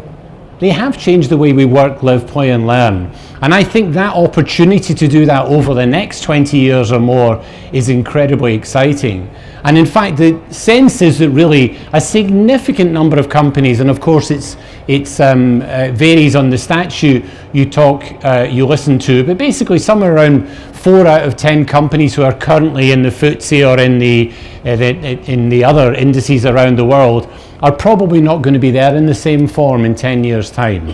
So the level of disruption is huge at the moment, and it's extremely important that we grasp that disruption as a positive, because with the Brexit vote, which of course we're all kind of obsessed about here in the UK for obvious reasons, we have a real opportunity to take our innovation and actually turbocharge it in a huge way. I mean, you heard Ruth talking this morning about the challenges and the opportunities that Innovate UK is rising to. That's exactly what we want to do, is rocket boost everything we are doing.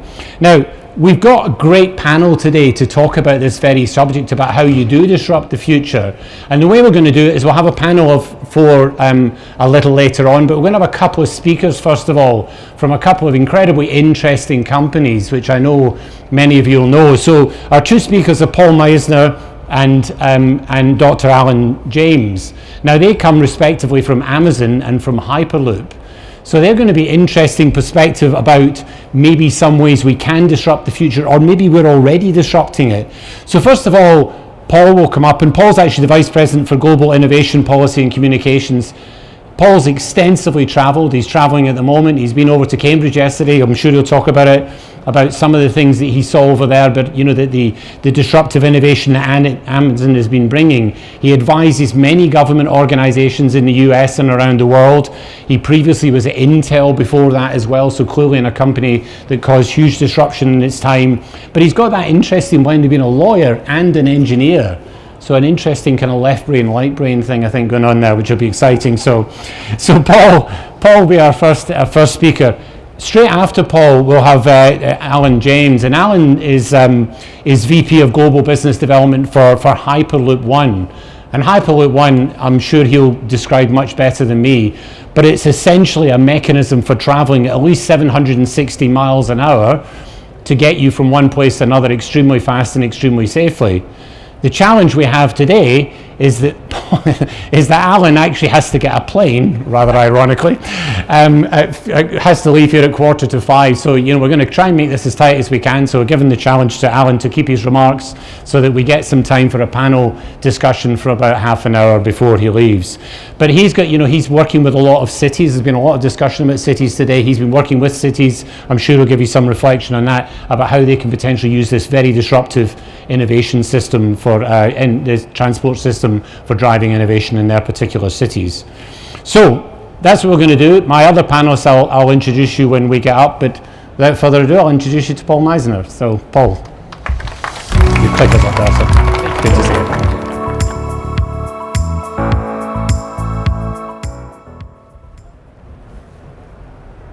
Left brain, right brain. I never remember which is which, but maybe I should study up on that. So thanks so much, Phil. What I want to do today in my brief time is first of all talk to you all about how Amazon thinks about and goes about innovation. We actually are very deliberate in how we innovate. It's not accidental or serendipitous. We really do focus on methods of innovation. And there are perhaps no right or wrong ways to do this. I'm just going to share with you how Amazon does it, with the hopes that perhaps some of that may be applicable to your enterprises as well. So after I do that, I'll talk about some of the innovations that you may know and may not know, some that have succeeded, others that have failed miserably.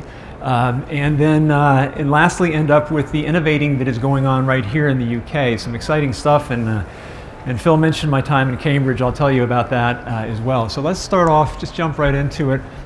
Part of the description of this course was how do you embed innovation into your enterprise, and so I'll talk a little bit about how we do it at Amazon. First, we obsess over customers. We recognize that companies need to focus on at least a little bit, or at least be aware of what their competitors are doing, but we need to obsess over our customers. And the way we think about it at Amazon is really most evident through the working backwards doctrine. That's where today we'll have an idea for a product or service that we want to offer our customers sometime in the future. Is that 18 months out, 24 months out, 5 years out? We don't know. But what we do today is sit down and actually write out a very detailed press release and Q&A that we're going to release at that point in the future. And then from that detailed press release and Q&A, we actually work backwards from that to the present and figure out what we need to do between now and then, even if it includes things that aren't invented, aren't possible today. So we're actually talking about planning to do something in the future that is absolutely not possible today unless we invent stuff along the way. And that keeps us very focused on our goal of providing better customer service. Next, we experiment. There's no way you can innovate without experimentation, right? You have to be able to test things out. And part of experimentation is a willingness to fail. We like to think of Amazon as being the best place for ideas to come and fail because we're willing to try them. We're willing to experiment with them. scientists get this, right? Scientists know that you can't have a hypothesis or a theory that is not falsifiable. A lot of negatives in there, but the point is this: if you say that this cannot be disproven, then it's not a valid scientific theory, and in our world, it's not an experiment. So we have to be willing to try stuff and see if it works, and be willing to fail. And you're not dinged at Amazon for failure; you're dinged for not trying. Sometimes innovation takes a while. I mentioned that some of the things that we're thinking about are measured in years. It does take a while to do it. You have to have patience. And while you may be patient internally, you need to be willing to be misunderstood externally. And so a lot of the most famous innovations that we've developed over the years are ones that at the time we were working on them and deploying them were roundly criticized as being foolish. One that comes to mind immediately is selling through Amazon by third parties. We began our business as a traditional retail business. We'd buy stuff wholesale, stick it in a warehouse, and then sell it off at retail. The only difference was that the sales were all online. That was the one novelty. But then we said soon thereafter, well, about the time I joined 17 years ago, we said, why don't we allow other parties to sell through our website? And in competition with our own retail sales, Wall Street thought this was crazy. Why would you allow this to happen? Why would you let competitors on your site and make sales that will take sales away from your retail business? Well, we viewed it from the customer perspective, which is it would provide additional selection for our customers, and also right on the website it would provide price competition, that they could see that they were getting a competitive price right there in front of them on the website. And I'm sure I said something wrong because I set that alarm off. I know I did it. So the police will come get me in a minute. But you have to be willing to be misunderstood. If you've got a great idea and you really think customers are going to like it, continue with it, focus on it. Not to the point of being absurd. I mean, at some point you have to say, well, this isn't working out. But up until that point, you need to be willing to be misunderstood. Lastly, and this is very relevant to innovation here in the UK, especially the kind of innovation that Amazon is engaged in, and that is when you innovate locally, you can innovate globally. Phil mentioned that I have a global job and I travel around a lot, and I'm often asked things like, well, what's it like doing business in China versus Mexico versus France versus India versus the UK versus the United States and so on. Sure, there are cultural differences that need to be respected, and we try our best to do that. And there are structural differences as well. Sometimes language or currency create barriers, and perhaps with Brexit there will be even more barriers, don't know. But the point is this, that consumers around the world want low prices, greater selection, more convenience, and they want innovation. There's no consumer around the world who says, I want the prices higher, or I want less selection, or I want it to be more inconvenient, or don't innovate, please. That no one is like that, no matter where you are around the world.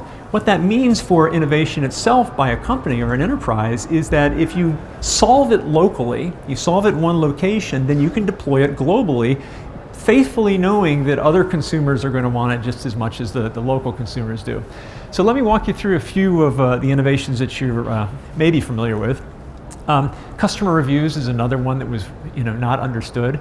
Here's something we completely take for granted now on our website, where customers can come in and write reviews about the products we're trying to sell. Well, when we introduced this, people thought that was insane. You're trying to sell something and you're allowing people to come in and criticize it right on your own storefront. That's nuts. But it's a major part of the business, major part of the reason why consumers love Amazon is because they know that they're getting these honest third-party reviews of the stuff that we're trying to sell. Does anybody have a good sense of what percentage of retail in the UK is e-commerce? Anybody have a sense of what that is? Well, it's one of the highest in the world, coming in somewhere between 13 and 14%.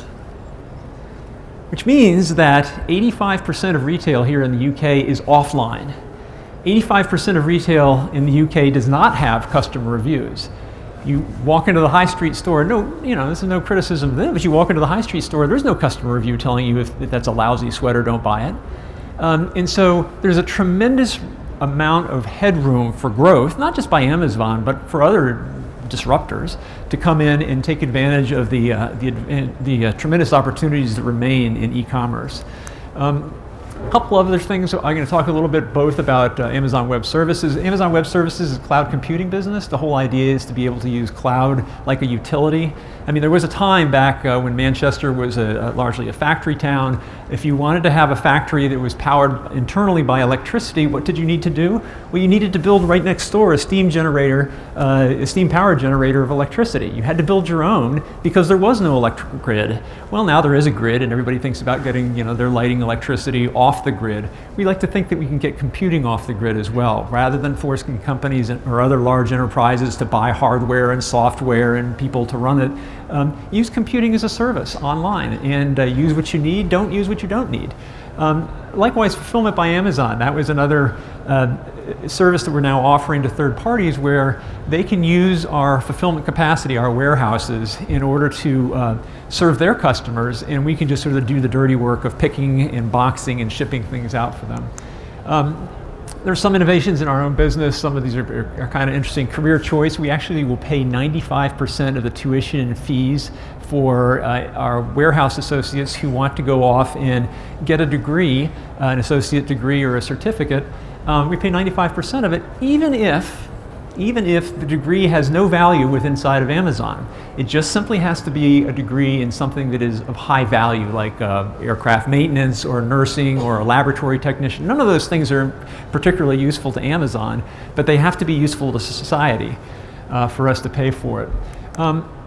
There's some other interesting things we're doing around the world now. The Prime subscription service happens to be one of the most successful and largest subscription services the world has ever seen. It's kind of cool. Wall Street didn't like it and still sometimes doesn't like it because there involve losses there. Making shipping free and fast is not easy to do or cheap. Technology, sometimes we think in terms of technology innovations more than anything else, and two on the right there, Amazon Echo, it's a voice-controlled service device. You talk to the device and it will then send your voice to the cloud, where the cloud analyzes what you're asking for and then sends something back. Interestingly, much of the work on the software behind Echo is done right here in the UK, and I'll tell you about that in a second. The other is Amazon Prime Air. This is our future delivery service by small unmanned aerial vehicle known as a drone, and we'll show that in a second. But so here's a major point I want to make. So the innovations happening right here in the UK, which I'm about to talk about, now are going to be deployed globally. We've got customers regularly from 180 plus countries. We have 11 major websites around the world. And it's not the case, again, this is important, it's not the case that we innovate in India for Indian customers. We don't innovate in the UK just for UK customers, although they will enjoy the benefits of it. It's innovation for the globe. So in London, we do a lot of work developing and building out our web services business, our cloud computing business that I talked about. We also have improved what we call X-Ray, which allows you to watch videos on Amazon Fire TV, but also it simultaneously allows you to obtain information about, say, the actors in the movie or who the producer was or what other movies that particular star was in and so forth. That work is going on in London in our development center there. In Edinburgh, we are continuing to improve the recommendation engine, and this is this thing where if you buy something at Amazon or you buy a few things at Amazon, the website will start to make suggestions to you about other things that you might buy. And interestingly, you can see that I've been a member of Amazon.co.uk since 2001. We've been in the UK with its website since 1998, but I guess I was a few years late for the UK. In Cambridge, two of the most interesting innovations are occurring there, and we have a development center which I visited on Monday. Phil mentioned it, and in particular I spent some time with our Prime Air Development Center. This is a leading development center in the world for Prime Air. It's doing some really great work there, and it's quite exciting to see it. The Amazon Echo thing, what's behind Echo is what we call Alexa, and this is the software capability that will recognize what you're saying to the device and take action accordingly. The nuance here that makes it different than other voice recognition systems is that it's not listening just to what you say, it's trying to figure out what you mean. And that turns out to be much more difficult to do, but it's also much more useful, especially as it learns how you talk, how you ask questions. I mean, 3 or 4 different people can have exactly the same meaning in mind but say it in 4 different ways. We're trying to improve so that we actually get at meaning, not just what you say. Well, so here's a picture of one version of an Amazon Prime Air drone, an early prototype. But some of the stuff that's going on right here in the UK and in Cambridge is to build this out, to make it, to improve it. In fact, I've got this thing in my office now in Washington, D.C. There it is. But we're working on multiple designs because we recognize our customers live in multiple environments: urban, suburban, rural, hot and cold, wet and dry, environments changing year to year, season to season. But maybe it's most helpful just to take a look at a video that describes this. This is a story from the not too distant future. It's the day of your daughter Millie's big football match, and to be clear, that is the sort of football you play with your feet. Anyway, she is missing a vital piece of equipment, specifically a size 3 Puma Evo Power firm ground soccer shoe, the left one. And some of it, sadly, is in the family's 3-year-old bulldog, Stuart.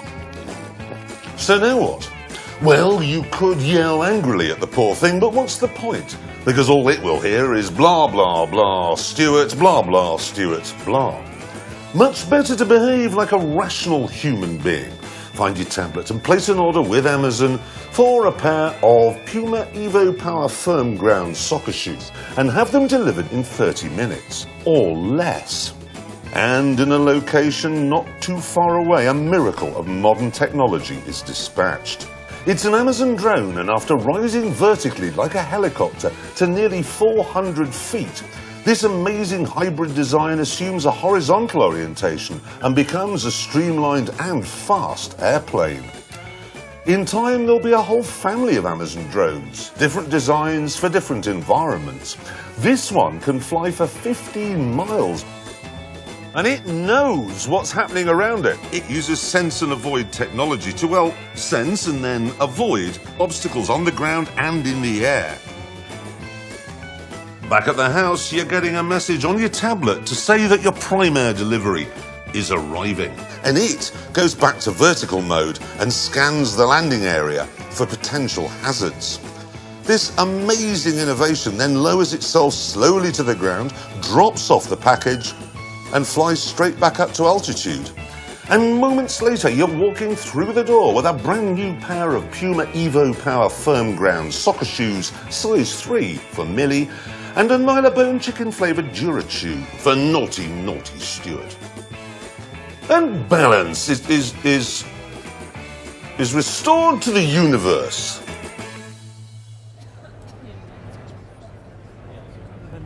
Than Jeremy Clarkson to explain this. I want to show you one more interesting innovation that we're working on, and that is what I mentioned before. It's called Fulfillment by Amazon. I don't know if you all are aware of this, but within the past month, we opened and have now at running capacity a new fulfillment center here in Manchester. And we're hiring up to about 1,000 permanent jobs, and for the season, for the fourth quarter, another 1,500 jobs. But it also has inside of it some really cool robotics that we're working on, and this is just locally here. And it's part of our efforts to improve how we fulfill orders. We also, as I mentioned before, have Fulfillment by Amazon, where third parties can sell through our website or make sales separately from us and have it fulfilled by our company. And so this next video is going to show you how this works with a particular item that arrives at the fulfillment center, gets stored, and then gets shipped out when there's an order made. It starts out, imagine yourself in the back of an articulated lorry. You're in the trailer part of it, you're in the front part of the trailer, and you're looking out the back door of the trailer into our warehouse.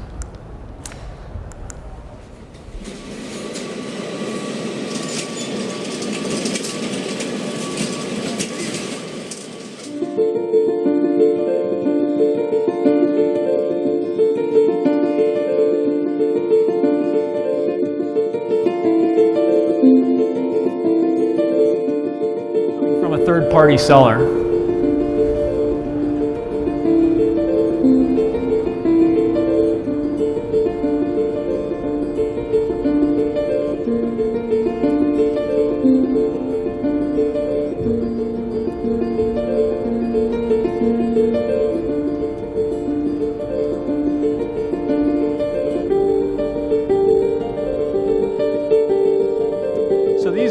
large things, these are robots, completely autonomous robots. They can carry up to 750 pounds of weight on these shelves, and they will move. They know where everything in the fulfillment center is, and they move things around. And right now, what is happening is this item is being stored until someone buys it.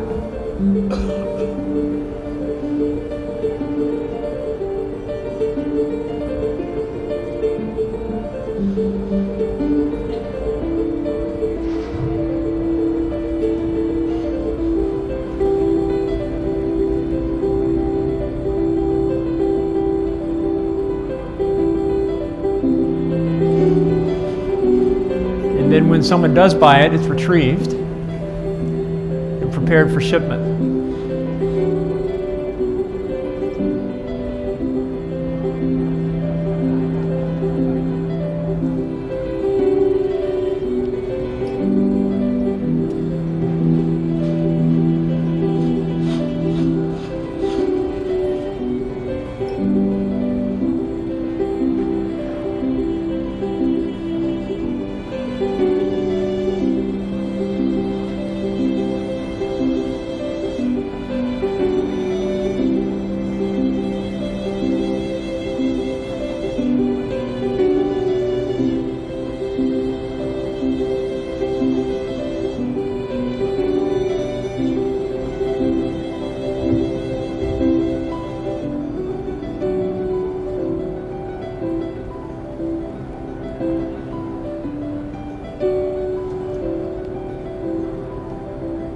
And so this kind of operation is happening right now here in Manchester.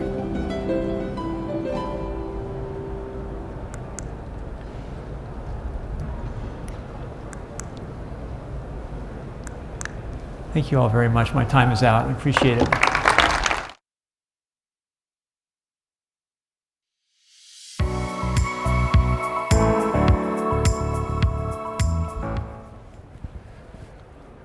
Ladies and gentlemen, I'm positively delighted to be here in the UK, addressing this wonderful audience of innovators. And I want to just share with you what, for us, is one of the most exciting innovations on the planet right now. Which I would do if somebody would switch the tech to the Mac.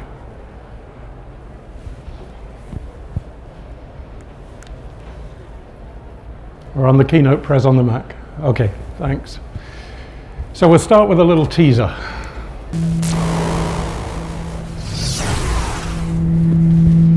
That's a very small glimpse of a Hyperloop. I'm Alan, and my job is to travel the world, looking for locations where Hyperloop would potentially be applicable. And the first question I get asked is, what is a Hyperloop? How does it work? So I'm going to give you Hyperloop 101 here, the single slide summary of how Hyperloop works. So the first principle is the vehicle is a pod. It's not a train, not 400 meters long. You don't have to wait for 1,000 people to show up for it to be viable. It can take maritime containers, air freight pallets, or people. And you can do all of that with one infrastructure, not three. Second principle is you put the pod in a tube. That enables us to create a fully controlled environment, enabling autonomous control in a much more manageable manner than out on the open road, for instance. And the USP is we take the air out of the tube, thereby overcoming aerodynamic resistance. We accelerate to our cruising speed of 300 meters a second, or 1,080 kilometers an hour, and that's well over 670 mph. And we do that by using a great British invention, the linear motor. And here we are in the home of Eric Laithwaite. And we also use one of Laithwaite's other side inventions. We levitate rather than using wheels. But unlike conventional maglev, we don't use power. We use a passive maglev. So we can accelerate the vehicle to over 1,000 kilometers an hour. And then because there's no resistance and no friction, it just cruises for the next 60 kilometers without using any energy at all. That's massively transformational. Hyperloop One is the company that's actually building Hyperloop. You may be aware that Elon Musk published the idea back in 2013, then basically said, I'm too busy building the rockets and building Tesla and being generic Renaissance man. Challenged the best brains in the universe, go out and make it happen. And a number of people went out. We went out and took the old traditional route and raised a lot of money and got some brilliant people together. This is now slightly old, about 4 weeks old, at our test and development site in Nevada. These are Hyperloop tubes being delivered, craned into place. The world's first Hyperloop is actually taking shape right now. We're cutting the steel and pouring the concrete. There it is, in situ. We opened the world's first Hyperloop factory a few days ago. We call it Metalworks because old school metalwork actually happens there. But a whole funky bunch of digital stuff also happens, and that's at our innovation campus in Los Angeles. And three of the key people in the middle, you'll see, former colleague of Phil's, Rob Lloyd, now our chief executive. He was president at Cisco and left a job with tens of thousands of people reporting to him to come and do this because he wants to change the world. Shervin Pishvar, blue suit in the middle. Shervin was one of the early investors into Uber because he understands on-demand disruptive transport, and that's what he sees in Hyperloop. And Josh Geigel, our Chief Technology Officer, President of Engineering, he's a guy who's built rockets. So we have super bright people from all around the world having intense conversations, and we have intense lunches, and this is how we do innovation. Actually, and the secret tip to all innovators out there, over-order the lunch. Then there's dinner left over and people never go home. And as you can see from the whiteboard in the back, this is a really key space. It's a serious point here. This is where the civils people meet the project finance people. This is where the LEV people meet the propulsion people. This is where complicated issues get bashed out and sorted. We've got some super cool equipment. This is the only magnetic levitation test rig in the world that can do that in a vacuum. And when we'd finished dealing with some of our test equipment, the next people that came knocking on the door asking to use it were NASA, because they want to simulate what things are like on Mars. That's the kind of facility that we have. Put all of that together and we're building Hyperloop really, really fast.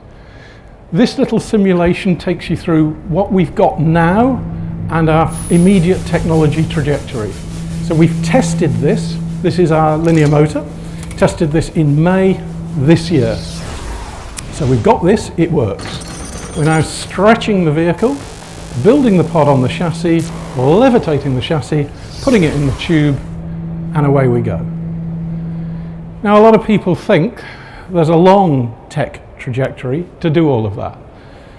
So our immediate target is a fully operational prototype. We call it proof of technology, or in the States we call it the Kitty Hawk moment, referencing the Wright brothers' first flight. And that's not 10 years away, that's not 5 years away, it's not a year away. We'll have that fully operational prototype in the first quarter of 2017. You'll be able to see and touch a fully operational Hyperloop at that point.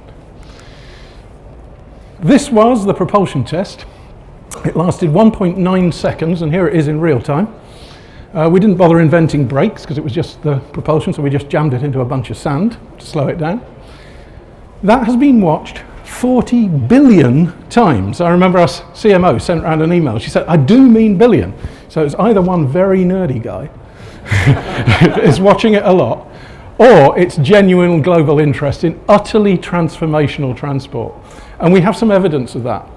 We turned transport procurement on its head. Rather than waiting for governments to say we want some transport and then companies compete to provide it, we said cities, regions and countries, you compete to have the first Hyperloops. And we opened that in May. This is July's snapshot of where the first bunch of entries came in. So there's a smart Nordics going on, a sort of new Hansa if you like. Even the USA is saying, hey, can we have some ground transport? It works everywhere else in the world. Yeah. Return of one of my favourites from the 80s and 90s, the golden banana of innovation, from Edinburgh to Barcelona via Stuttgart. Some obvious 21st century smart corridors, Australia East Coast being a classic use case for Hyperloop, where you've got 6 planes an hour in each direction between Melbourne and Sydney, unsustainable. And you've got West Africa seeking to do in transport what it did in telecoms, is basically leapfrog an entire generation. We've had over 1,000 teams from around the world register for the Hyperloop One Global Challenge, and it's clear where our markets of maximum opportunity are. And I'm glad to say it's still Europe. And look at the clustering in the UK, which tells me something about the time we wait for transport here in the UK to improve. The serious point here is transport hasn't caught up with what we expect in our digital lives. Digital lives is about instant online access to all knowledge everywhere. It's about fulfillment in 30 minutes. Transport still takes weeks or days where it should be taking minutes. So it's no good developing tech unless you can develop the applications for the tech. So simultaneously, and this is kind of my bit of the business, we're developing the business cases. You may have seen recently that Dubai Ports World have been instrumental as one of the key investors in a major package, and we're looking at intelligent freight shifting, decongesting port sides, moving stuff to inland distribution centres faster, moving it more efficiently. These are very early sketches and don't take them as anything other than conceptual. And we're planning passenger projects right now as well. I can only tease this, but keep your eyes open next week on the 7th. The palm trees are a bit of a giveaway as to where that might be. But just to prove that we can do it where it's cold as well as hot, we published the world's first Hyperloop business case, validated by KPMG, for Stockholm to Helsinki. That's what it looks like today. It can take you 17.5 hours on a ferry, or 3 hours from Central Business District to Central Business District by the time you got up to the airport, got on the plane, done the hassle, done the flying, got in at the other end. We turn that into 28 minutes. So it doesn't matter if you work in Stockholm and live in Helsinki. It's just one place. Somebody put it to me the other day, said if you connect A and B with a railway, you get A plus B. If you connect them with a Hyperloop, it's A-Bville. It's the same place. Doesn't matter. So the results that came out of that is we're expecting costs over a whole life term to be 50% those of high-speed rail, but the benefits, including wider economic benefit, to be 3.5 or 4 times. Active result is the Finnish government now working with us on funding, and we're preparing detailed studies in Sweden. I'll use one of those as an example. So these are what's happening at very high level. Some very big principal changes happening. So let's take this bit of Sweden. In this piece of geography here, there's about 50% of Sweden's GDP. And Swedes are asking us what happens if we do a Hyperloop around that. And for scale, that's about 150 kilometers from one end to the other. And every journey is less than 15 minutes on that. Then what happens if we connect Stockholm with the tech startup centre in Uppsala up here? And then, of course, having got up, you want to get back down again. And then how do you connect the airport into the system? You do that. And how then do you connect over to Finland for the Stockholm to Helsinki connection in the fullness of time? Do you need to do single or double guideway? And in that particular instance, you probably need to do double. But here comes the real difference for Hyperloop. All of these cities, as you can see, are served by what we call on and off ramps. It's a loop. That's where the loop bit in Hyperloop comes from. So if you're in Enköping and you want to go to that wonderfully named Swedish town Strangeness, yeah, you get on at Enköping, yeah, having clicked your phone, an autonomous vehicle will come to wherever you are, pick you up, take you to the Hyperloop terminal, put you on your Hyperloop pod. The doors close. The next time the doors open, you will be at your destination. You don't need to know what the network looks like. You don't need to know what the timetable is because there isn't one. Every journey is point to point. Every journey is non-stop. And over a strategic distance, we can absolutely decimate travel times. So let's look locally what a Hyperloop network might look like here in Manchester. So a traditional rail solution, they call it HS3, but it's not particularly H at all, it's just rail, yeah, would go from a single point in Manchester to a single point in Leeds. Your problem on almost any corridor is the geography is not that simple. The geography is resolutely not linear. Cities are in the wrong places, airports are always in the wrong place. So a Hyperloop network will do that. So if you're in Halifax and you want to go to Mall C at the Trafford Centre, your transaction with Hyperloop is a single tap on your phone when you're at home. It then guides you to the Hyperloop portal or takes you there, puts you in your pod, takes you to the right seat, Next time the doors open, you'll be in the Trafford Centre. Well, simultaneously, people will be travelling from Huddersfield to the airport, or indeed Leeds to Manchester. And they're travelling at nearly 700 miles an hour with an interval of 10 seconds between the vehicles. Because what we're doing is taking internet packet switching protocol and applying it to carbon atoms being freight and human beings. So multiple connections, many origins, many destinations, more radically networked in transport terms than has ever been possible before. So what's next? We mentioned proof of technology in the desert next year, and we then move on to proof of operations. That is taking what we have in Nevada and making the next step. That is proving operations in the real world. We are talking to governments around the world and to businesses around the world to get this agreed in principle this year, planned in 2017, get the first few kilometres on the ground in 2018, and build it out to a sort of Liverpool to Manchester scale, if you like, or a Leeds to Manchester scale in 2019-20. This is a major investment, and we're expecting to put it on the ground over this kind of time scale. There's a lot of engineering behind this, of course, which I won't trouble this meeting with. And so what are we looking for as a company at the cutting edge of innovation, talking to potential locations? We need a very high skill location with world-class IP. That's absolutely our number one. Yeah, you've got to have a business-friendly government with a policy focus on innovation. Around the world, the best dialogues we're having are not with governments who treat us as a transport project, but as an innovation opportunity. So that's what we want. Yeah? How shall we select it? Is how do we coordinate economic development and inward investment policy? How do we streamline the process? And then bottom, really UK-specific issues. Post-Brexit, what has the UK got to do?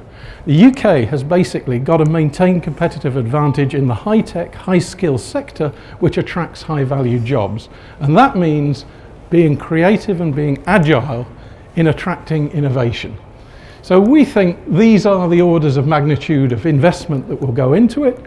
I shan't go through the mechanics of the deal, but we're looking for a single point of contact from government. Because we can't have 12 conversations, we just don't have the time. And why would a location match our investment into this? It's because at the proof of ops facility you get jobs, you get supply chain jobs, you get the opportunity to integrate education and skills program around this really cutting edge innovation. And ultimately, the ecosystem. We build the platform, controls Hyperloop, but we provide access to that platform for other people to innovate upon it. So that's competitive advantage for a host location. And that turns into exportable expertise. These are the sectors that we think the UK is extremely strong in and that synergize very well with Hyperloop One. Leadership opportunities exist. We can either work on a proof of ops facility or you can invest in the Hyperloop revolution, which is where I will conclude. What does the Hyperloop revolution mean? It means competitive advantage for the host location. What happens if every major urban centres are only 15 minutes apart? What happens if runway 3 at Heathrow doesn't have to be at Heathrow, but could be at RAF Lynham, for instance? What happens if you unload an air freight container at any airport and it could be any major city within under 30 minutes? And what happens if Liverpool and Sheerness are effectively one port facing east and west? And you do all of that with the same infrastructure. You don't need a super metro and a high-speed rail and a heavy haul freight railway. Hyperloop does all of those jobs on one infrastructure. So, in the Liverpool to Manchester context, where intercity transport was first invented, let's cast our minds back to that other great innovation, the beginning of the Industrial Revolution. Imagine it's 1829 and you have just invested in that. But imagine that your investment didn't just buy you a share in a steam locomotive or the company that made it. Imagine if your investment bought you a share in global transformation. And this is the scale of what happened after 1829. And it's now 2016. and the Hyperloop revolution has begun, and we look forward to welcoming people to Nevada in early next year to see a Hyperloop in operation. And I'd like, on that, to thank you very much. All right, okay. I'd also like to now invite a couple of others up, so I think you inspired hopefully by those couple of presentations. I'll ask Paul to come back up again, and then I've also have a seat. I'll probably sit up first one if it's okay, and then we'll do the rest. We'd like to invite Jenny Tooth, who's the Chief Exec of the UK Business Angels. So funding lots of companies at the early part of their lives. And then finally Jeremy Silva, who you'll know, sorry Jenny, whichever way you go. And then finally Jeremy Silva, who many of you will know, I'm sure, a long and prestigious career in the digital media space. Companies have been acquired by Apple, developing, starting up companies. Now, very close to Innovate UK, he's the Chief Exec of the Digital Catapult. So I'd like to have the panel here. We've got about half an hour roughly to do questions. So please think up your disruptively innovative questions if you can. That'd be handy. But in the meantime, I'll just talk to the panel. So first of all, thank you to you two guys for setting the context there. I think it's very exciting. I don't know whether any of you'd like to take a little bit of a view, and you two have probably got a bit of an opinion about the most important new market over the next 5 years. I'm actually going to ask that to Jenny first, not because you necessarily have the crystal ball, but I wonder what you're starting to see, Jenny. Are people starting to invest in areas you think this could be exciting? Thank you. I think it's really about, I think that probably, we've talked quite a bit about it today already. I mean, obviously, you know, artificial intelligence and Internet of Things are two areas that have kind of huge horizontal opportunities, literally cutting across so many areas. I mean, so many of the areas you're both dealing with. I mean, it's just that reach, because I think where we all look for now as investors is not something that has a single application. We're always looking for something that has multiple applications. I mean, you were showing you were constantly thinking of multiple ways in which you can build out. And I think that is really where we're all looking. And if you think about everything that we've talked about so far, it's that power of being able to see, you know, the deep and wide applications. So that would be really where the investors I work with will be looking to put their money right now. And I think it's really where you've got the most opportunities for scale in this country potentially at the moment. Okay. Jeremy, you may have a perspective. I mean, you're in right across the digital space, which is clearly, as we've had many times today, you know, disruptive, innovative. It's a vertical and a horizontal, but you've come from the media space. Any perspective on interesting markets you think over the next 5 years? Well, I think we can see lots of it out in the hall already, which is in immersive media, virtual reality, augmented reality. Interestingly, you know, we're seeing a lot of virtual reality applications, and augmented reality is perhaps taking a little bit longer. But I think actually, and perhaps Tim Cook led the way recently, making some comments about augmented reality, that at the moment we still have challenges with the interface there, but actually the opportunity to apply that seems even broader potentially than virtual reality. And I think we're on the edge of seeing that, and combined with the sort of AI capabilities that we're also starting to see, I think we're going to see some really compelling applications. And the UK is particularly well suited, I think, for this area. And you know, our expertise in games development, our expertise in television production, in storytelling, all these things combine to suggest to me that actually our ability to create both content and applications in these sorts of spaces is going to be really very compelling over the next few years. So we're very excited about that. Good. And as you say, there's a lot of leadership being shown outside of people really pushing the edges of that. And we know there's examples that aren't necessarily represented here, but are very powerful in there. Paul, you maybe give us a little perspective of talking about how you do this inside organizations. I mean, I think startups and smaller companies, you know, by their nature are often very innovative. But one of the great things you've done, and you talked about it a little bit in your presentation, was how you embed that culture of innovation into organizations. I'm sure you see it in Amazon, but I'm sure you also see it in some of the companies you work with as well. Any kind of views on that, or hints and tips would be there? Yeah, so it's a great question. It's a challenge for a company that has grown like Amazon. There are fewer than 500 people at Amazon that have been there longer than I have, and we have over 300,000 employees. And so how do we old timers make sure that the newer folk understand these important principles? We like to try to combine things. If you sort of think about the lone inventor, the Marie Curie or the Thomas Edison, the Rutherford, these kinds of people are celebrated, but that doesn't exist anymore. These are large-scale affairs. There's a big paper published about some of the results of the Large Hadron Collider last year that had over 5,000 co-authors. And so how do you deal with that in a large enterprise? What we try to do is break down individual inventions and innovations that we're planning to what we call 2 pizza teams. And the idea is this, right, that the number of people working on a specific project should be comfortably fed with 2 extra large pizzas. Does that mean 3 people? Well, that's too much pizza. It's more like, is it 7 or 8? Is it 20 people? No, that's not enough pizza. So it's somewhere in between there. And that's the whole idea, is to keep the number of people specifically focused on an invention or an innovation small enough to be to communicate among themselves well and treat it like a startup, even though the company has over 300,000 people. Yeah, that's a real key, isn't it? I think, is keeping the communication active, because as we're in this new world where everybody can communicate across the world, I think when you want to get things done very quickly, you've got to keep the teams quite tight. They may be distributed, but distribute the pizza around the different places, clearly in that particular case. So I agree, that's an interesting challenge. I don't know whether you're seeing that, Jeremy, obviously in your early work in the Catapult, because Jeremy's only been in the Catapult for a relatively short time, although he's saying today it feels like only yesterday.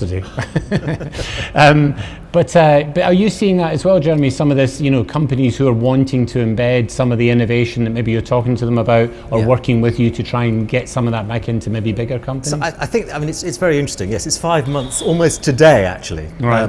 So yes, still relatively new, but I think there's a real difference between large traditional businesses that are looking to adopt new technologies and to look at digital technologies, but are not digital by culture, and those that have been born digital. And Amazon is a great example of a company that's born digital and can just take that forward. But for a lot of businesses, there's a huge opportunity, I think, to really make that change. But it's not just about the technology, it is about the culture. And so we find that we can spend a lot of time with businesses, and we've been doing that quite successfully for the last year or so now, really working with them on how you change the culture and as well as the technology itself. And part of that is about really getting buy-in from the senior levels of the organization. And it's, quite often you'll find a champion of change within an organization, but if they're out on their own and they haven't got buy-in from the rest of the management team, that's quite tough. And then the other thing that I think that's really valuable for businesses, and we're starting to see this, it comes and goes in waves, but I think we're in a new cycle of it at the moment, is this sense of the innovation actually coming from the small new business, the startup, the early stage business outside that corporate, and bringing those 2 groups of people together and helping them bridge the gaps and actually understand what each other are saying to each other and understand the language, the common language. And I think there's real productive opportunity there, but there are also some big challenges in doing that. And that's probably one of the key jobs we see in the Catapults, that ability to convene, to bring people together. I mean, we find it in, whether it be in the Catapults or actually some of the work we do in Cisco, we have our own people mentoring startups. Guess who comes away with the most energy? It's the people who are mentoring the startups come away going, my God, why do we do all that stuff? They don't even think about it. And there's a sense of people getting that kind of interaction is powerful. I think that one of the things that is people have to understand, and it's a real challenge, is that if you're running a traditional business, and we were talking about, this session's called Disruptive Futures. Yes. Well, actually being disruptive is really disruptive. In class, when we have disruptive children, we have to do something about those. Actually, we seem to be encouraging it, but it's difficult. It's really hard to change the fan belt while the engine's running. Yes. And that's the thing that we have to remember when we're trying to actually bridge that gap between these new ways of doing things and the traditional business model, because it's often a change of not just of technology, but also business model. Yep. No, I agree. And I think even when you've got to that, innovation, like you were talking about, Alan, about Hyperloop One or Hyperloop, I guess the interesting question about how you go persuading people that this amazing idea you've got is actually going to do something. Any kind of war stories or views of that? I mean, you gave us a bit of a sense of it in the presentation. But yeah, it's for us, just to address the market thing, it's integration. We're not just putting a pod in a tube, we're changing the way that cities work, and we're changing the way you can live in places and work in different places, which itself has a whole set of knock-ons in terms of, for instance, here's a real hard cash way of persuading a government that it would be in its economic interest to support the development of a Hyperloop network. let's take a city where you have a 16-year waiting list for a rental apartment. That's Stockholm. Yeah, and what's happened there, of course, is you get black market in accommodation developing, which is putting a brake on the startup economy. You need the concentration of that metropolitan area to drive the startup economy, but you haven't got enough space to put the people. They have an obvious solution in many of the towns that are a couple of 100 kilometres away, but the roads are clogged up, and you wouldn't then get that concentration. So we change all that. So basically, we can accommodate Sweden's housing growth, which is consensus 750,000 new homes in the metropolitan Stockholm area. We can accommodate that over a much wider area, bringing more, a far bigger labour force together, creating productivity. You get moved to more productive jobs and agglomeration going on, and that all translates to measurable economic benefit. And so to answer the question, you know, how do you persuade locations that Hyperloop would be in their interest, is show them the numbers. Yeah. It's an interesting, one of the little companies that Innovate UK fund is a little company called iGeolize, who I think presented last year, I think, at Innovate. And they had a really interesting, I mean, it's exactly the same perspective, but yours on a much bigger scale. You know, they said, if you're buying a house somewhere and you draw a circle around it, you know, that's how typically people would know. But in reality, it's, you know, the train station that could be, you know, totally away from that circle could still get you there in 30 minutes. Yeah. It's exactly the same principle there. So iGeolize clearly got a big new market to go for, I think. Or in the case of Hyperloop, Manchester to London in 18 minutes. Yeah. Wow. And you've actually got to get from here to Deansgate in 30 minutes, which would be a bit of a challenge. Fine for time right now. Those in Manchester probably smiling, go, no chance. Just out there. So you know, I think that is an important part of what we're doing. But one of the things that's obviously important as well, I think, Alan, and you talked a bit about it, but I'd be interested in Jenny's perspective. When you're bringing investors in, I mean, you can bring investors in who just hand you over money, unlikely, or you can investors in who try to add some value. What's your kind of perspective of the way investors look at that, Jenny, and what the opportunities when you bring in somebody who adds some value? I think probably not quite on the scale that Alan was talking about in terms of the billions, but the whole, I mean, in fact, it was very, you were talking really about the same thing. So you were looking for investors that were able to have the vision to work with you, that could see all the opportunities, but that could also bring other parts of that ecosystem together as part of that investment. And it is exactly the same thing, you know, at whatever stage you are in that cycle of growth and disruption, is that you're looking for investors that can share that vision with you. And that can allow you to have that vision as well, share it and allow you to grow, but also that can bring access to all those other parts of the ecosystem, because it isn't just the money, it's all the other things that you can bring together. So it's the access to customers and the access to markets and the access to the next piece of funding as well that you need. And I think that's one of the things that we've been particularly looking at, and I think it's an issue here in the UK, is that actually we do have quite a lot of that kind of smart money, I'm glad to say, among the angel community, especially in that early stage. But as the company grows and as you're really building a disruptive business and really want to take that vision forward, we still have that challenge here in the UK that we actually don't have that connected chain of scale-up, smart finance in place. And as you know, wonderful companies still pop over to the US, I'm afraid, to find that money. So clearly, what you need is you need a connected value chain of finance where you can access all of those elements that is really smart money that attaches you to the right parts of the ecosystem along the way, because you're building not just, you know, a piece of finance, you're building the whole piece of your business with finance hopefully at the core to support that disruption and innovation. And so I think, you know, one of the things is that we need to bring all of those parts of the finance together. And I have to say corporate finance, corporate investment is absolutely huge in this space, and getting involved early enough to put that chain together. I really do ask the corporates to think about that too.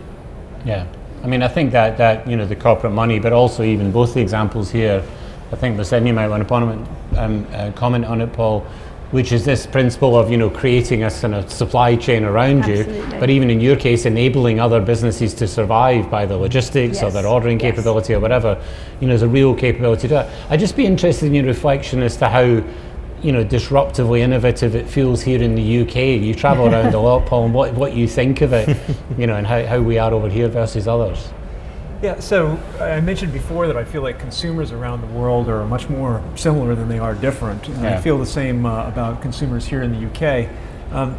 I did mention that the UK has one of the highest e-commerce penetration rates of anywhere in the world. In fact, I think only China comes close, but it's for a very different reason, and that's because the wealth is so concentrated at the very top, who are therefore online. The denominator is so enormous that you get a different result. But here in the UK, whatever it is, 13 or 14%, you're still 85% growth headroom. And so you ask what markets to look at. Well, the existing markets have a long way to go too.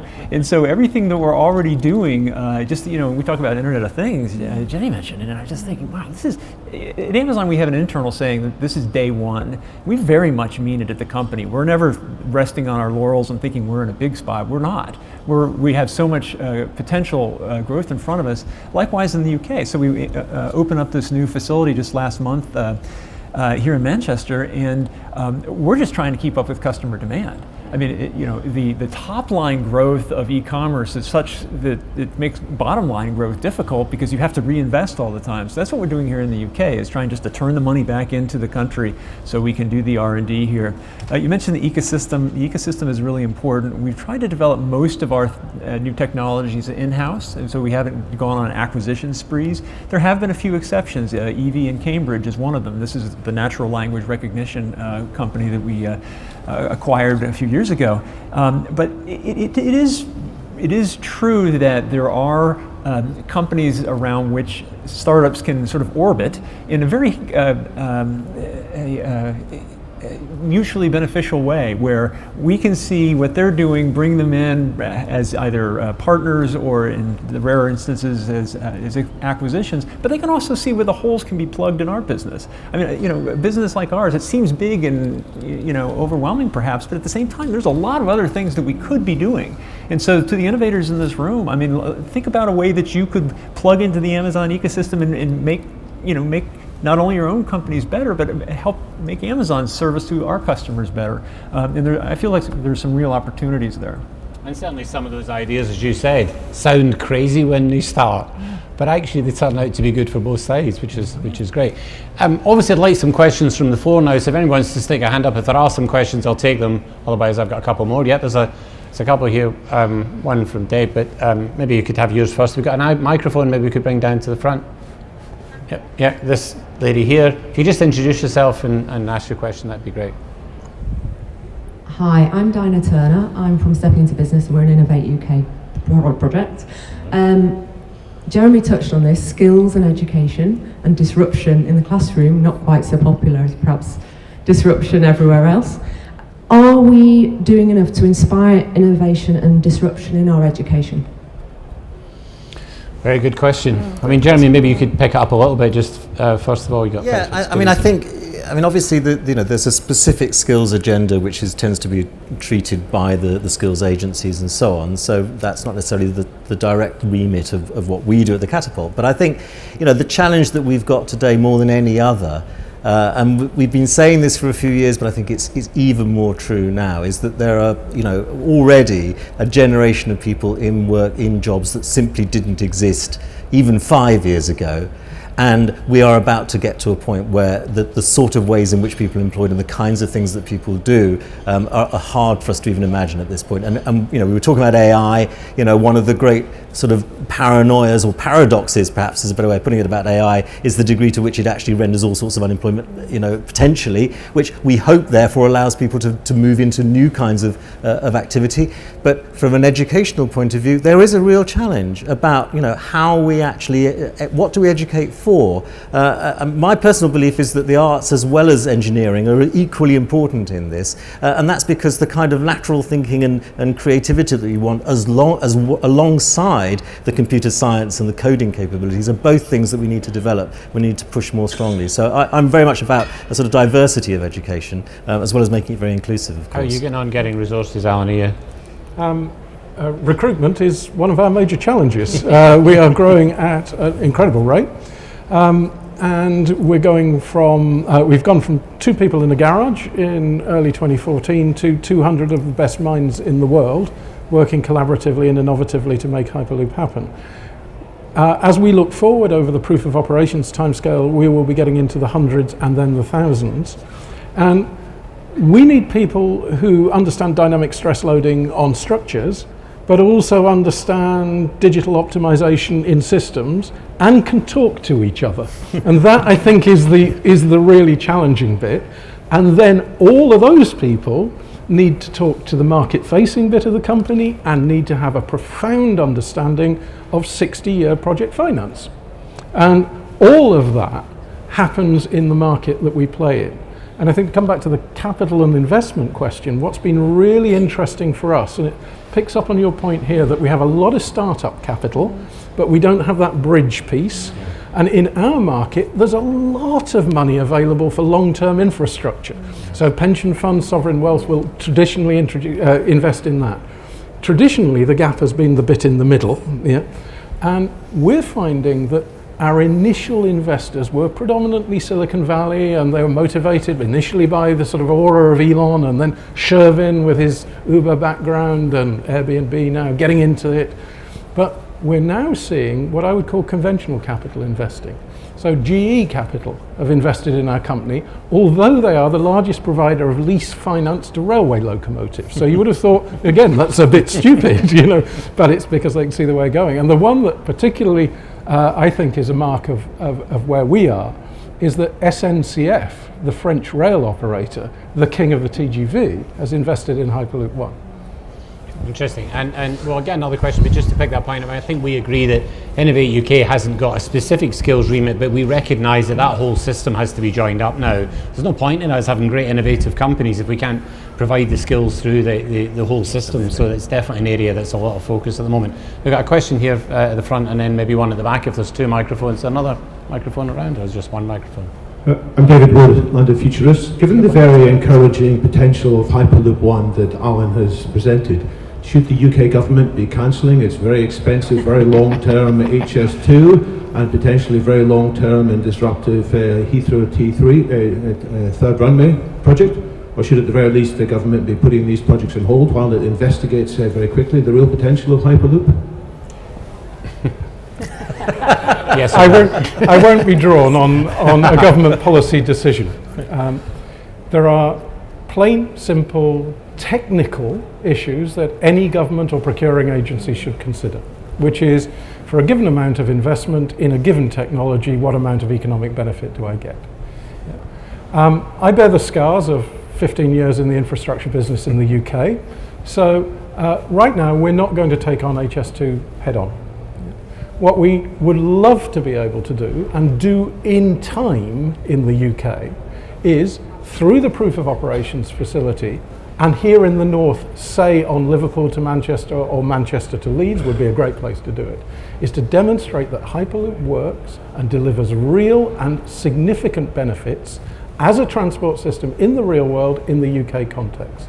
And if we can deliver that and get rid of the natural skepticism that people have when there's a step change in mode, yeah, then I think government would be in a great position to consider the value for money and the strategic competitive advantage that it gets out of its investment in transport. So on high-speed rail, I'd just comment generically, by the time HS2 is planned to open, the Japanese will have had high-speed rail for 62 years. It is not a competitive advantage. Yeah. We can deliver a step change that not only changes the way transport works, but acts as a catalyst and a brand anchor for a high-skill, innovative location. Very good. We've got another question at the back there, if you could introduce yourself again. Yeah, sure. Disruptive technologies, I think we're probably seeing, or about to see, things that we've never really seen before on a scale. Some of the things that we've been talking about today and the AI stuff could well impact every man, woman and child on the planet. But yet the decision making about that is a very small number of large organizations, Cisco, Amazon, Google, Microsoft. How can we democratise the decision making that we make, because it does give its wide effect, so that we get a more balanced view, more holistic view, rather than just being represented by the commercial interests of companies such as those. Okay. That's about Paul, why don't you give them quite a lot of advice to a number of governments? It'd be interesting in perspective. So our customers are citizens, right? And so if we please our customers, they as citizens will exercise their rights as part of the citizenry, as part of society more broadly. Our focus is on providing great innovative services to our customers. Whether or not something is disruptive is just a measure of how much customers like it. We don't set out to be disruptive. Technology may be the coolest, neatest thing and be on display out here or any other place around the world, but if consumers don't flock to it and change their behavior, it's not disruptive.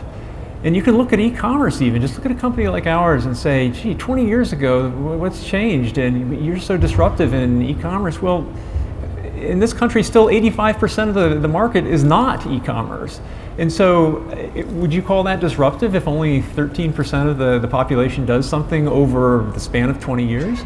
Probably not. And so I would just end on this. It feels like that citizen consumers, these are the same people. It's not like they're separate groups that are out there. Back to your question about training, it just seems to me that one area where I see there being such a separation of groups is half the population, women, are not being taught or encouraged to get into STEM education in jobs. And that's a huge frustration to me personally and to my company as well, that there's such talent out there that we're just half the population isn't interested in getting into a lot of these jobs. So we need to do a much better job with STEM and women. Jeremy, I mean, one of the key tenets of the Catapult is to kind of convene people in a neutral, open way. I mean, do you have any sense of maybe that perspective? I think it's a really important question that you ask, and I think what we know about digital technologies, both from a consumer point of view and business to business, is the speed with which things can just move around the world so rapidly. And of course that can happen for very positive effect, and it can also sometimes happen for very negative effect. And so I think, as an organisation, from the Digital Catapult point of view, as an organisation where we're using public money to try and encourage economic growth, we want to encourage an economy for everybody, and I think that means taking some public interest into account in what we do, which isn't to inhibit what businesses do, but perhaps to be able to take into account some of those societal issues as well as a pure kind of free market economy kind of approach. So there is a balance to be struck there, and I think the UK has always been very strong on that, but at the same time we've got to find ways of competing with our American cousins as well as collaborating with them. We've got a question over here, I think, this gentleman here. Question on... Just introduce yourself. I'm Joe Mack, hardware engineer. Interested in your thoughts on, you no longer work at the companies you work at. What big disruptions do you see coming in the future that aren't your current ones that you're working on within the companies at the moment? Okay, we've had a little bit of that early on. Any other disruptions people see that are... I mean, one of the things that strikes me certainly is we often talk about digital technologies. One of the things Innovate UK is seeing a lot of now, of course, is the life sciences disruptions, things like gene therapy and precision medicine and so on. There's a lot going on in those kind of areas at the moment, a lot of expertise in the audience here. Any other ones that you think are kind of interesting? Yeah, there's one very big one for us, and that is off-grid electrical grids. To put that conundrum together. Yeah. Massive solar generation, say on the Northern Sahara, using some of the solar to create shade, pump the water up from the aquifer, start the agriculture down there, repurpose very large crude bulk oil carriers into battery ships, sail the batteries up to Northern Europe, where there is a need for electricity, particularly as the electrification of motoring carries on, saves a whole load of infrastructure, recycles a load of kit that is currently lying idle because of the lower oil price, and spreads economic development in a genuinely disruptive way. That's pretty exciting, and it's probably a good introduction to our next speaker. So while you quickly order your Hyperloop pod to get to the thing, now I'll just ask you please to say, we have to wrap up now the questions, but if you could just put your hands together to say thank you to the panel, that would be great. Thanks, guys. That's great. Thanks. Good on you.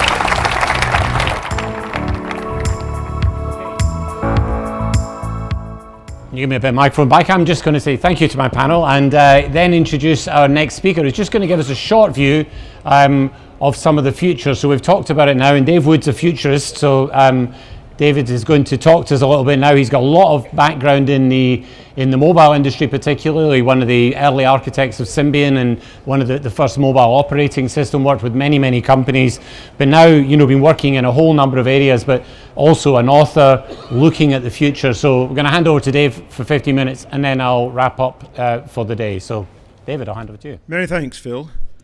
And wasn't that refreshing to hear from Amazon and from Hyperloop these genuinely disruptive visions of the future in which a whole lot of radical change happened.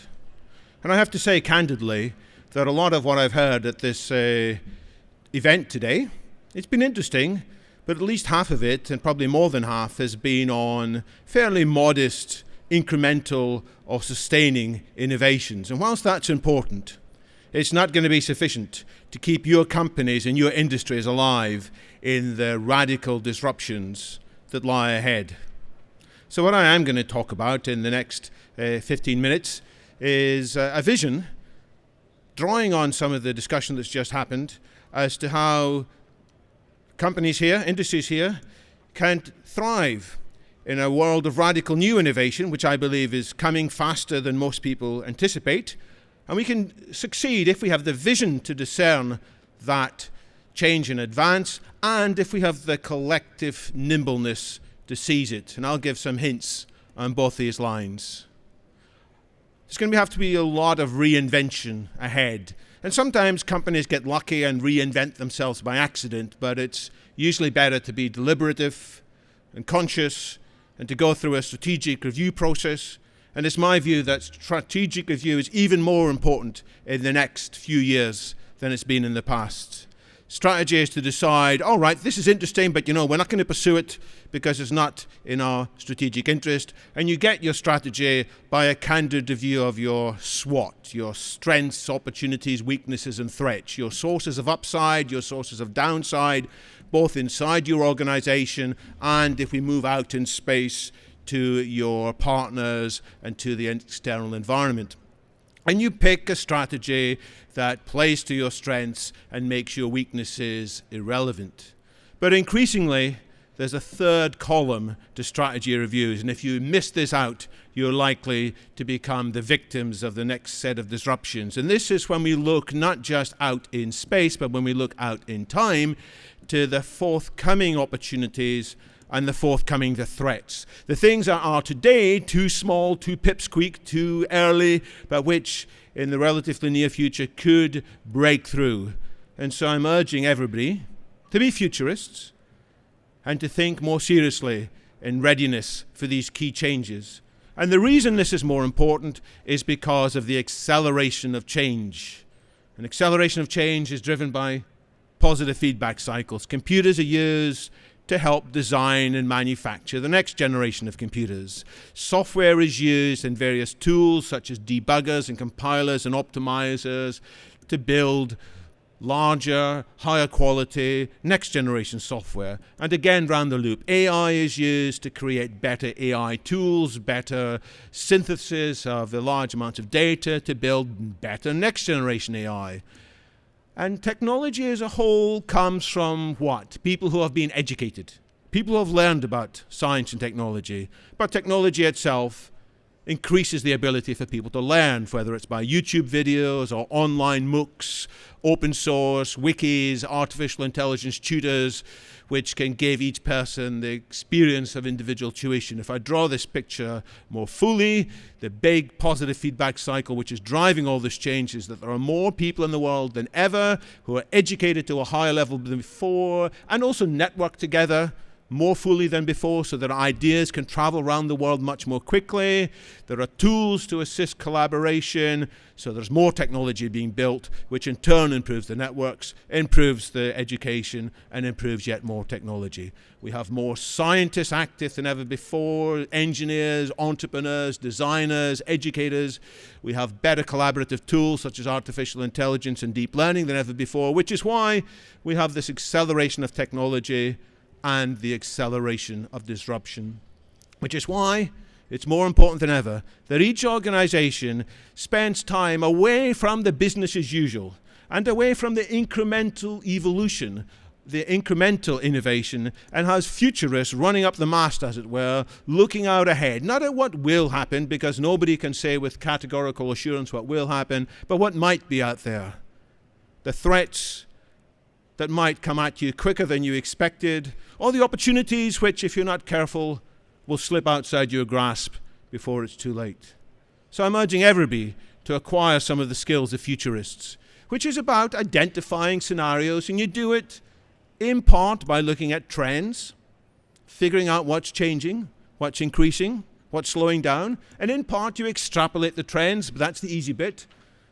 Harder and more important is to figure out which trends might slow down because of brakes, and could you change the brakes to get rid of the slowdown? Which trends might accelerate to go faster than before?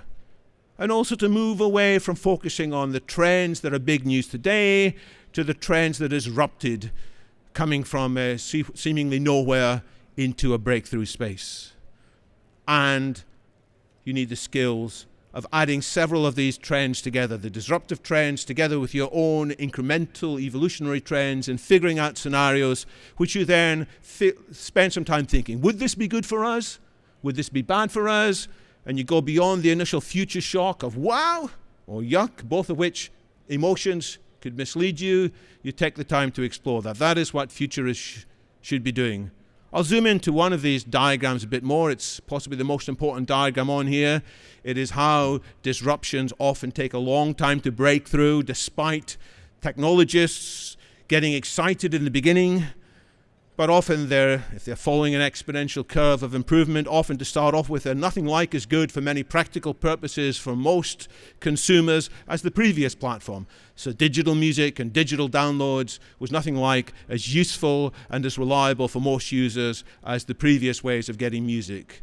The smartphone industry that I was part of, it had great architecture in some ways, but the initial smartphones weren't anything like as reliable and as easy to use as the dumb phones or feature phones that went before. So until these usability and design issues are fixed and still the apps and services are put in place, there's often layers of disappointment. Until then, the ecosystem has matured, the underlying technology has got good enough, and it seems like overnight there's a breakthrough. And the iPhone seems to come out of nowhere, although it comes out of a huge amount of background as well. And if you don't have the skills by that stage, you're left behind. And that may happen to great companies as well. This is a complex picture. I'll show you the simple version named after futurist Roy Amara, who says, we tend to overestimate, we get a bit too excited about the effect of a technology in the short run, but we underestimate the effect in the long run. And there's versions of this. We tend to overestimate the effect of AI technology in the short run and underestimate the effect of AI technology in the long run, and so forth. As I said, some trends may slow down, some trends may accelerate. I mean, here's an example of an area that was just discussed on the panel. I believe this is a $1 trillion industry in the making. It's genomic analysis, personalized medicine. It went through a long period of quite impressive improvements. What's shown here from the US government website is the decline in cost to sequence an entire human genome. It went from very, very expensive in 2001 to very expensive in 2007. It was improving roughly the same speed as the semiconductor industry was improving, doubling in performance and halving in price every 2 years. In fact, that trend had been going since the 1970s. And people thought, well, eventually this, by the 2040s, is going to lead to significant personalized medicine. But then lots of people got interested, lots of industries got involved, they saw the potential, and there was this remarkable acceleration of the acceleration. The price dropped to $10,000 in just 4 more years, halving every 5 months with a whole bunch of new methods. And more recently, it has come down to just $1,000 to completely sequence an entire human genome and give a significant interpretation. Another acceleration of the acceleration is quite a famous case of how computers could play that very deep and esoteric and game called Go with its 19 by 19 squares. And as you may know, there was a showdown in Seoul, Korea between the person on the right there, Lee Sedol, the world's best Go player, who took on software written in the UK by AlphaGo, written by DeepMind, part of Google. And even just shortly before that match, people were saying, you know, this software to play Go, it's been getting a lot better, it's incredible, it's in progress. Within 20 years, we might actually beat the best human. And even as the first match was going on, the commentators were saying, you know, this computer, it's made a few kind of stupid moves here, no real grandmaster at Go would make these moves. And then it turned out actually it was playing better after all, and it broke through.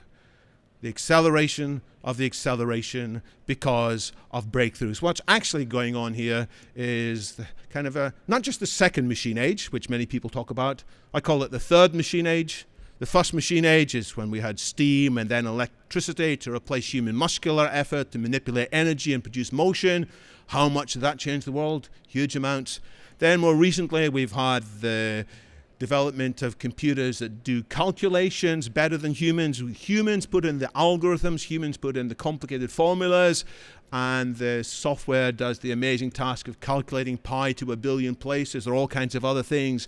But what's happening now, and many futurists, I have to say, the ones who are not technologically immersed, don't even quite fully appreciate this, is that machines are increasingly replacing human creative effort by this mechanism of deep learning. They look at whole piles of data, they're given quite a small seed baby algorithm, and they figure out by themselves the cause and effect, how to translate from one language to another without all these rules being hardwired in by linguists. That's what's happening.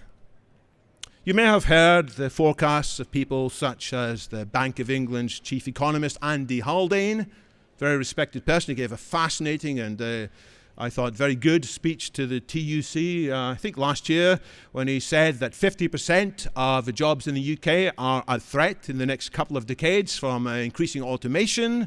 Many people say that's all right because all these robots are going to do is the 3Ds, the dirty, the dangerous, and the dull stuff, leaving humans to enjoy the 3Cs, the creative work, the caring work, the cool work. I have to say, this is wrong. I have to say that many of the creative and caring and cool work is increasingly going to be done by smart robots and AI systems with creativity. Just on this stage at 3:30, we saw this remarkable innovation from a company that did massage of the spine to cure a lot of these problems. That was one of the things that some of the reports said therapists can never be replaced in the short term by robots. Well, I disagree. And I would redraw this picture. This is the improvements of software, robots, automation to do different kinds of work. And it's been improving, I say exponentially, by positive feedback cycles. Increasingly nowadays, when robots can teach each other via the online cloud of robots or the internet of robots, where one improvement in one robot can be quickly picked up by others. And it's overtaken long ago the basic untrained skills of humans. And I pick the date 1812 for the Luddites kind of revolt. And of course, humans could retrain and get better, so we can draw another line of humans with maximum training. And it's in many ways ahead of what the software can do now. But biology can only improve at a certain rate, and software can probably improve a lot more. So at some stage, and people call this the economic singularity, which by the way is a bit different from the technological singularity, but the economic singularity is when most jobs, and possibly as early as 2040 in my view, when most jobs will be done much better by software or by robots than by humans. And in that preceding decades, there'll be shrinking human employment opportunities, and the people who are still in the key jobs will getting winner-takes-all scenarios. What's driving this is a topic you've heard a lot about at this conference, but not displayed like this. It's the fourth industrial revolution. People who talk about the fourth industrial revolution are intuiting that something very profound is about to happen that I don't think is being really properly characterized. I characterize it in the same way as many other people from the radical futurist community do, as a convergence, NBIC, which means nanotech, biotech, infotech, and cognitech. In each of four remarkable fields, there's great progress. We've talked about the improvements in information technology to analyze bits. Nanotech means many things in manipulating atoms in new ways, building smaller and smaller 3D printers, new materials, nanobots. Biotech, we've talked about. It's applying some of the digital methods of software to reprogram our genetics. So before long, we will be reprogramming ourselves, not just our devices. And neurons have been understood much more than ever before with cognitech. It's drawn as four different things because the left is physics, the right is biology, the top is hardware, and the bottom software. But in fact, there are many overlaps and convergences. And so the story of the next 10 to 20 years is this. There's going to be many new kinds of materials, many new kinds of machines, many new kinds of algorithms, new kinds of minds, or evolution of human capabilities as we reprogram our brains in many ways, and new kinds of life. And as I said, the radical futurist community has been talking like this for about 20 years, and it's refreshing that a historian, a very interesting historian, has recently picked up the same theme. If you haven't come across this book before, I do urge you to read it. It's probably the most profound book that's come out in 2016 by Yuval Noah Harari, Homo Deus. And he says, I think quite rightly, the main products of the 21st century, it won't be new fabrics or even new devices. It's going to be new body parts, new bodies, new brains and minds. And he goes on to talk about the three great projects of the 21st century, replacing the great projects of history, which have been to conquer plague and conquer famine and conquer warfare. We've more or less done that, not completely, of course. But he says in the 21st century, I think he's right, the three great projects will be what he calls immortality, happiness, and divinity, by which he means that the same methods which we have used to eliminate many other diseases will eliminate the diseases of aging. Sometime this century, we'll figure out ways to go beyond our kind of ups and downs of short-term happiness, and we will have the power to create life. We will have powers which the Greek gods would have been in awe at. Two big projects he also talks about is the new society to avoid the split between the near gods, who are the lucky few who are on top of all this technology, and the near useless, which is the rest of us who can't have jobs.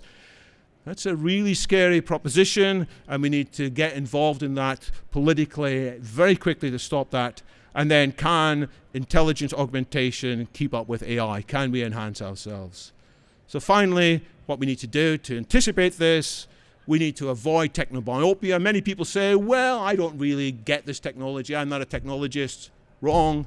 Each of you owe it to yourself to learn at least a bit more about these key technologies, exponential technologies, deep learning, what factors speed up and what factors slow down technologies. Equally, we must avoid technocentrism, which thinks it is all down to technology. There are very many fascinating and important and key human interactions, and futurists will try and draw these out. If you do these bits right, you'll have better foresight, but as I said, no futurist, nobody can guarantee what's in the future. We also need to become better at expecting surprises. We heard this from Amazon, a wonderful set of innovation processes involving some of the key ideas of agile and lean. You all owe it to yourself to learn about agile and lean. It's not just about software, it's about coping with change. Intelligence augmentation and partnering, these are the other two skills, which will allow us to seize the opportunity of this radical future ahead, to have the vision and to have nimble enough to accept it. That's my vision for how Britain can truly be great. If we don't do it, other countries will do it, and we'll become a third world citizen. Thank you very much. Thank you, David. Well, thank you, David. We're all cheered up for the evening now. So I just wanted to reflect very quickly. See, first of all, thank you for staying around today. Thank you for bearing on the slightly uncomfortable seats. But you know, it's been a great day. We're kicked off by Ruth and Co this morning, and I think given us a real good view. Nancy Rothwell clearly welcomed us to the north and to Manchester specifically. And in fact, of course, we actually had Marion Sudbury, who actually said that the Northern Powerhouse would actually be the 10th largest economy in Europe, which is pretty amazing when you think about the opportunities up here. But also we saw, you know, the fact that we've got, you know, up to 9 billion people on Earth, 70% who live in cities. So there really is a need for innovation over the next period. And in fact, to do that, we're going to have to innovate faster than we've ever done before, which clearly is a great opportunity for us, you know, within the work that we're all doing here. But also to reflect on the rest of the day, you know, we had some great views from the panel here, including John Kingman. So John Kingman talking about UK research and innovation. You know, I know there's lots of opinions about UK research and innovation, but now I think the path we're going on, there are some real opportunities, just like Brexit. And I think with Brexit being where it is, you know, people are starting to grasp that now. I think the fact that we're open for business, there was a panel there that talked very much about the opportunities we actually have now that we are in this position to be open for business, to be open for innovation, extremely important. Obviously on my panel you had some of the amazing innovations, some of the tremendous things that Amazon do literally on a day-by-day basis and changing people's lives, and the potential huge steps forward we could take with projects like Hyperloop, which are really, you know, disrupting the way people could think about everything, about time and space, really, if you try to change in that sort of place. I think, you know, at this Innovate event, every year is hugely impressive. I'm always impressed, and we've got the Secretary of State here tomorrow, so when he wanders around to your various booths, enthuse him about all the amazing things we're doing in the UK, and hopefully enthuse him a bit about how great it's been working with Innovate UK, if it has been. But you know, I'm always really impressed by the enthusiasm of the people here and the capabilities that are shown. There are dozens of experts talking to you both today, hopefully you've seen that, but again in the agenda tomorrow for those who are going to be here. It's been great to see our Innovators unveiled, you know, very quickly, from the trike that was built for people who had limited mobility to the you know, the capability we saw for the robotic massage. You know, amazing steps forward, I think, and again little touches of maybe some of the things that could happen in the future, and I think that's very exciting.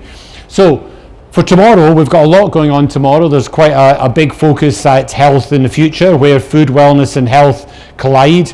And emerging enabling technology, so some of the newer technology areas have got the power to create some of the industries of the future. We'll have the Secretary of State here tomorrow around 11 a.m. for his presentation, and then some capability for Q&A after that. We'll hear about journeys and experiences of some of the UK's greatest innovators. Clearly, we're also going to have the how-to sessions, so there are a series of those going on at the moment. Some of you will have been to those today. And then, of course, there's the exhibition here going on outside. So, you know, we think that this is potentially making a great impact. I certainly see that as Innovate UK, we're dedicated to really helping accelerate innovation by funding and connecting and helping to create the disruptive industries. You heard from Ruth this morning, 7,500, just over 7,500 companies already been funded, 13 billion of value to the economy. I really do think the partnership we've got here today with the Department of International Trade to pulling export and import into the UK with our great technology is a tremendous asset for us. So we've got an opportunity now for a bit of further networking. Out round about where the Innovate UK stand is, the big curly purple stand, is where we're going to be having the networking reception this evening. So if you could all join us there, that would be great. I look forward to talking to some of you both today and tomorrow. But otherwise, thank you very much. Have a great evening. Thank you.